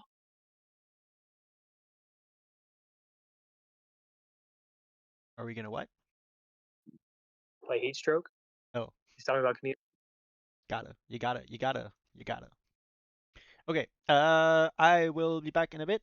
Next set as announced in the announcements at the top of the screen. Catch you guys later.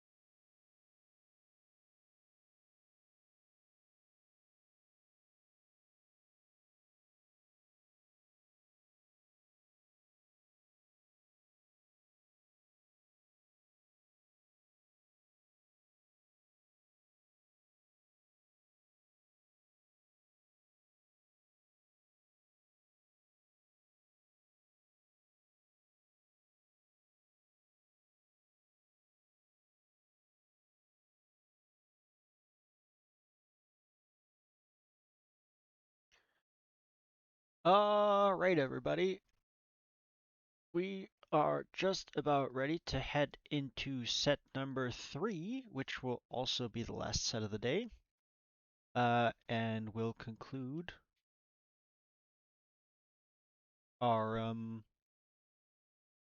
round 2 of the the entire tournament, Castle and Imperial bracket. Um, Let me just load that up as we have Team Caravel versus Team Turtleship in a play all 3.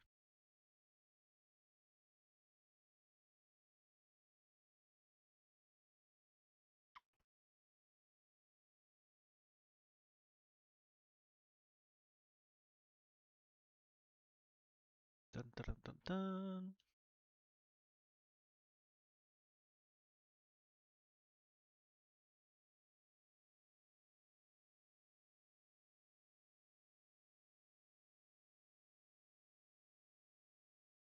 Okay.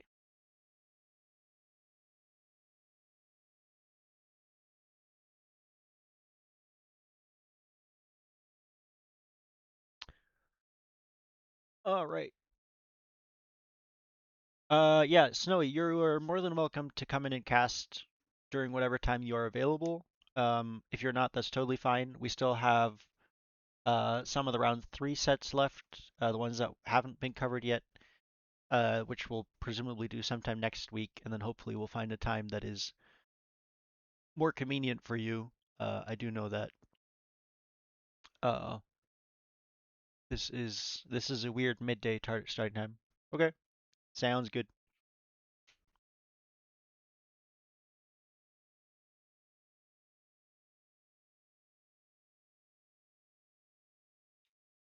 In the meantime, we'll throw up our standard poll.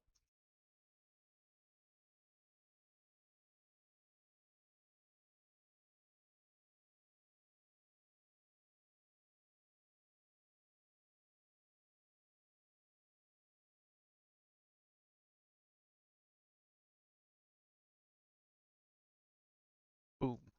All right.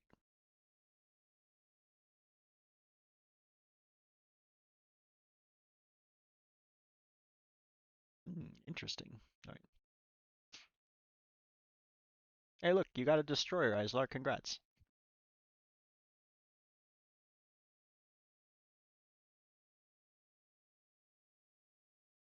So one of my favorite things about this fishing game is that you can add your own custom catches. And so I've added several ships from warships and some masks. My plan long term is to add all the civs from Age of Empires as well, but haven't gotten around to that yet. Mostly because it's surprisingly difficult to find all of the civ icons in the same resolution, but we'll get there.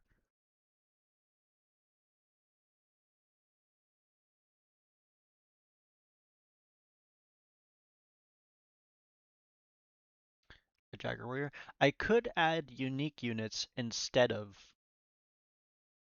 civs themselves. Yes. Yep. Welcome aboard. A turtle ship. The One Ring. Oh yeah, I was gonna add the One Ring. Yeah, I really need to I need to like set up a suggestion thing so people can submit catches because One Ring is a great idea.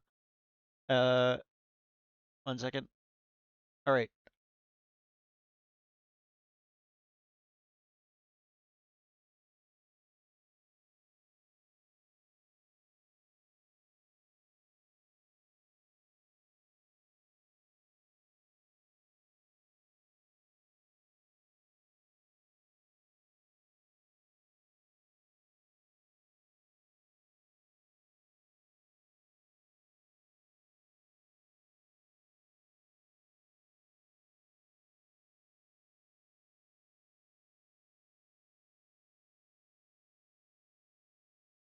You need a way to fight over the One Ring after it's caught, so you can fish out a claim it's your birthday and choke out your friend catch, or what are you saying? I think Twitch might take issue with that. Like Deagle and Smeagol. You caught a rare deagle, or a rare smeagol.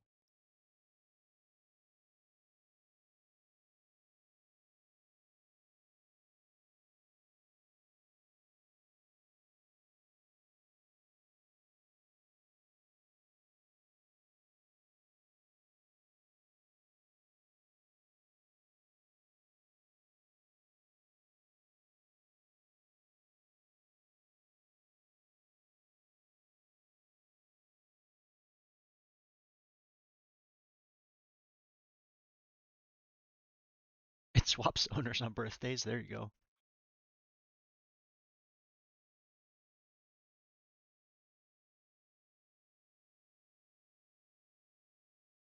Hey, look, Southpaw caught something that's not junk. Congrats.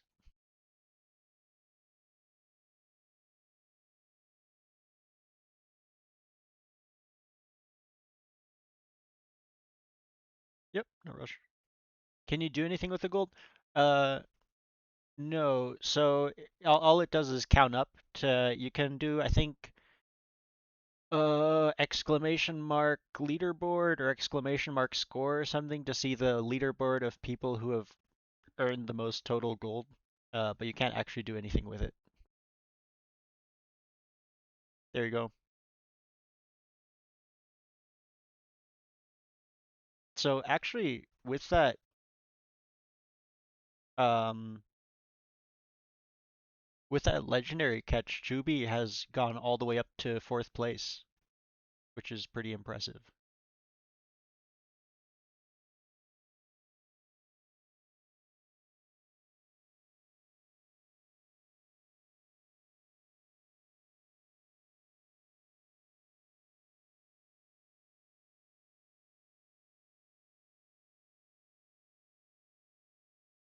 Yeah, Snowy, just let me know when you're ready and or what second you're on.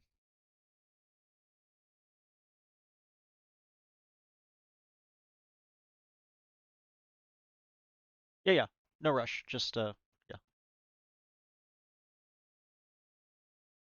Yeah, that's my favorite part is that Nightbot gives stream elements warnings. It's the two bots fighting each other.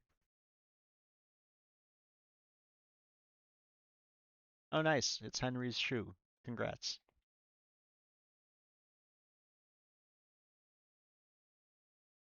Indeed.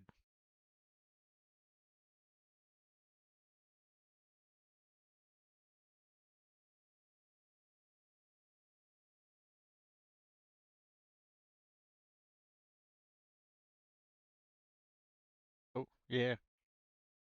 Ooh, a ghost fish.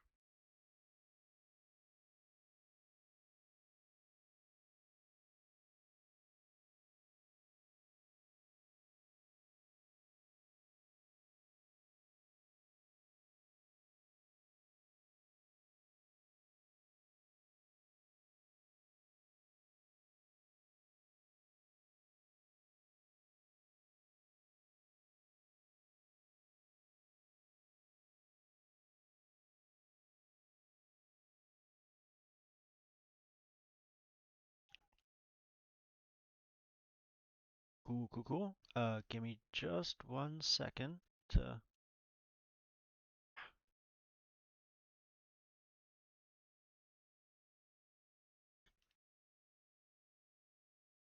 second.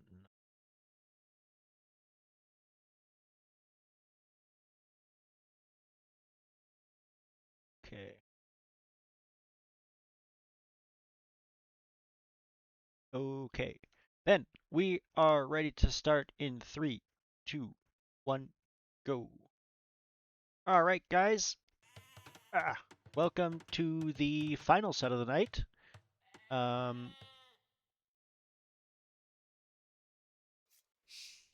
what am I trying to say? Ah, yes, Turtle Ship versus Caravel, on Team Islands. And joining me as co-caster, while we can catch him on availability, is Snowy. Welcome. Yeah, glad we managed to find a time where you have a little bit of time at least, maybe even more next week. Yeah. All right. So same. Oh, wait, hold on. They can't hear you. I should unmute you. I think that'll help.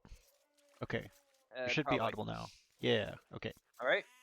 Uh, Hello, Jack. Can y'all hear me?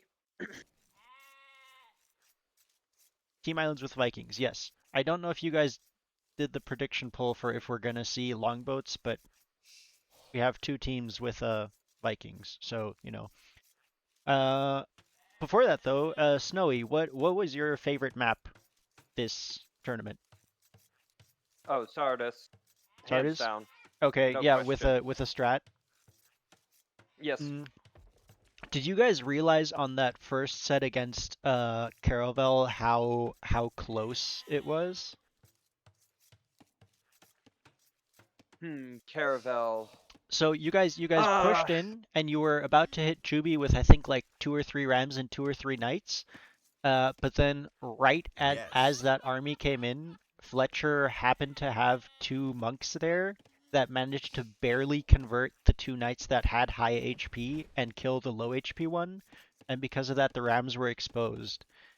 Um, yep. and that didn't work. But like, if those 2 monks hadn't been there, or even gotten 1 conversion less, I think you would have flattened Juby's base the same way you did Drewster in the second set.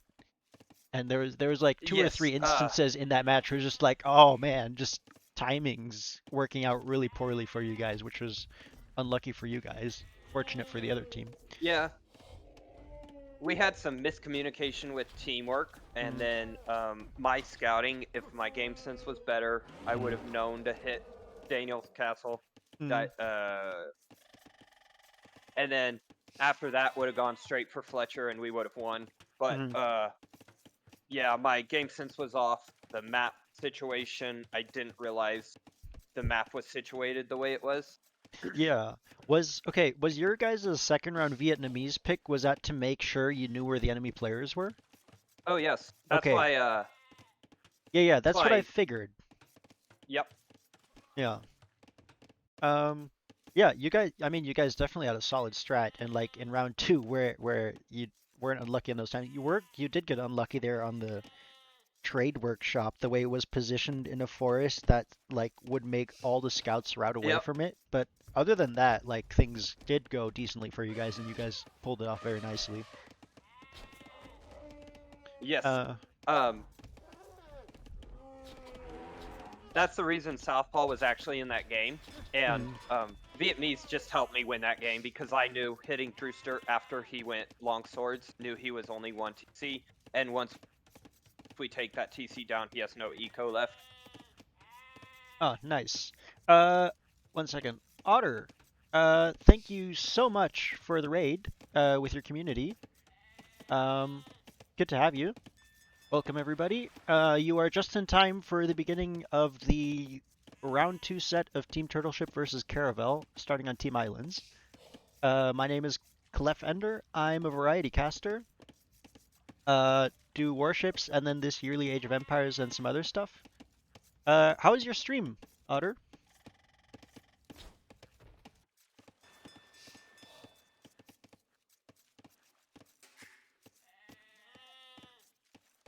Okay, so in the north, we have Paxslayer as the Vikings on the flank, and I mean, most likely going to see longboats out of him, right? We have a lot of strong naval civs from both sides. We have Italians in the back with with their cheaper techs. Um, we have the Portuguese, so potentially Caravels stacking again, and the Wu, which we haven't seen any Luchuan yet these games, but this might be the game.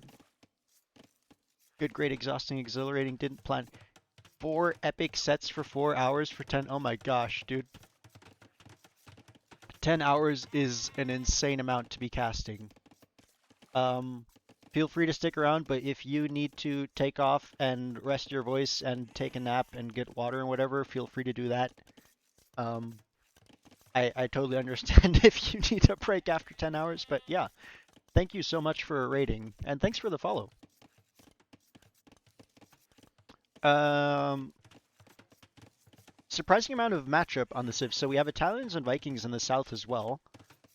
But Chinese out of Puddles and Vietnamese out of Juby. What do you think is the reasoning for that? Oh, Chinese is a very underrated water civ. Really? Very good dragon ships are arguably the best ships on the water. Right, I always Um, forget they have dragon ships. so late game they have some of the best water. Mhm. Early game you can go. You have the extra villagers where Mhm. you should be able to be a few villagers ahead, and that's always going to make you a better economy than everybody else.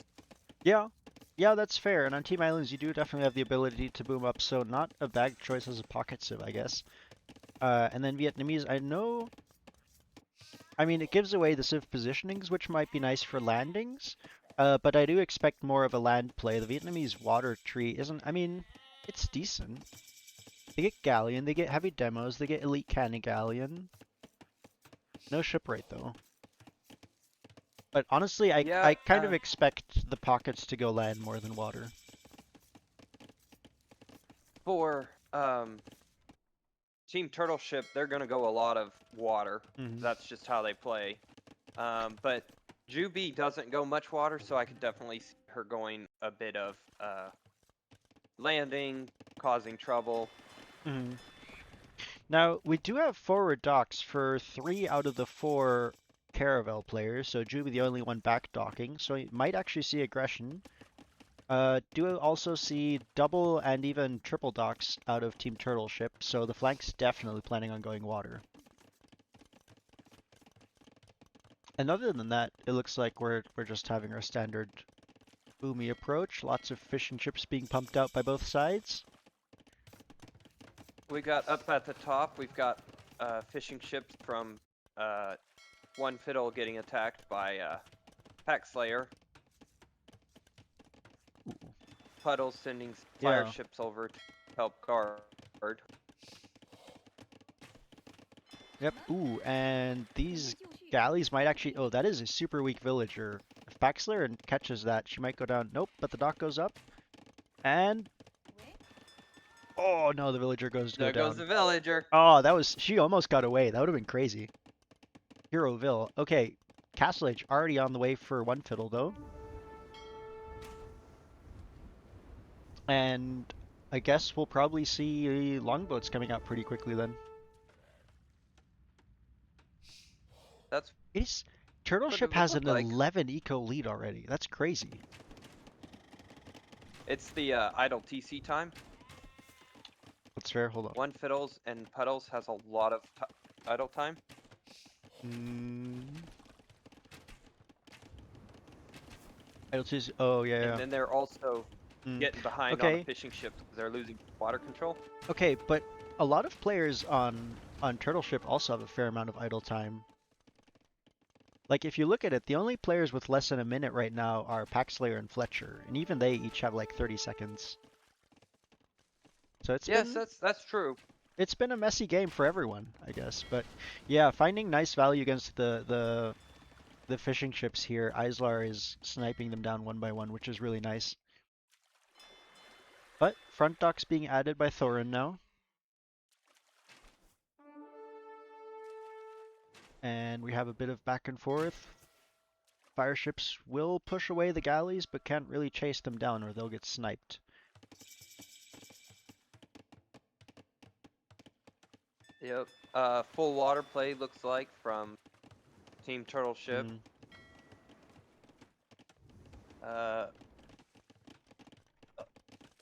In our community, Fletcher is arguably the best water player, so he's taken a strong lead against Sir Wazzle, but Turtle Ship's team overall is better water play than most all the other teams.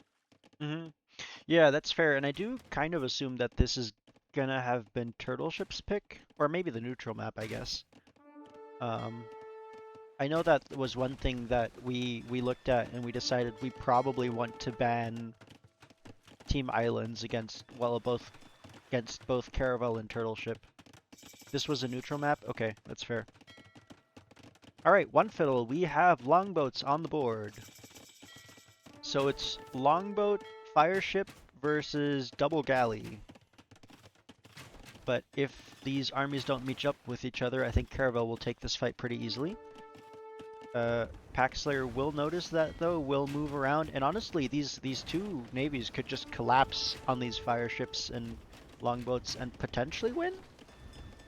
Ooh, taking some heavy losses though already. Yeah, it's hard with the galley and Yeah. fighting longboats, fire ships. Yeah, now War Now they Galley have is War in, Galley in.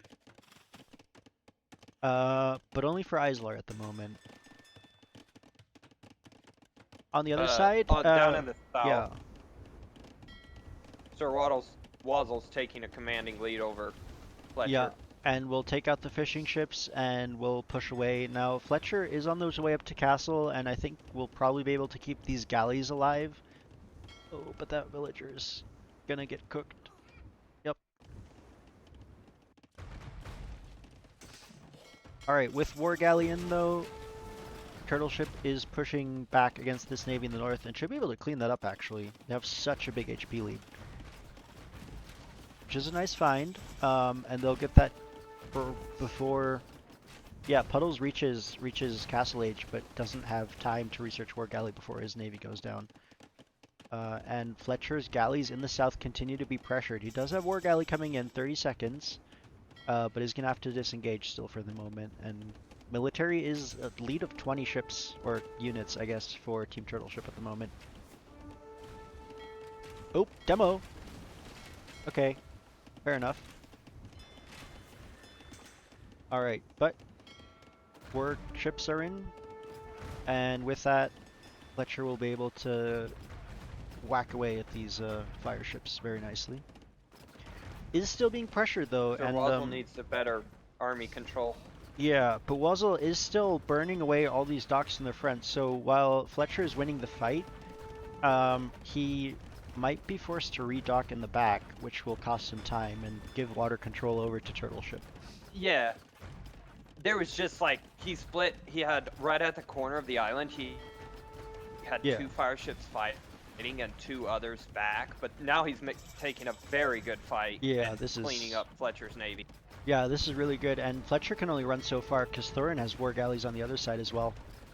So he's kind of trapped. Ooh, was that a demo just now? Do have demos being queued up by Fletcher, which I think is a good response to try and even out the numbers. And in the south, still kind of even. I'm surprised that, I guess, Warships isn't in from Packslayer because he's making a longboat switch as well. Oh no, it is on the way though. War Galley is close. And yeah.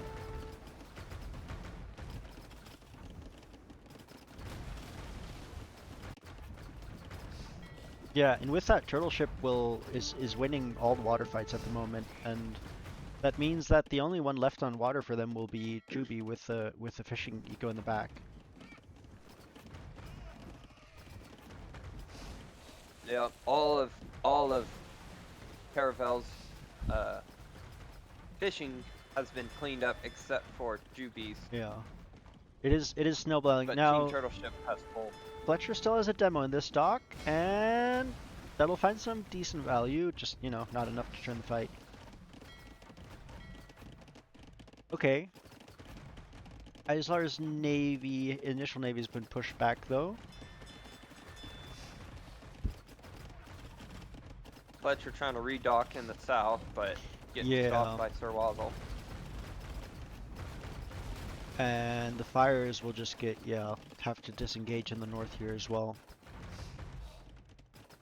Oh, another demo? Nope, goes down.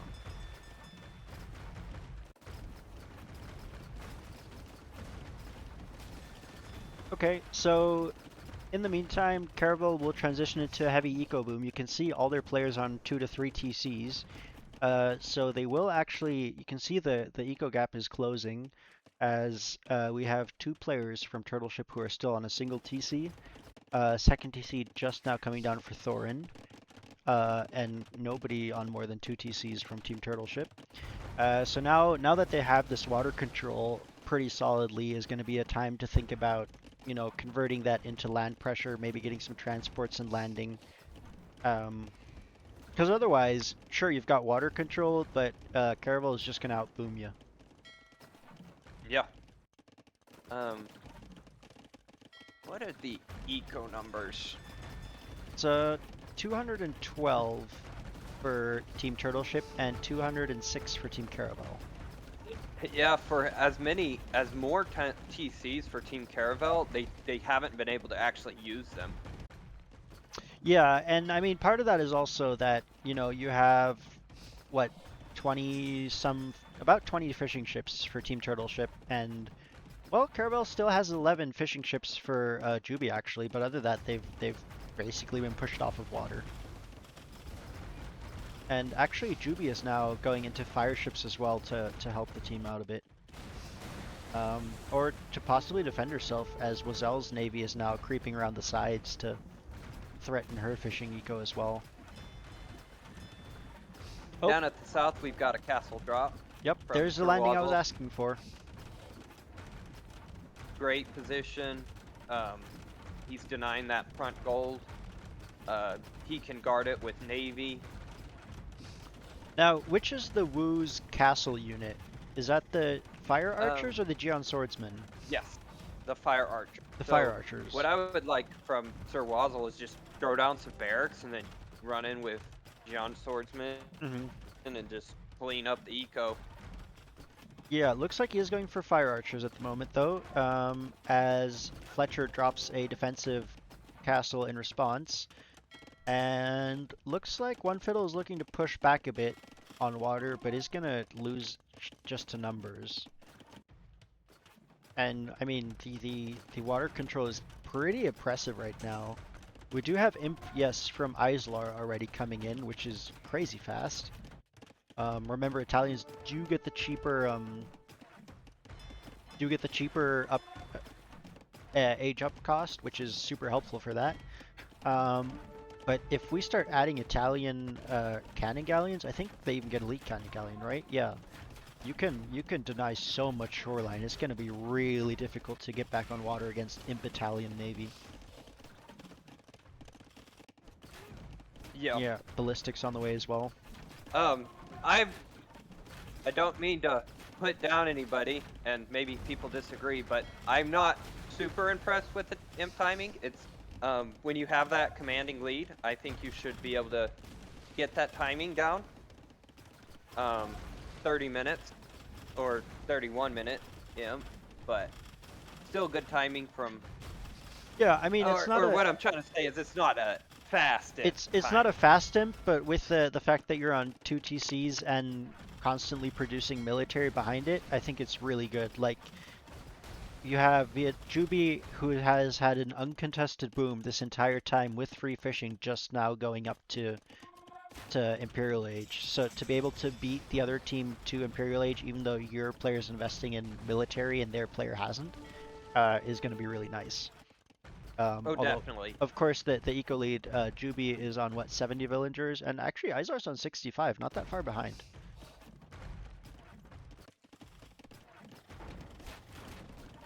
Alright, pressure now from Wazel, though, as he has added a siege workshop, and there's that barracks you were asking for with Geon Swordsman being produced.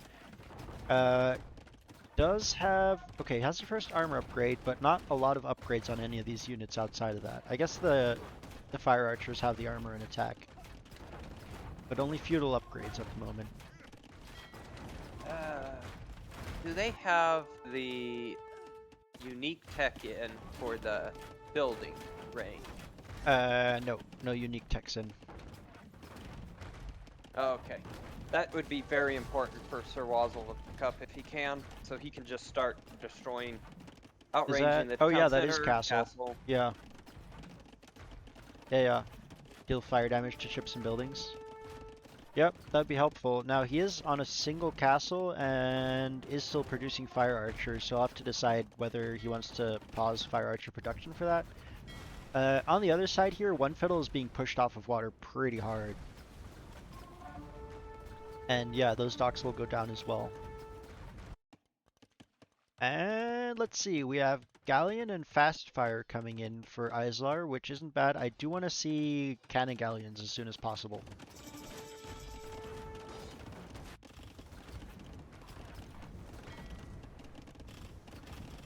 Yes, having map control and the navy, you would just want to add them in so you can just start shelling the land. Quite a few TCs you can hit. Yeah. Now Galleon is on the way as well for Juby. Doesn't have much in the way of galleys yet though, so we'll have to start producing those before that really helps her a lot. And TC from Fletcher under threat here.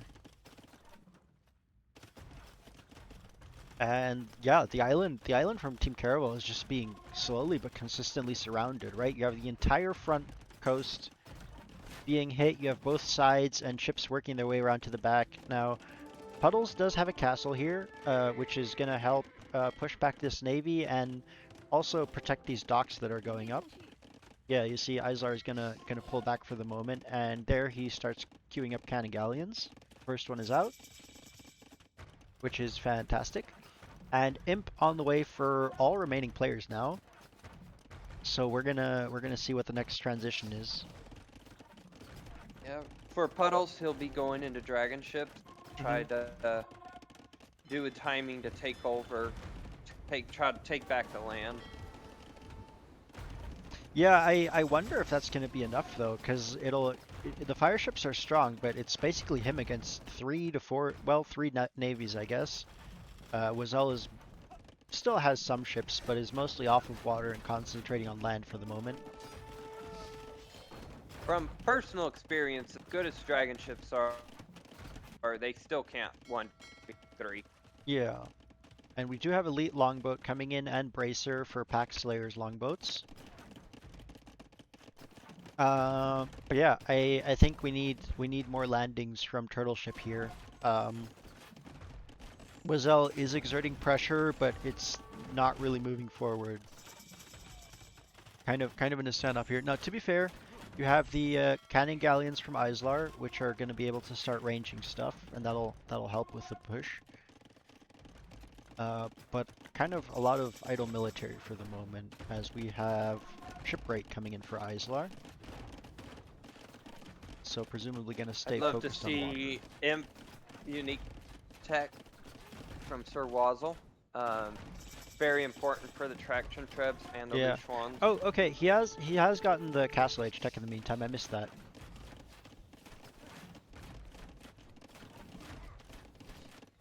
Caravel went enough land military that is difficult. Yeah, Caravel does have an amount of investment. I mean, we have mostly just from Juby though. Other than that, there's not that much military at the moment.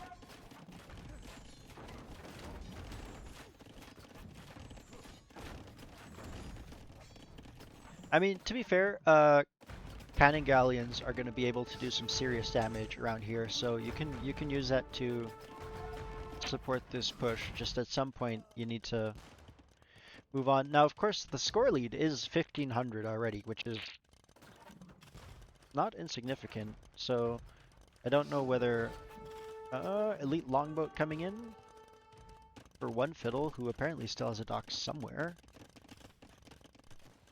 I think it just went down. But yeah, it's a rough position for Caravel, and they need to figure out how to coordinate to be able to get Technica. Oh, that's the new hand cannoneers deal pass-through damage. Yeah, and that's the thing very right strong now. tech. Yes. The issue that Caravel are facing right now, as you look at the military count, 180 to 50, is that just like, sure, they're not technically dying yet, but they currently, like, what is your way back into the game? How are you gonna be able to respond to this pressure that you're facing? You do have dragon ships out now from Puddles, which are doing good work, and also the Castle Fire is taking out a lot of ships. But that's just buying you time against the military. Now Fletcher is pushing back. Yeah. Has some right, he has the pass-through damage on his hand cannoneers. He has trebs out, and he's going to look to reclaim this corner of the island from Wazelle. And yeah, the hand cannoneers will rip through those Geon swordsmen. As okay, 3 shots from a mangonel to kill a traction trap. That's rough. But I think Fletcher wow. could be able to do this.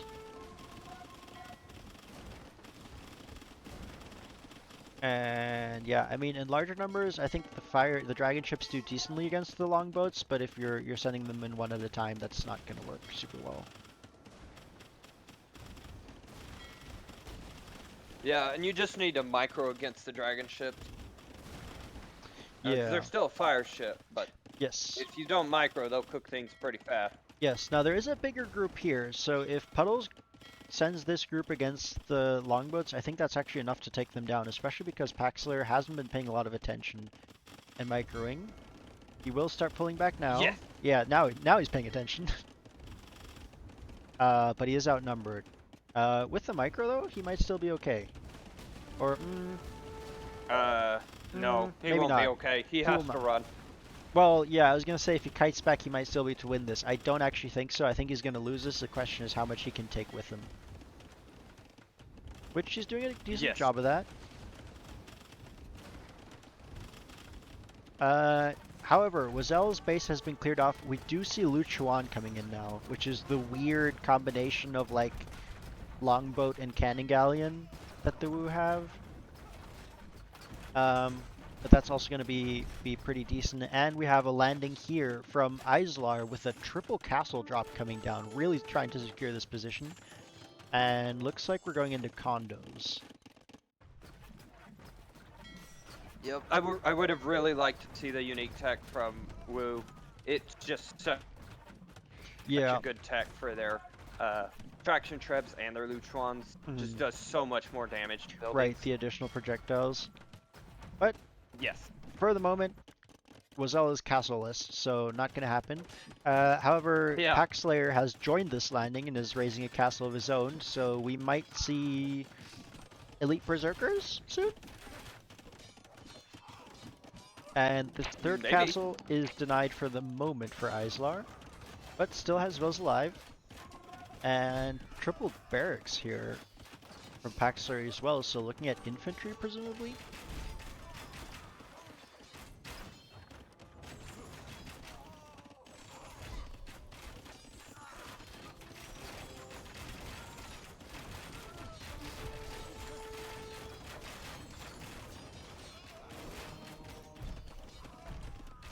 The Pax Slayer's castle was denied, and Ooh, and it gets I don't taken know down. if it was just. That was, I Yeah, think that was but- destroyed. That's Because you have the wow, ruins that there. Was a That great is, save yeah. for Caravel. Yeah, in the meantime though, Islar gets his third castle up and can think about what he wants to do with this triple castle stack here. In the south though, okay, the fire ships are pushing back the navies on both sides.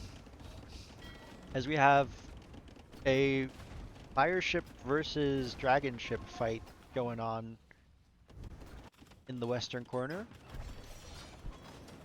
And condos being queued up by Paxlayer. However, this fort is going to get cleared up, I think. We have so many trebs, and there's no military from Turtle Ship to support this landing right now.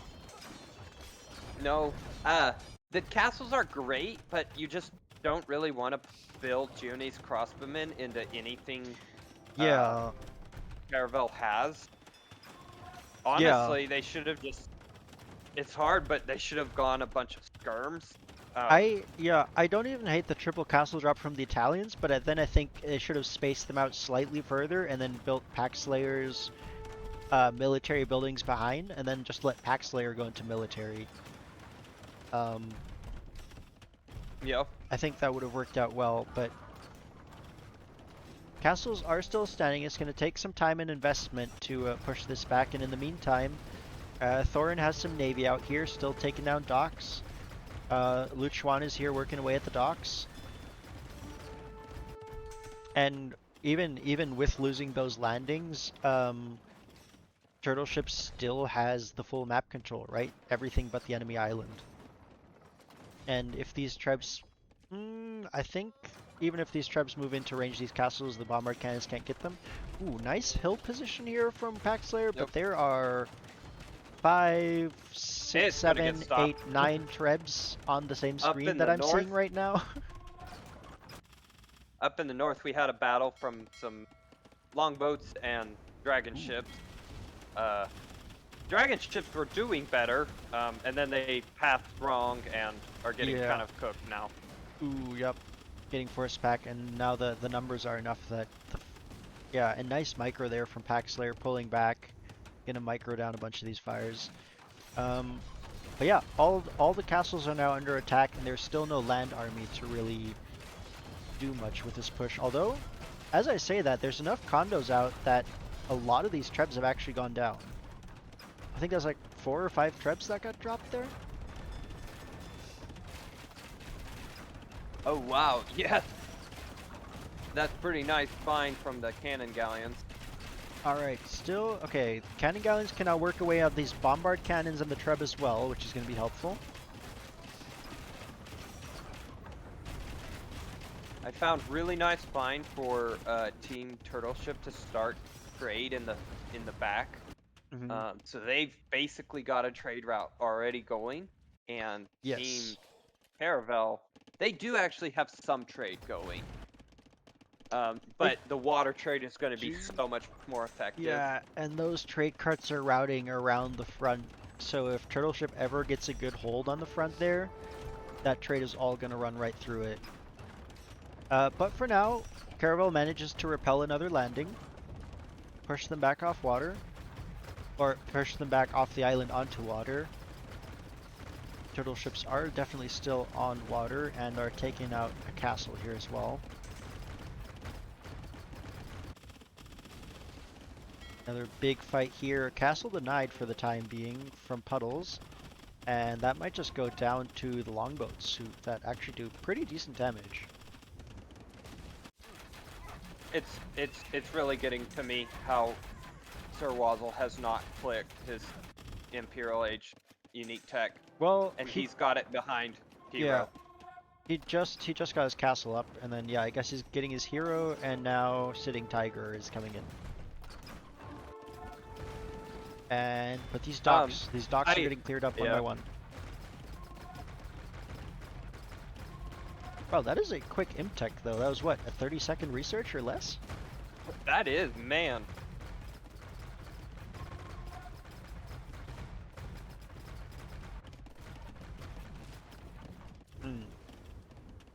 I mean, if this game continues like this, it's just gonna kind of keep going until both teams are out of resources on their home island, at which point Turtle Ship will have the better trade than Caravel. And full water control. That's what I've looked like. I mean, the wood lines are melting. Most of the wood in the back is gone. Okay, there's still good amounts of wood, I guess. Okay, this castle is being bombard cannoned now, and it looks like there was a brief pause.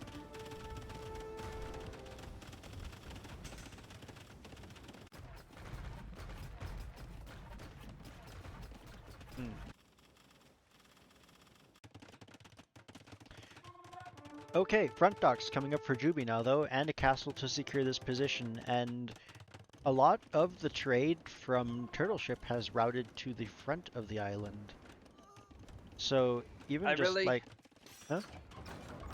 The castle position, it either need to be more forward or not enough, too close to the water. It just can't range the water. Dock. Yeah. And also it's very vulnerable the farther you put it up to the sea because it can get hit. Now we do have some towers coming up which will protect these docks some. And army I like the towers forward. a lot. Yeah, so we might actually see we might see a landing attempt from Caravel coming out here shortly. They do, yeah. And One Fiddle has managed to get a good mass of longboats of his own. And that'll actually force Packslayer to retreat for the moment. Castle is also still up from Puddles. As the villagers are engaging and taking down the cannon galleons. That's wild. Oh man, okay. Wow. They will all get cooked for that, and one of the cannon galleons still gets away. But that was a sneaky little move there. You can trade 20 villagers for one cannon galleon, and it's worth it. Yeah. All right. Wazel has landed again though, and this time he has 3 Luchuan behind it. Double castle drop. dropping one barracks after another, third castle on the way. And it looks like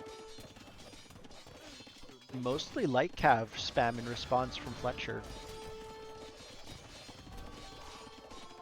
Fletcher, I think he's out of gold. Mm. Yes, Oh, yeah, he's out of gold, completely so out of he's gold. just spamming light cav.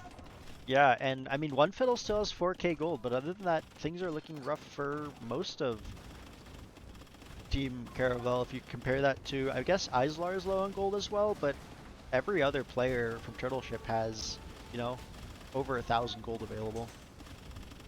Big naval engagement in the north. See, and this is where I want They to see needed to demos remind. again. Yep. Throw in some demos into these ship masses. Either team, come on, guys.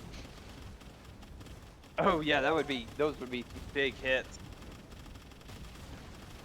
But the HP advantage is still currently in favor of Team Caravel, but the reinforcements, I guess the reinforcements do get there faster for Caravel. And so they'll push this back for the moment. There's demos!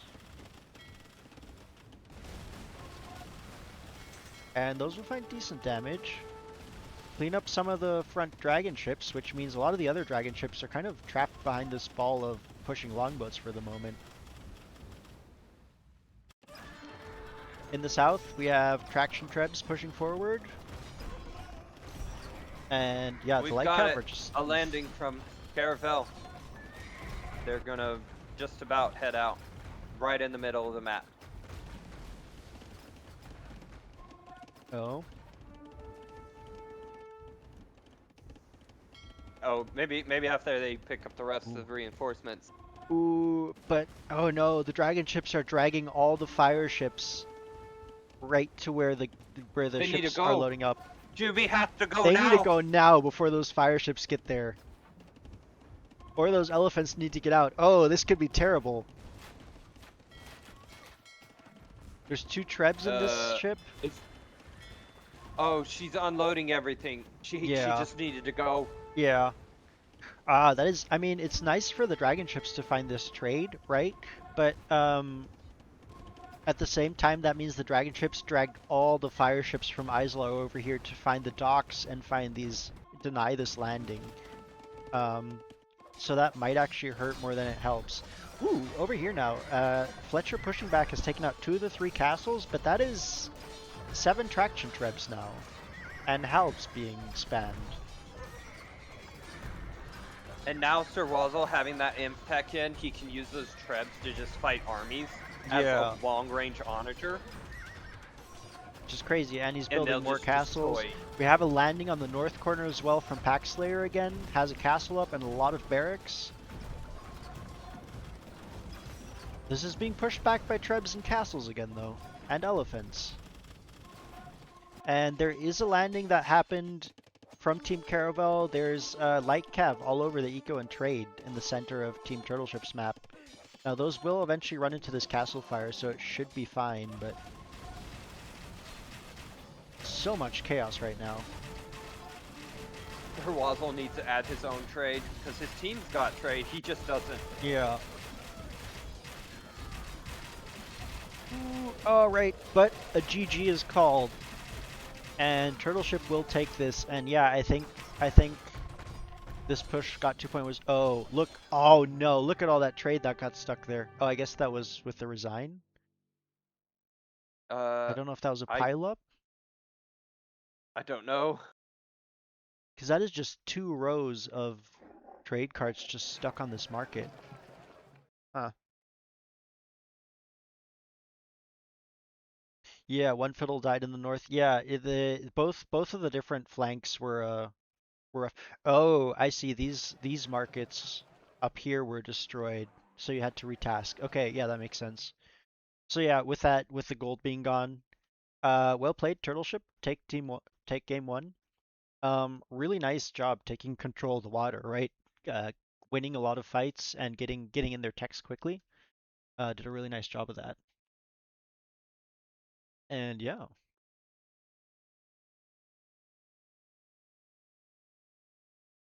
Yeah, and Well, hmm?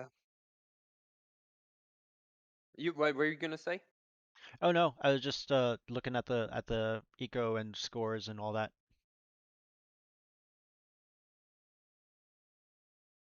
Ooh, surprisingly Yep. close on res collected though. 3 players right around 100,000, and the other 4 players all around 80 to 90,000. Yeah. Caravel did try to come back in this game, but Hmm. it was just too close. Uh, Yeah, too much lead in the water yeah. The for fact that they Turtle. got pushed off completely and that Turtle Ship was able to build 3 navies was rough because at that point even the dragon ships weren't enough to come back, right? And they did a lot of damage and uh One Fiddle did a great job of massing up longboats again, had a good mass going, but eventually that just kind of petered out as well. Just against the sheer numbers output that Turtle Ship was able to put up. So well played there. And with that, we move on to game two, which is on Chaos Pit. Yep. I will have to be heading out now, so Okay. have fun casting the rest of the games, Yeah, and I'll see thanks y'all for later. dropping in. Have a good one. All right. With that, we will head to Chaos Pit, map 2. Give me 1 second here to pull that up. Da-da-da-da. And adjust. All right. Here we are, game 2 in the works. Chaos Pit, another really fun map that we had this tournament, and possibly my favorite. Um, very small map, obviously very close to each other. I expect a lot of aggression to be happening here, and possibly, we've seen Chaos Pits and games end in Feudal Age. So we see what happens there. We have on the far right flank Juby as the Saracens, and based off of our own game against Caravel, I think at least part of the reasons for the Saracen picks is the uh, additional bonus damage against buildings that archers get from Saracens, which is obviously really nice. In Juby's pocket, we have Puddles as the Inca.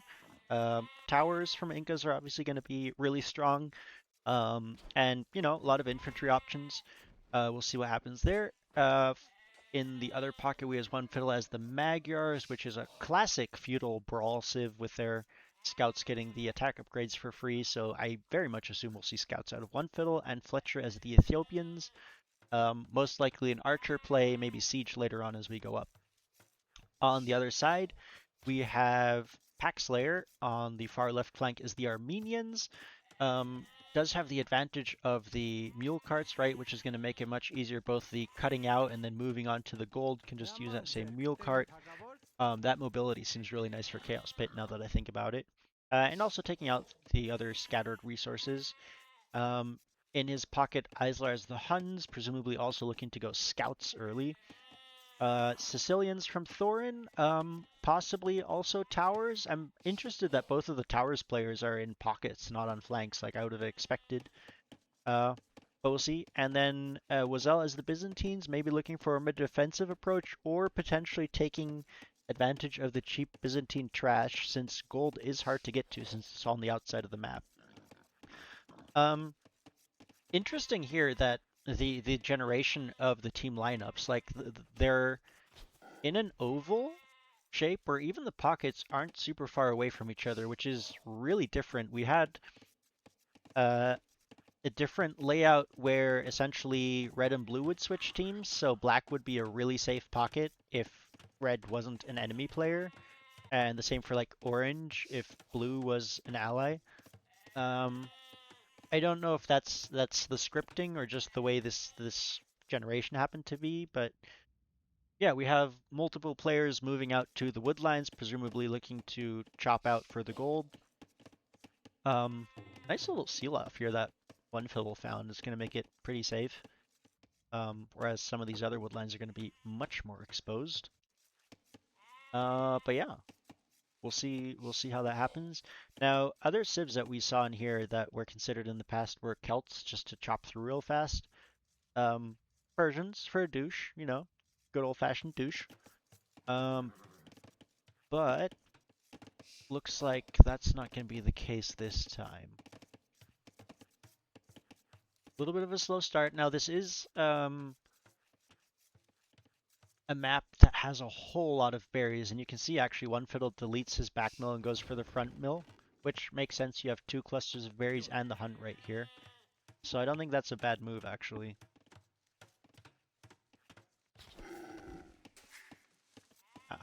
Every time I see the blinking lights under the TC, I think, oh, it's a scout. Nope, it's just the boar being lured in every time.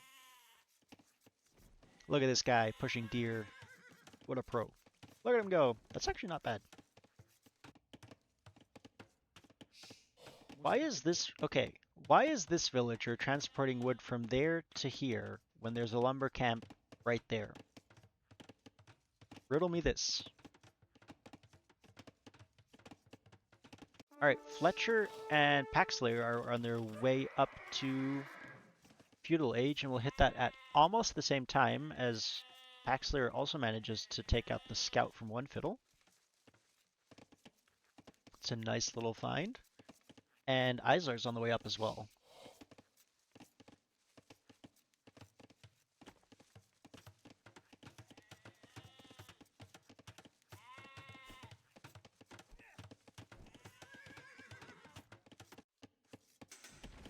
Nice little wall off here. I love seeing the little mini bases people make on Chaos Pit to keep their wood line safe. And then, you know, there's those who are just like, whatever.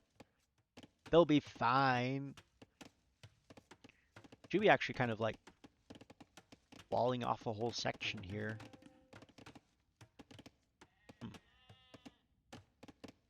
But most players on the way up to Feudal now, and we'll see what the openings are after that. We do have a barracks up already from both flanks.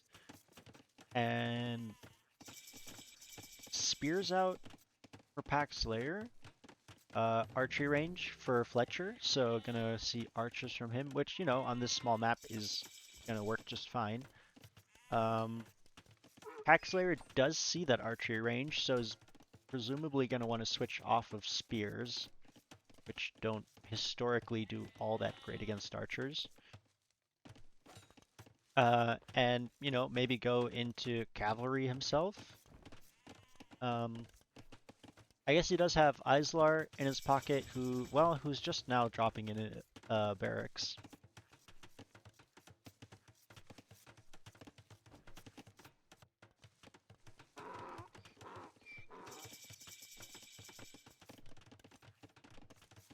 Alright, it looks like mostly passive approach. We do have an early... Nope, this is the barracks as well.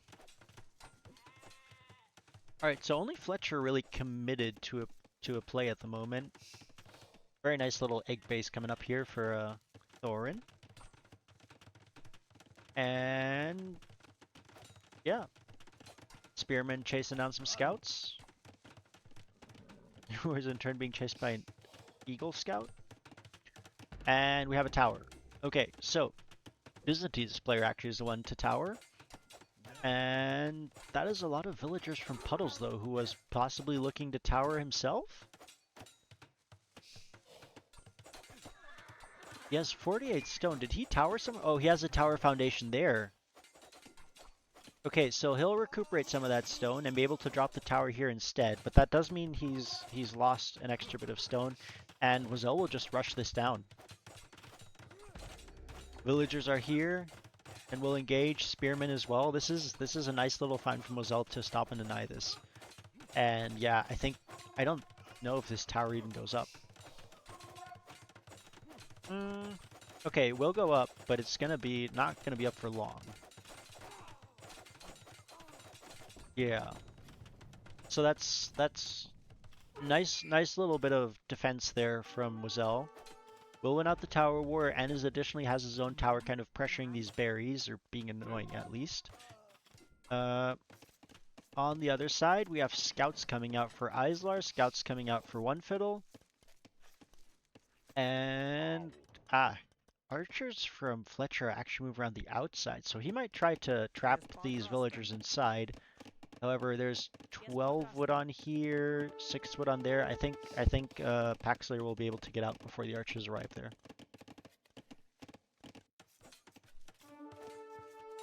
Oh, engagement here, scouts, but the spears are here to help with that, and so those scouts will go down. And yeah, the villagers are out. The archers are just now making their way around the curve. So these villas should be fine. Pressure from Thorin's scout now, gonna find the berries from Juby and start harassing those villagers.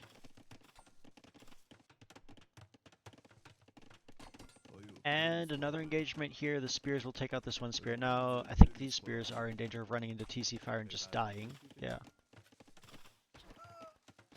But, heavy pressure. Heavy feudal pressure coming out. Now, okay, the archers don't get there in time to deny Paxlayer getting out. However, they will get here in time to prevent these walls from going down, which is very annoying. With pulling away these villagers, though, there's still this villager working away, so might be able to kind of bait in these archers and then just kind of pull away. Ooh, spears added in from Fletcher as well now, though. Knows where the opening is. And I think as long as Paxlayer doesn't task these all into the same place, he can finish the walls. Ooh, big raid on the woodline coming here now, though. Thorin's scouts will find the villagers, but are actually going down rather quickly.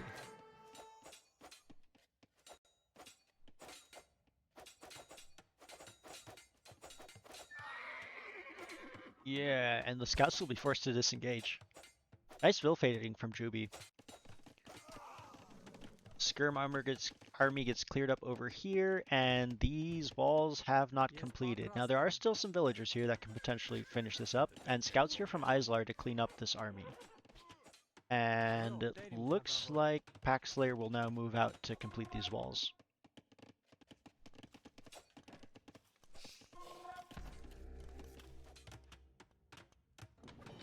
Juby is also out though, gates that off, very nice. And that's one thing that I think Paxlayer needs to do is throw in a gate here. Islar's scouts will move out though.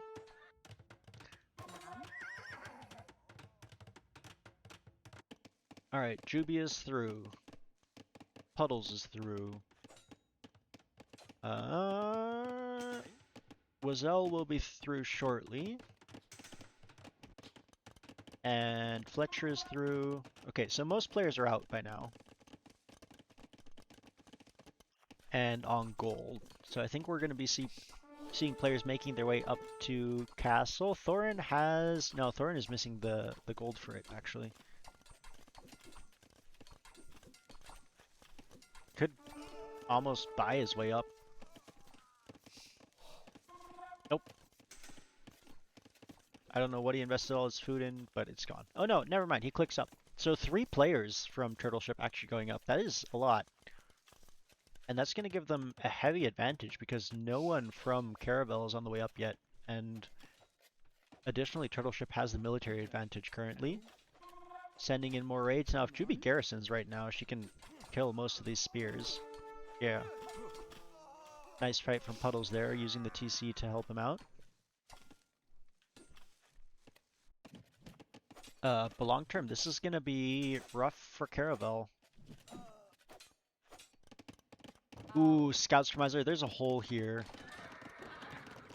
But they'll run back out, away from the spears. Deciding, okay, it does decide to collapse onto these spears, but those are all weak scouts now. So we'll take out the spears, but we'll only find limited damage here.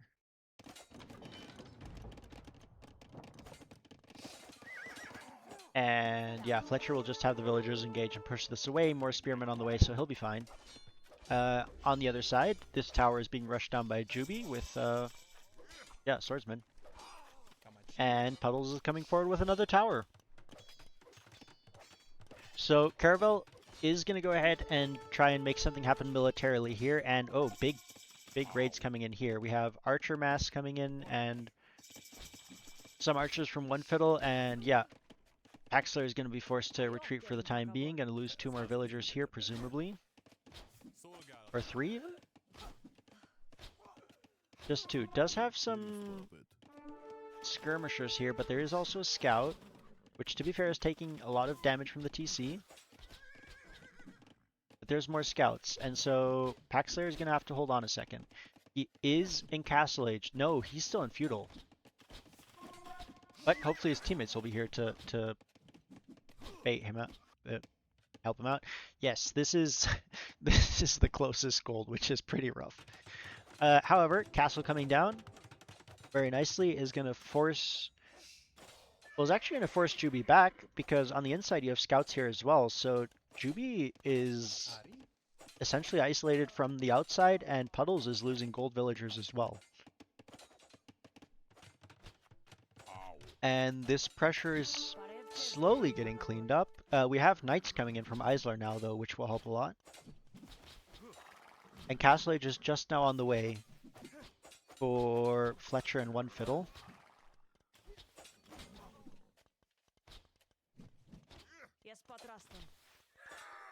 Might steal some vills though. More scouts here, finding Puddle's woodline now.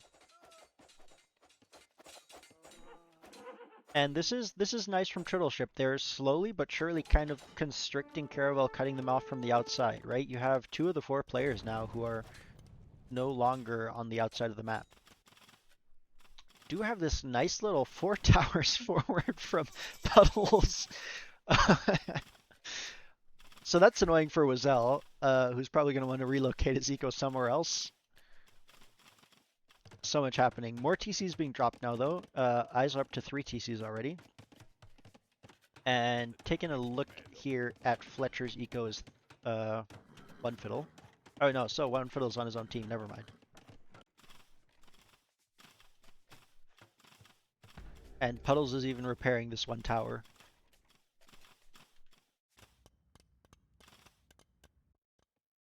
Okay, scouts are still working away here though, and yeah, both Puddles and Juby are down around like 20 villagers, where their teammates are at 40. So the eco lean is definitely in favor of Turtleship, who are 30 villagers ahead now. And while they do also have 2 players in Castle Age now, the other 2 players are still pretty far away. To be fair, Paxlayer still has a ways to go as well, but you have this military from Islar here to help with that.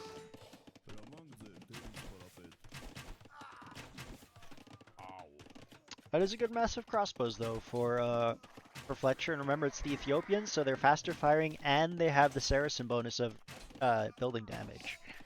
So that's a nice little combo there, and ballistics is on the way in as well. And between that and the scout, I think you just see that you try and get a few shots on these crossbows before they die.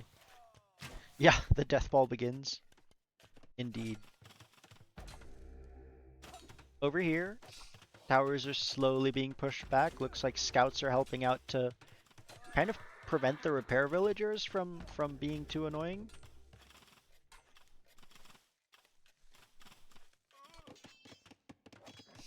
Ooh.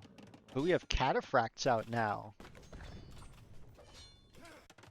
Juby is on her way up to Castle, but yeah, Paxlar is being pressured hard.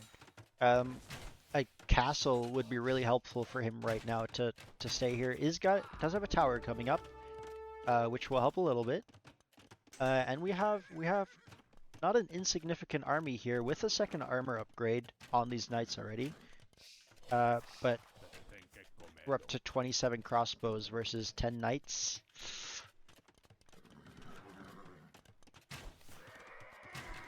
Yeah, I don't know how well this fight is going to go for Islar. Yeah, he's going to retreat for now.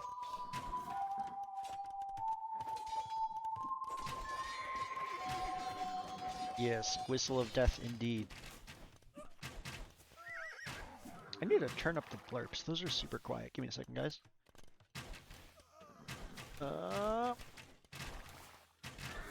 Okay. Yeah, and you know what you need right here? You need a siege workshop. Get 1 or 2 good mangonel shots on those. That's what you want. As Izar's stone economy is now forced to run for their lives. And yeah, these skirms without elite won't be able to do much of anything against this death ball.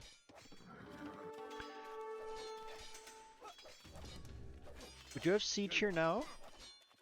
Puddles is pushing, but again, Puddles and Juby are still on around 20 villagers, so not in the greatest spot. This flank is in good shape for. I mean, Turtleship is doing a good job of winning this flank, but on this side, Caravel is in a really good spot right now. I think this is. I mean, yeah, a lot of Izar's ecos being idled and Fletcher even sniping away the farms, which is super annoying. For the player that's losing the farms. Oh no, the quick gate doesn't happen. So the Knights from One Fiddle here will come in and start raiding the eco back here for Paxlayer as well. And that's why you need to get those gates up early, right? Yeah, and Paxlayer's down to 37 villagers, which isn't the end of the world. Still has a bit of eco, but slowly being massed. Now we're up to 17 Knights, and the crossbows are split into several different armies, I think. So the Knights might be able to find a good engagement here.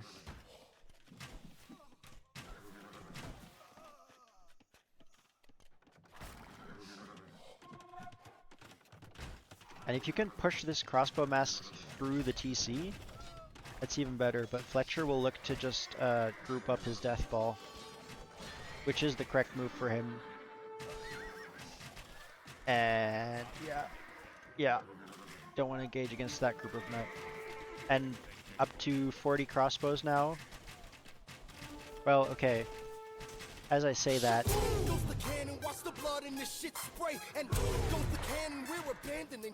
big damage indeed. Islar lost half of his knights in that, and didn't even get any hits. Now the crossbows did run into the TC fire, so he lost a handful there, but not enough to be effective. I think you really just need siege here. You need siege or a castle to deal with these crossbows. And over here, this forward pressure from Puddles is still here. I mean, his eco isn't great, but the fact that he's been kind of being annoying here is still helpful. Now, Wazel does have a second TC back here, is able to expand his eco. Looks like he's still... I mean, he's on this gold, right? He took this gold from Juby, which is helpful. But we have a second TC here from Puddles as well, who's going to start expanding his own eco. And the military lead is so heavily in favor of Team Caravel right now, 81 to 25. And yeah, crossbows are just melting buildings now. Paxlayer is forced to evacuate. And Islar has to kind of throw his army into the enemy army just to give these villagers a chance to get out, which is unfortunate for him.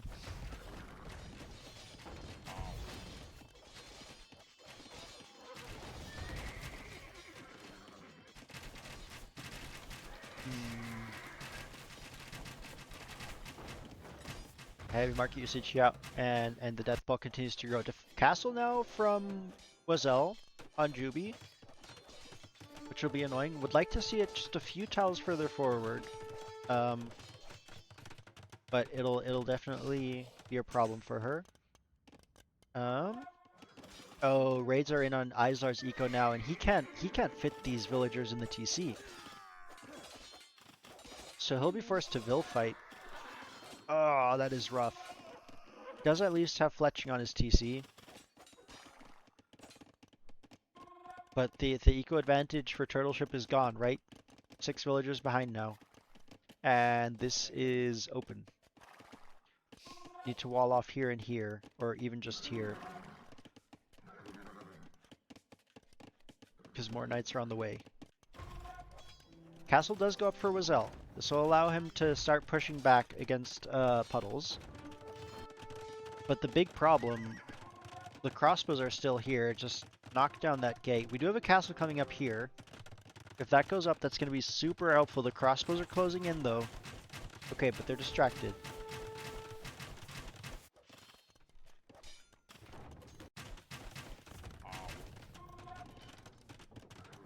Okay.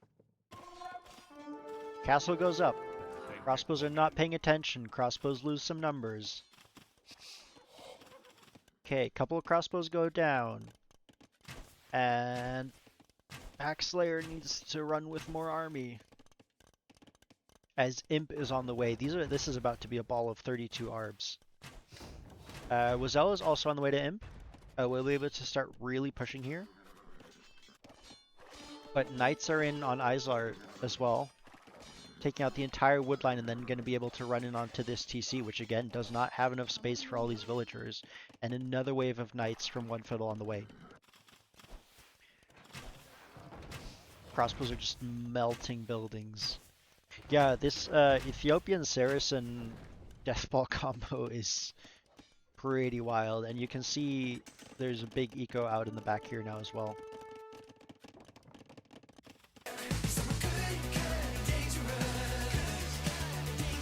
Woo boy! And we even have Cameo in here now. She'll just poke that scout. And yeah, the Knights are just, oh. I think Caravel have this one. This has been their best map this tournament, I think. If you look at the game against Longboat, they also did a really good job of surviving late. And then just having the better military, and Fletcher with his death ball of Arbs. About to be Arbs. Is Bracer in already? Yeah. So they should even outrange this TC, right? Yeah. Yeah, Packslayer will go for a castle, but I don't know if that goes up.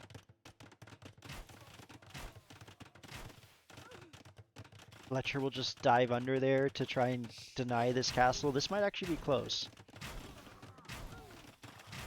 It's gonna cost him some numbers. Oh, but the Knights are here from One Fiddle as well. Yeah, this castle gets denied. And yeah. Yep. Okay, over on this side, Wazelle is working away at the TC. Is gonna take some map control here. But there's a defensive castle up here. Juby is expanding her eco in the north, so she'll be fine. And this is the last TC for Packslayer, who's down to 11 villagers and running them north. This castle is denied. Most of Izar's eco has been killed here as well. He's got 54 villagers, but where? What? Kind of scattered, I guess. Oh. Oh, yeah, that's not what you... yeah. 5 villagers left. Heading into enemy territory. Fishing is off during the cast. Sorry.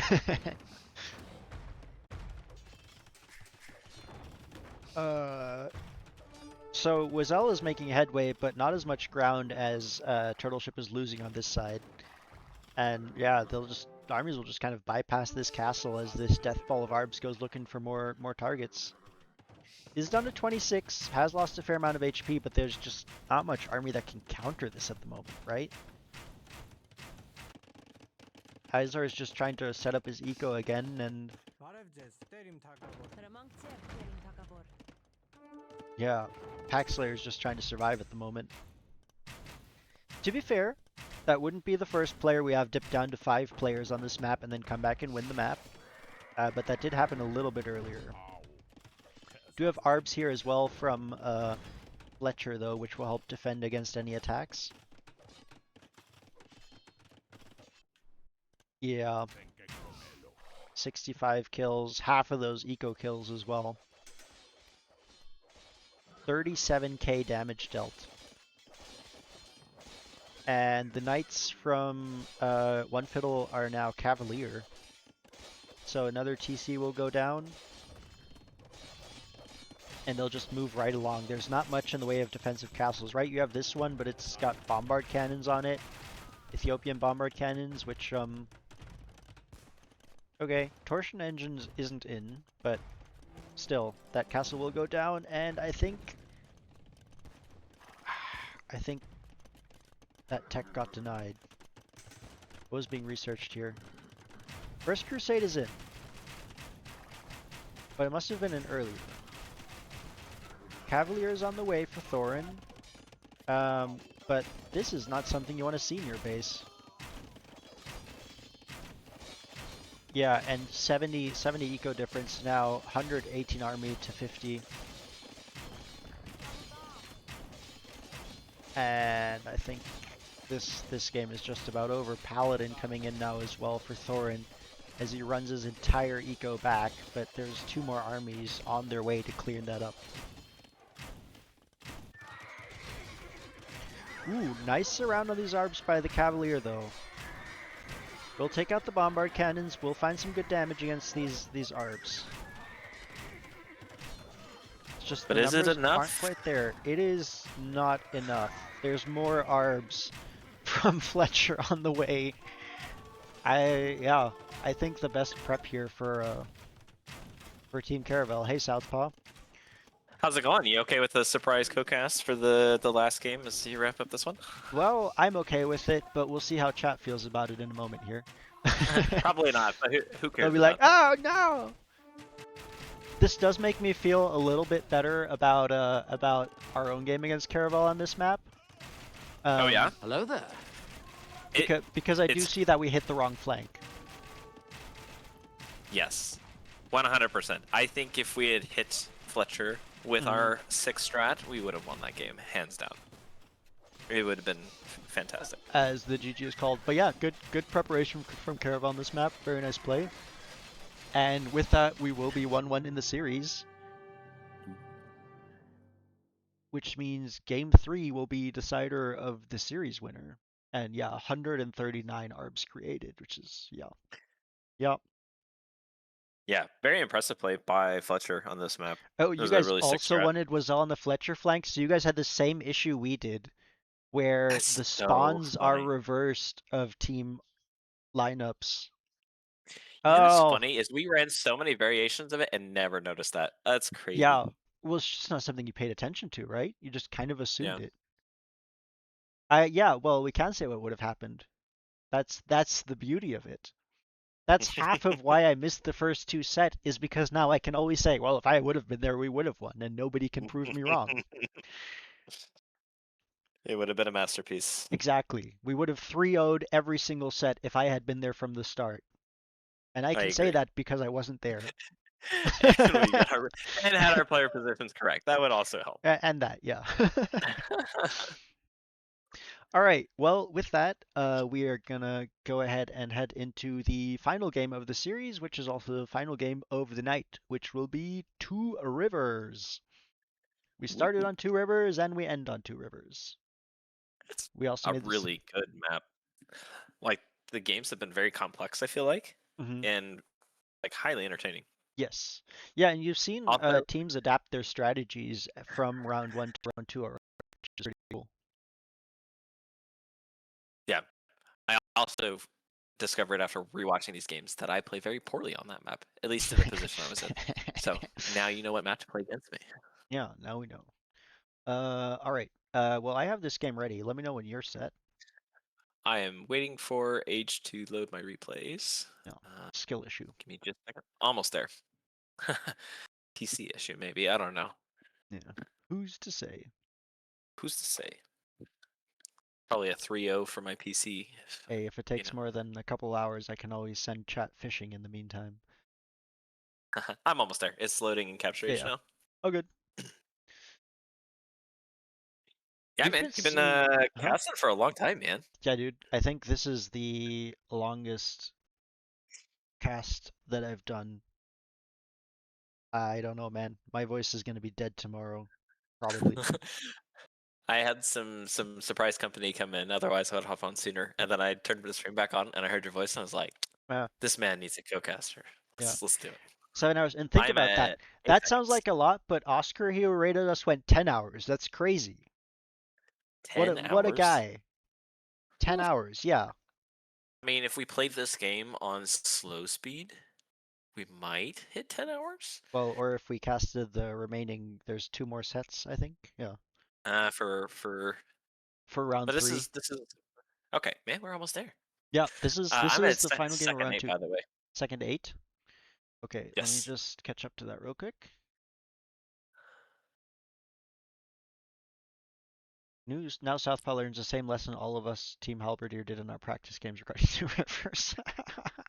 Next school plan. Okay, 24-hour streams. I've seen people do 24-hour streams, and from day one, I was like, That is insane. How do you do that? Like, I do 24-hour shifts and I can do that. And because I can do that, I know that I cannot do a 24-hour stream. Like, I know people do it with playing, some people who are completely insane do it not just, well, not even money. Sometimes they're just charity streams or for fun or like because it's their stream anniversary or something. But then you have I people who don't. not only do a 24-hour stream, but like a 24-hour stream of the same game. That's crazy. I couldn't do that with any game that I play, and I like some games a lot. I mean, you basically just repeat this 3 more times, and then you'll be fine. Yeah, yeah, that's wild. And then Like, you probably would never want to open age for like 3 months after that, maybe more. probably. All right. Well then let's get started on our final game here, starting in 3, 2, 1, go. And we are in Excellent. on the final set of the night. I will let you talk about the teams because your voice is fresh and rested. I will talk about the teams. So, series is tied 1-1.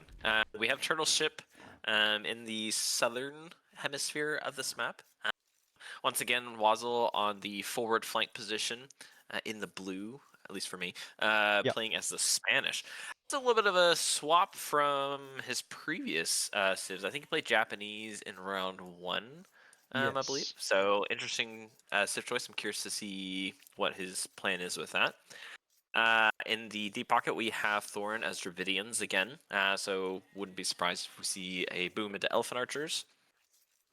And then in the other pocket, in the teal, we've got Packslayer playing as the Khmer. So I'm sensing a trend with their two river strat. I think we're gonna see some elephants from this full south side, and then Islar as the Bengalis again. So Bungalows. yeah, bungalows. And so Bengalis are actually a really sneaky good water civ. One, you get the extra villagers, and two, they have some kind of nice techs for their ships. Their ships have passive healing. Right. I was gonna say the passive healing especially is. Yeah, it's just a great bonus, especially in those early fights. Yeah, just to keep your ships alive, and you don't have to devote resources to repair. All right, and for Team Caravel, with the forward flank, we have Fletcher playing as the Wu, another really good water civ. They have dock techs earlier one age earlier, as well as every time you drop a dock, you get 65 food for each dock that you build. So kind of a nice little eco boost when you're devoting vills to building docks. Yeah, so we'll see how this matchup goes between Islar and Fletcher, kind of the two heavyweights on their team. Puddles as Fletcher's pocket, playing as the Malay. I'm curious if we're going to see like Malay elephants, or are we going to see like more like an Arb, like a fast imp Arb play from Malay. So I'm curious to see maybe quite a few fishing ships. So the Malay have extra food on their fish traps. I think it's 200% more food. They get like an obscene amount of food. It used to be infinite food, and I was very sad when they changed it. But that's I think a story for another day. I think basically there was a Team Islands game where Viper had Malay and just had infinite food after all the food or all the wood had been expired. And after that tournament, they changed the bonus. It was very interesting.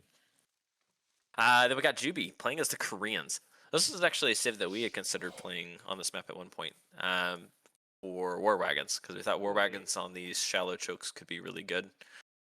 So curious to see if we'll have those, or maybe Fire Lancers, maybe from Koreans. So time will tell. And last but not least, we've got One Fiddle playing as the Japanese. Very popular pick on this map.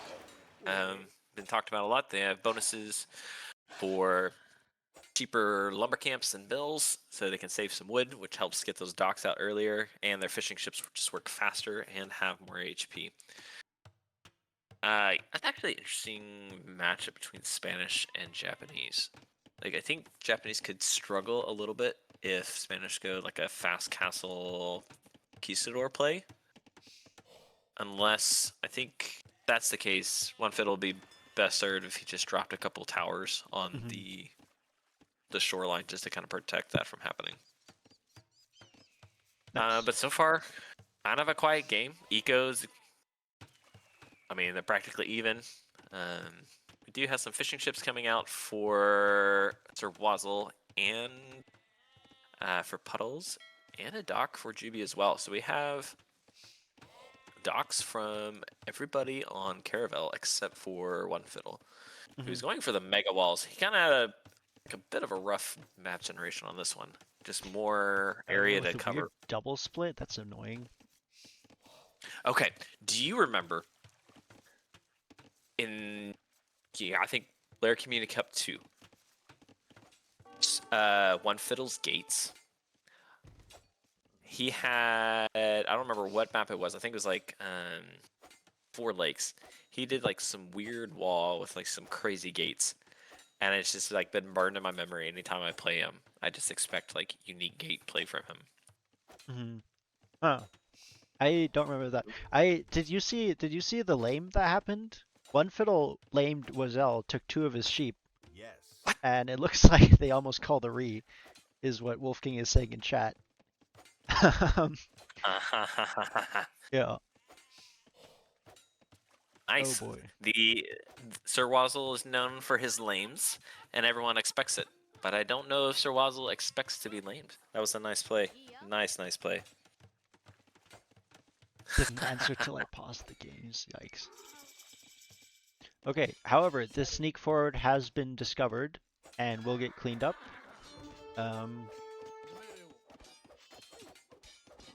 Yeah. The men at Nice arms will little- go down, so that's a nice little clear up there. Although the villager is still there, still sneaking about. Such a sneaky lumber camp. Go back and secretly take their wood line so that when it becomes a wood game, you win. Now they're just gonna go for like the super long trade route from that corner to where One Fiddle's base is currently. They'll never expect to find it past their own base. That's a sneaky play. If One Fiddle can hold in the front and deal some nice damage to Thorns in the pocket. Because I think we've seen in other games, like Thorn does really well, and he's just kind of an untouched boom. But if his eco is kind of damaged early, he usually gets a bit delayed. So yeah, fascinating to see. I am kind of surprised that he's not, like, there's no scout continuing to look. I guess Wazelle's scout is kind of looking around the sides, but haven't actually found this villager yet. And okay. One We got Fiddle some fire deletes ships. the lumber camp to build another barracks. I don't know that you needed to delete the lumber camp for that, but hey. Wonder if it was a misclick. All Oh, right, you know fire why? galley His war after, his villager was trapped in there. He couldn't get out. okay, fair enough. First blood in this galley war dealt against a scout. But And some nice damage on the fire ship. It's gonna be really close, I Yeah. think. Oh, both pull away just in time. pulls away, and with the archer tanking some damage. Oh, okay, no. The A 2 little bit versus 1. sloppy play by Fesher. Just kind of running that archer across. Maybe he thought he could take out those fire ships before. Yeah. In the north, fires from puddles as well. Now, I have to note, these river generations are super narrow. Like, They are very narrow. this is like, I don't know, what, 5 tiles barely? Like, I think a Treb could range across this. Oh, easily. And I think I'm just thinking back to Longboat versus Thirisadai. Like those water generations were very wide. Yeah. Interesting. I don't think I've noticed the difference in the width before with the rivers. You could almost dock block this. That's how narrow it is. You need like 3 docks wide. This river is 3 docks wide. That is the new accepted measurement for water. So in the south, we still have a lot of fire galleys. So Isla are really committing pretty heavily onto the fire galleys, and it's paying off. He's kind of clearing up Fletcher's water presence, and kind of keeping Fletcher's archers back in his base. Yep, Paxlayer though is up to Castle Age and on a 3 TC boom immediately, so gonna start building a bit of an eco advantage there, I think. Or, well, catch up in eco first, as Turtle Ship has lost a lot of fishing ships and is continuing to in the north. But Yeah, but we'll at find the same some fishing time- ships in the south. Yeah, I mean, we've got Feudal Age coming in from Thorns. A little bit of a delay. Maybe the Sneakville kind of caused some chaos. And we've got some Man-at-Arms coming out for one Fiddle from that back barracks. And the Bill is on the move again. Ooh. Where's he going? Into a TC, it looks like. Oh no. All right, so Islar in the south has full water control currently. Does look like Fletcher is trying to mass up some ships in his dock, but he will have to build quite a few fires to be able to take back the presence that Islar has. So very nice opening from Islar. Does have some fish, so it has a slight eco advantage. And in the north, Puddles heavily investing in water, so he's doing the full water play instead of one Fiddle. Oh, interesting. Interesting play.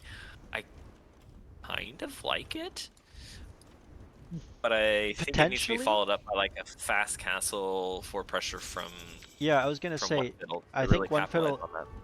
if you use this to give one Fiddle like a springboard in Castle Age to drop the castle, then great. But if it's just like that, you are losing your pockets boom essentially in return for this. Although to be fair, One it is the Fiddle. melee. That is true. And he is on his way up to Castle Age, and that is kind of flying in because of the 33% faster uptime.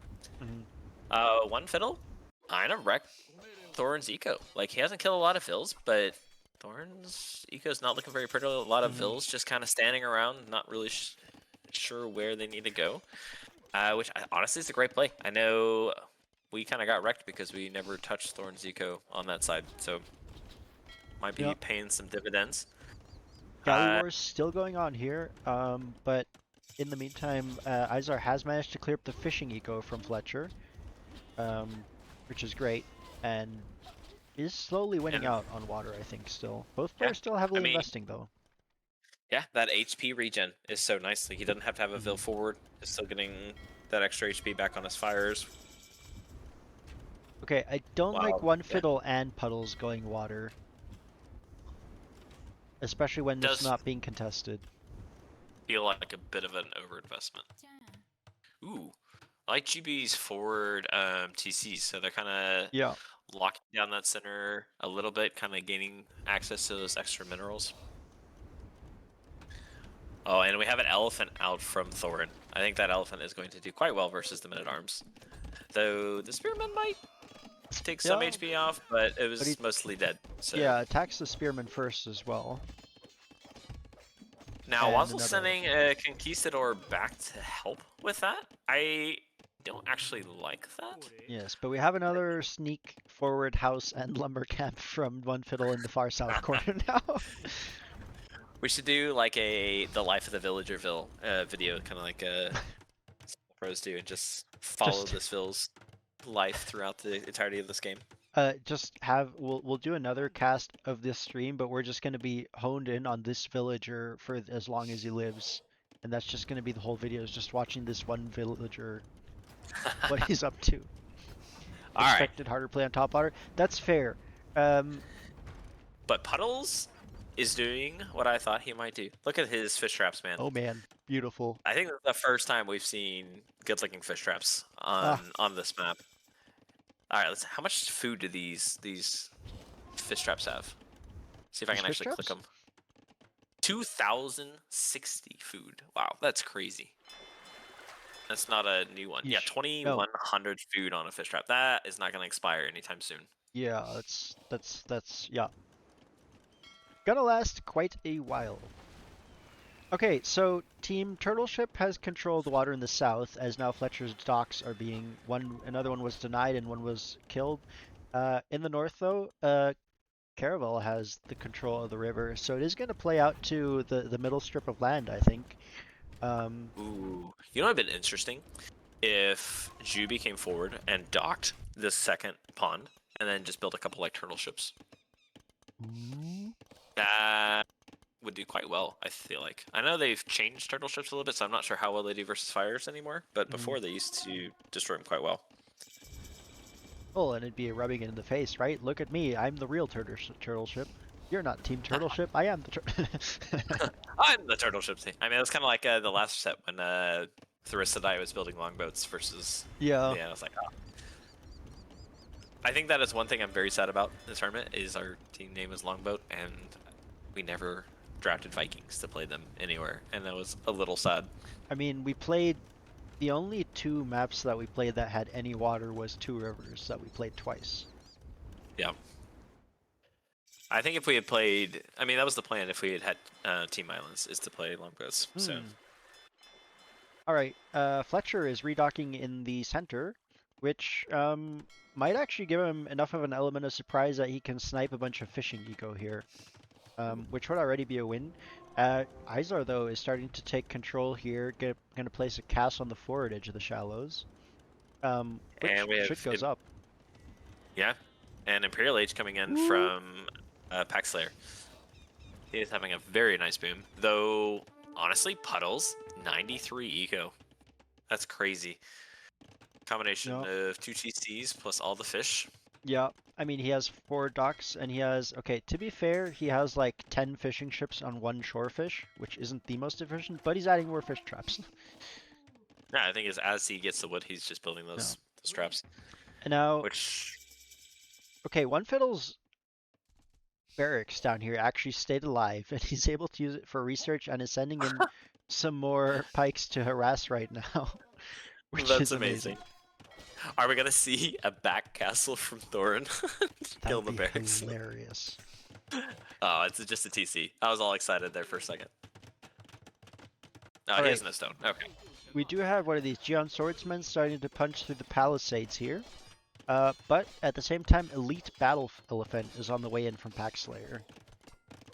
And that is going to be kind of difficult for Fletcher to deal with. Eco-wise, yeah,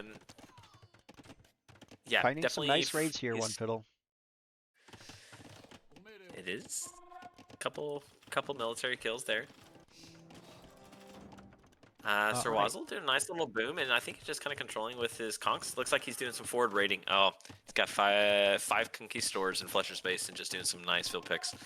Fletcher looks like he's a bit of a world of hurt right now. Yep. Yeah. Well, you have that in the north, and then the south, Izar with a second castle. Juby is coming up with a castle of her own to help defend against this, and we have monks. But yeah, the swordsman will just kind of go down. Second monastery was denied, and let's see if Fletcher manages to get a conversion here. Nope. And no. I know Cleft Spirit. It is kind of mandatory, and it was the hope, and it just didn't happen, and I will forever regret it. But, you know, the one thing that gave me solace is knowing that you for sure were going to play them. So at least we saw longboats this tournament. We saw so many longboats. I think almost every set today has had longboats. I was so proud. It's incredible. Nice stone wall by Puddles, just kind of locking down any potential raids that could come in. Though, oh, the fish going down. So sad. Oof. And more raids. One Fiddle's doing a good job of continuously producing more infantry here and harassing Thorin's eco. Gonna take out a stable here and really make life uncomfortable for Thorin, who'd have a free boom otherwise. However, we do have 14 elite battle elephants from Pack Slayer now moving out, and they're about to hit Fletcher's base, who already has 2 different armies harassing him. Ooh, Fletcher did convert the armored elephant that was trying to kill his TC. Ooh, nice. So that was exciting. So a little bit of monk play, monk defense. And You know what's crazy? Which I We think- saw more monk play this tournament out of Fletcher than we did out of Trennick. we may need to check on Treading, make sure he's feeling okay. we need to reverse who's the clown and who's the hamster. Okay, fun story about hamster. So they give me a hard time for playing scouts all the time and being a hamster, and so Trennig was able to come to Texas for the tournament, which was really cool. And they gave me a little Lego set of a hamster. That is fantastic. And it is fantastic. It's on my desk now, and I look at it and think about how much I love playing scouts. and Remember what you Celtic are. Chaos. I will never forget my identity now. So Okay, thank we you. have elite battle elephants coming forward. We do have some monks, which will actually probably be able to convert 1 or 2, but the numbers are still there. And the war wagons will also be out-tanked by the battle elephants as Paxslayer comes forward with a castle. Ooh, I'd love to see GB go Fire Lancer. I know they're still kind of a new unit, but I think Fire Lancers would do better versus elephants than the war wagons did. Yeah, we do have elephants as well from Puddles though with the melee, and might actually deny this castle from Paxslayer. Ooh, I think so. Nice little snipe. So we got a little bit of a Dow castle, not as close as that 99.1 castle earlier. That was pretty epic. That was pretty crazy, and the fact that it died on that as well. The only downside is melee don't get bloodlines, and they're missing armor on their elephants, and so the Khmer are just they're just gonna trade more effectively. Yes, but they are cheaper for the melee, so cost like per pop space effectiveness is in favor of Paxslayer for sure, but like cost effectiveness, I'm not actually sure. Which ends up being better, but for now, Elite isn't in for the melee yet, and it is in for the Khmer, so that is gonna favor the Khmer pretty heavily. The monks though are a nice little mix-in, and that's gonna be annoying for Paxslayer that he keeps having to run away from these monks. But the elephants continue to stream in. I would love to see. We did see Devotion come in now, which is a good move. Yeah, I would love to see some more forward stables by Paxslayer. Those elephants are just so slow, and kind of the same thing for Puddles. Like drop some stables behind like Fletcher's monastery, and so that you can just keep that army presence forward to kind of help stabilize his teammate. Not a lot happening in the north though. Like it's just kind of a bit of a stalemate on water versus. I mean, so it looks like Thirisadai's just kind of building some conks and continuing to boom. Yeah, in the south as well, the forward docks from Fletcher just kind of being cleared up. We do have a forward of 10 houses right in front of Wazel's base, and I'm not sure what that's about. It is unexpected for sure, but I'm not sure what that's about. I think Puddles maybe got the tech confused, like Harbors, thinking that his maybe houses could shoot arrows, and was building like a house defense rather than the docks. All right. Fletcher's main base has kind of been overrun at this point, and he has relocated, has another TC in the back, but is kind of hurting for eco at the moment, in a bit of a rough spot. But Juby's castle will go up and help with these trades against the elephants, and is adding pikes now, as well as Bodkin coming in, which will be helpful. And we have a Conquistador raid up in the north into One Fiddle's base. One Fiddle does have some skirms. How's this armor upgrade looking on those? Does have the first armor, so we'll probably scare off the conks. But just the mobility will be quite nice for those conks, so you just kind of run away and then take fights when he wants. His One Fiddle's barracks has finally been cleared up. Would love to see another barracks from that. That's a very southern villager again to raid. Gosh, look at this mess in the south. That is a lot of elephants. Just from both sides. An elephant. I think this is actually the first matchup where we're seeing proper elephant versus elephant armies.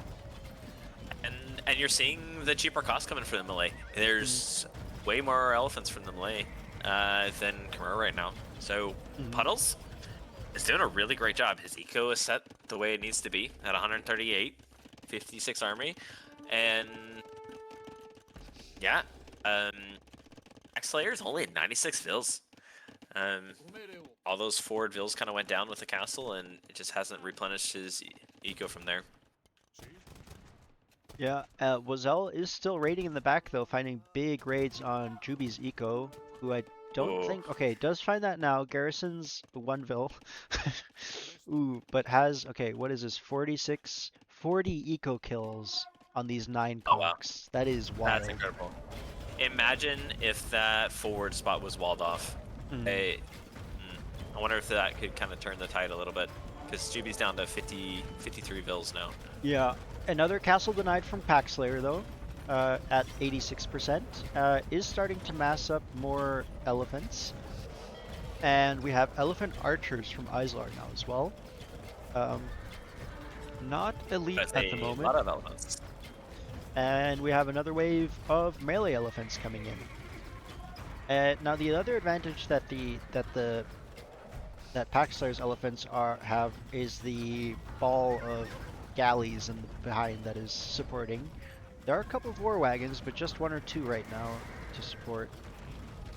But more monks from Fletcher. I think the thing we're missing right now is siege from Yeah, but Caravel right now. look at the positioning from Turtle Ship's 2 trebs. It's behind a wall Excellent. of castles and just sniping away at this castle from Juby. That is really nice placement, and that castle will go down. Yeah, we're starting to see a little bit of the eco disparity kind of start to show. Paxler's done a good job getting his eco back up and rolling. Well, and the conks are And- still moving through the back of the field here. Yep. Up to Can 50 you imagine eco if the kills. conks come forward and find Puddle's fishing ships? That would be so painful. It'd be devastating, but even so, they're just ripping through the ecos of these players. Caravel would have 50 eco units more right now, which they're 150 eco units behind. So that's a big Right. difference. As we have Mahayana coming in, we have Tusk Swords coming in, which is going to make the Khmer elephants even stronger. Yeah, with +3 attack. We have Elephant Archers coming forward from Thorin now. So he's now coming forward to engage, and it's going to help Sir Wazzle along those shallows to probably push into One Fiddle's base. Yeah, Game's, now One Fiddle is doing a really good job taking out a lot of these conks with just skirms, which is really cost-effective trading, but you just don't have the numbers right now to deal with the elephant archers, especially because elite elephant archer is about to be in. yeah, so I you're would like just to gonna see get more overwhelmed. ranges. I mean, he's got each range queued up with like 7 or 8 skirms in each one. Like, Mhm. if he had, 8 to 10 ranges, he would get his numbers up quick enough. Because honestly, skirms counter both those units that he's building. Yeah, bit They're of an fighting overboom against. for Islar on 170 villagers. I don't think he has enough, man. Well, he's queued up more, so I think he agrees with you. Yeah, Saving Night Light, you just probably kept toggling at those TC buttons, man. And, as you're shakingly. Which, to be fair, Pushing it usually into as a Fletcher's base. flank, you've constantly got raids happening somewhere, and you're losing vills somewhere, so I can understand that reflex. But in this case, it is kind of hampering the ability to produce army. And ooh, there's a big push coming in the north now. Yeah, that is a lot of conquistadors. And One Fiddle just doesn't have the army numbers right now. Yeah, and he doesn't have much support because Juby and Puddles are both busy trying to hold the center area against the push from Islar and Paxler, right?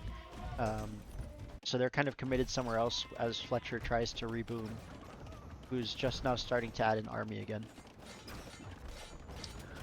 Yeah, I mean they're holding the best they can, but it doesn't look super great for Team Caravel. Yeah, now he will send the samurai forward, will snipe 2 of these 3 trebs, which is great, and imagine a demo on those elephant archers right now.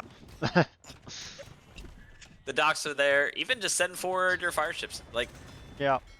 you had all this navy, and the navy is now dead, mostly dead. But Oh, look at this massing up of elephants. Oh. It's Look, like this is 6 like or 7 heavy demos. 13,000 just asking for it. Look at this fight in the middle. 13,000 HP versus 10,000 HP. This is just... Elephants should be capped at like 50 max, because after that the amount of HP just gets too ridiculous. As we have, check it out. Villager in the south has made up his mind. We're going for a forward TC. But actually, Pack Slayer's monk might find this of all the units. Oh no! Oh no! I mean, he technically won't die if he gets converted. That's right, and it will even be healed of his wounds. Exactly. I wonder if Paxler is just actually looking for relics. He I may not think he actually be is. I ready think for he it. is, because he's not targeting this. He's just kind of looking around. But he will see it now. Okay, we have Cavalier now flooding into One Fiddle's base, though. along with the elephant archers. And okay, the fire ships will engage, but they're just fire galleys actually. And now the docks will go down as well. That is 40 elite battle or elephant archers from Thorin. Yep. And we now have Well, 3 there's a- players from Team Turtle Ship on elephants, just on full elephants, which is insane. It's a lot of elephants, man. And they don't have trade yet, so the production of well, elephants is gonna really yeah. start stalling. But There's trade from Caravel, but there's 8 conks sitting at one end of the trade, just sniping down the trade carts as they come in. So that might actually be worse. Juby coming to assist one fiddle. She's got some war wagons coming back, but at the same time, I just don't think they're gonna trade well versus the elephant archers. Well, and the numbers just aren't there, right? It's 7 war wagons against 38 elite elephant archers. Wow, what a game! There's so many elephants. It's crazy. Puddle's doing a good job of keeping his elephant numbers up, but without trade, Oh, the villager's on the run. The the villager's on the run. Islar's trying to quick wall him in. The monk wasn't able to convert him, and he goes down to the No! he goes down to the TC. Murder! No! What a saga. I think he tried to convert him. 87% on that TC. Imagine that TC goes up. That would have been great. Yeah. Oh man. What a life of a villager. Man, that's a lot of walking. It's like 3 corners of the map. Can you imagine if that Vil had made it all the way to the 4th corner? It's like almost one of those summer quests that we had A doubt TC. 2 years back. Yeah. A building in all 4 corners of the map. He did it on his own, man. What a legend. Legendary. Yeah, 500 eco to 348, 170 army to 56. Yeah. I think it's not much you time can see left. at this point, both flanks are see. kind of being overrun by military, so I think we're reaching the end of this match. Solid as- game though. Yeah. One fiddle does Just go kinda- for the building in the 4th corner. He's got another TC set up there. It's going to be a different villager doing it, but Alright, I think he gets at least a point for fulfilling yeah, his right? quest. We were all playing tournaments. He's been busy playing summer quests over here in the meantime. Got that summer feeling. Let's go. Not right now, man. It's cold here. It's winter, dude. It's winter. What are you doing? But we're dreaming of summer, right? Yeah, we all wish it was summer. He's giving us hope. Don't give me hope. Can't handle it. An excellent game from Puddles. I mean, he's kind of single-handedly kind of kept Fletcher alive in the south. Yeah, and I mean, look at this fish boom. That is 47 fish traps going. It's so pretty. I remember talking to him after the tournament. He was so proud of his fishing traps. He just was sad that he had weaker elephants, which I think kind of showed a little bit. Yeah, it showed in the trades, but at the same time, he had numbers advantage a lot of the time, right? So I think in the end, like especially before Tusk Swords came in, the cost effectiveness I think still favored melee. That's fair. That is fair. After Tusk Swords, though, I think the Khmer elephants just get strong enough that it's that in a straight up battle you'll lose. And I mean, to be fair, if he also wasn't trading 1v1 with the elephants, right? He was also facing the Islar's elephant archers behind that. So fighting 2 elephant armies with 1 elephant army is gonna always be rough. Yeah, I mean, this game is so close. I feel like there was a little bit of overinvestment in the water by Caravel in the northern lake. If maybe like Puddles had come forward and put more water in the southern lake. But at the same time, we have like the overboom by Islar, who's still on 160 villagers. We do have Halbs now being added by Fletcher, and I think if we had those earlier against the big elephant fights, that would have really swung the fights the other direction. Now, you do have to remember, though, that Islar is Bengalis, and he has Mayahana, which gives villagers take up 10% less population space. So he can overboom a little bit. And he is on elephants, so you need a larger economy to be able to keep up production. That's fair. And, I mean, he's at 40 army, which is a sizable amount. And the HP on that army is a lot. So, but there are raids all over the ecos now. Yeah, Juby, I think the conk raid was to me probably the most pivotal moment in the game when Wazo got in the back and just kind of wrecked uh, I One mean, Fiddle and Juby's ecos. yeah, those Because it was kind 10 of that conks. the turn of the game when like you're really wanting to produce a lot of army to kind of keep your position, and when you lose the economy to keep that production, it just gives the other team the advantage to secure the positioning. Yeah, and that was what, 50, 60 villagers with 10 conks? That is such effective raiding. What's the KD on those conks right now? In the shadows by Which one? the conquistadors down by Puddles fish traps. Um, Oh, that's 34 so sad. kills, 24 eco. And yeah, they're just, ooh, those are just gonna be ripping Oh, apart. that's so sad. The end of an All era. that work. All that work. Actually, he's gonna leave though. He had to change of heart. Change of heart. Revenge for the lame. But Puddles didn't even lame him. That was a nice recovery by Wazzle to recover from that lame early on. Yeah. I think he did it. It was a smart call. Saw that he was outmatched on water, and then transitioned off of it into land economy and went for just the more mobile raids, which I think was a smart play. He didn't overinvest into a losing battle. Large massive skirms by Puddles, kind of finally whittling down those conquistador numbers. Yeah, So but they're again, gonna run trying into to fight. elephant archers, which they'll trade decently against elephant archers, but you need to be able to continually produce. Yeah, in the south though, Fletcher has reboomed, has 67 army, mostly halberdiers, which honestly trade very well versus elephants. It's not Yeah, you know what skirms the won't most trade common, well but- against though? Spanish paladin. I don't know what you're talking about, man. Did you see that the new civ that's coming out? I think it's the Mapuche. Was revealed their tech tree that they have skirms that will have pass-through damage. Oh, that's So wild. you gotta watch out for them, man. Ooh, all the clowns are gonna be so annoyed. The skirm meta is gonna get so much stronger. They don't have bracer though, so Yeah, you know maybe fair. it'll be balanced. Who knows? I do appreciate how they've been consistently giving skirm buffs um to meso civs. That somehow feels very appropriate because that's like more the style of weaponry that feels Mesoamerican. So it's a nice touch. It's a nice touch. All right, Halbs So do here- decently, but there's so many ranged units here that they'll still just kind of get whittled away.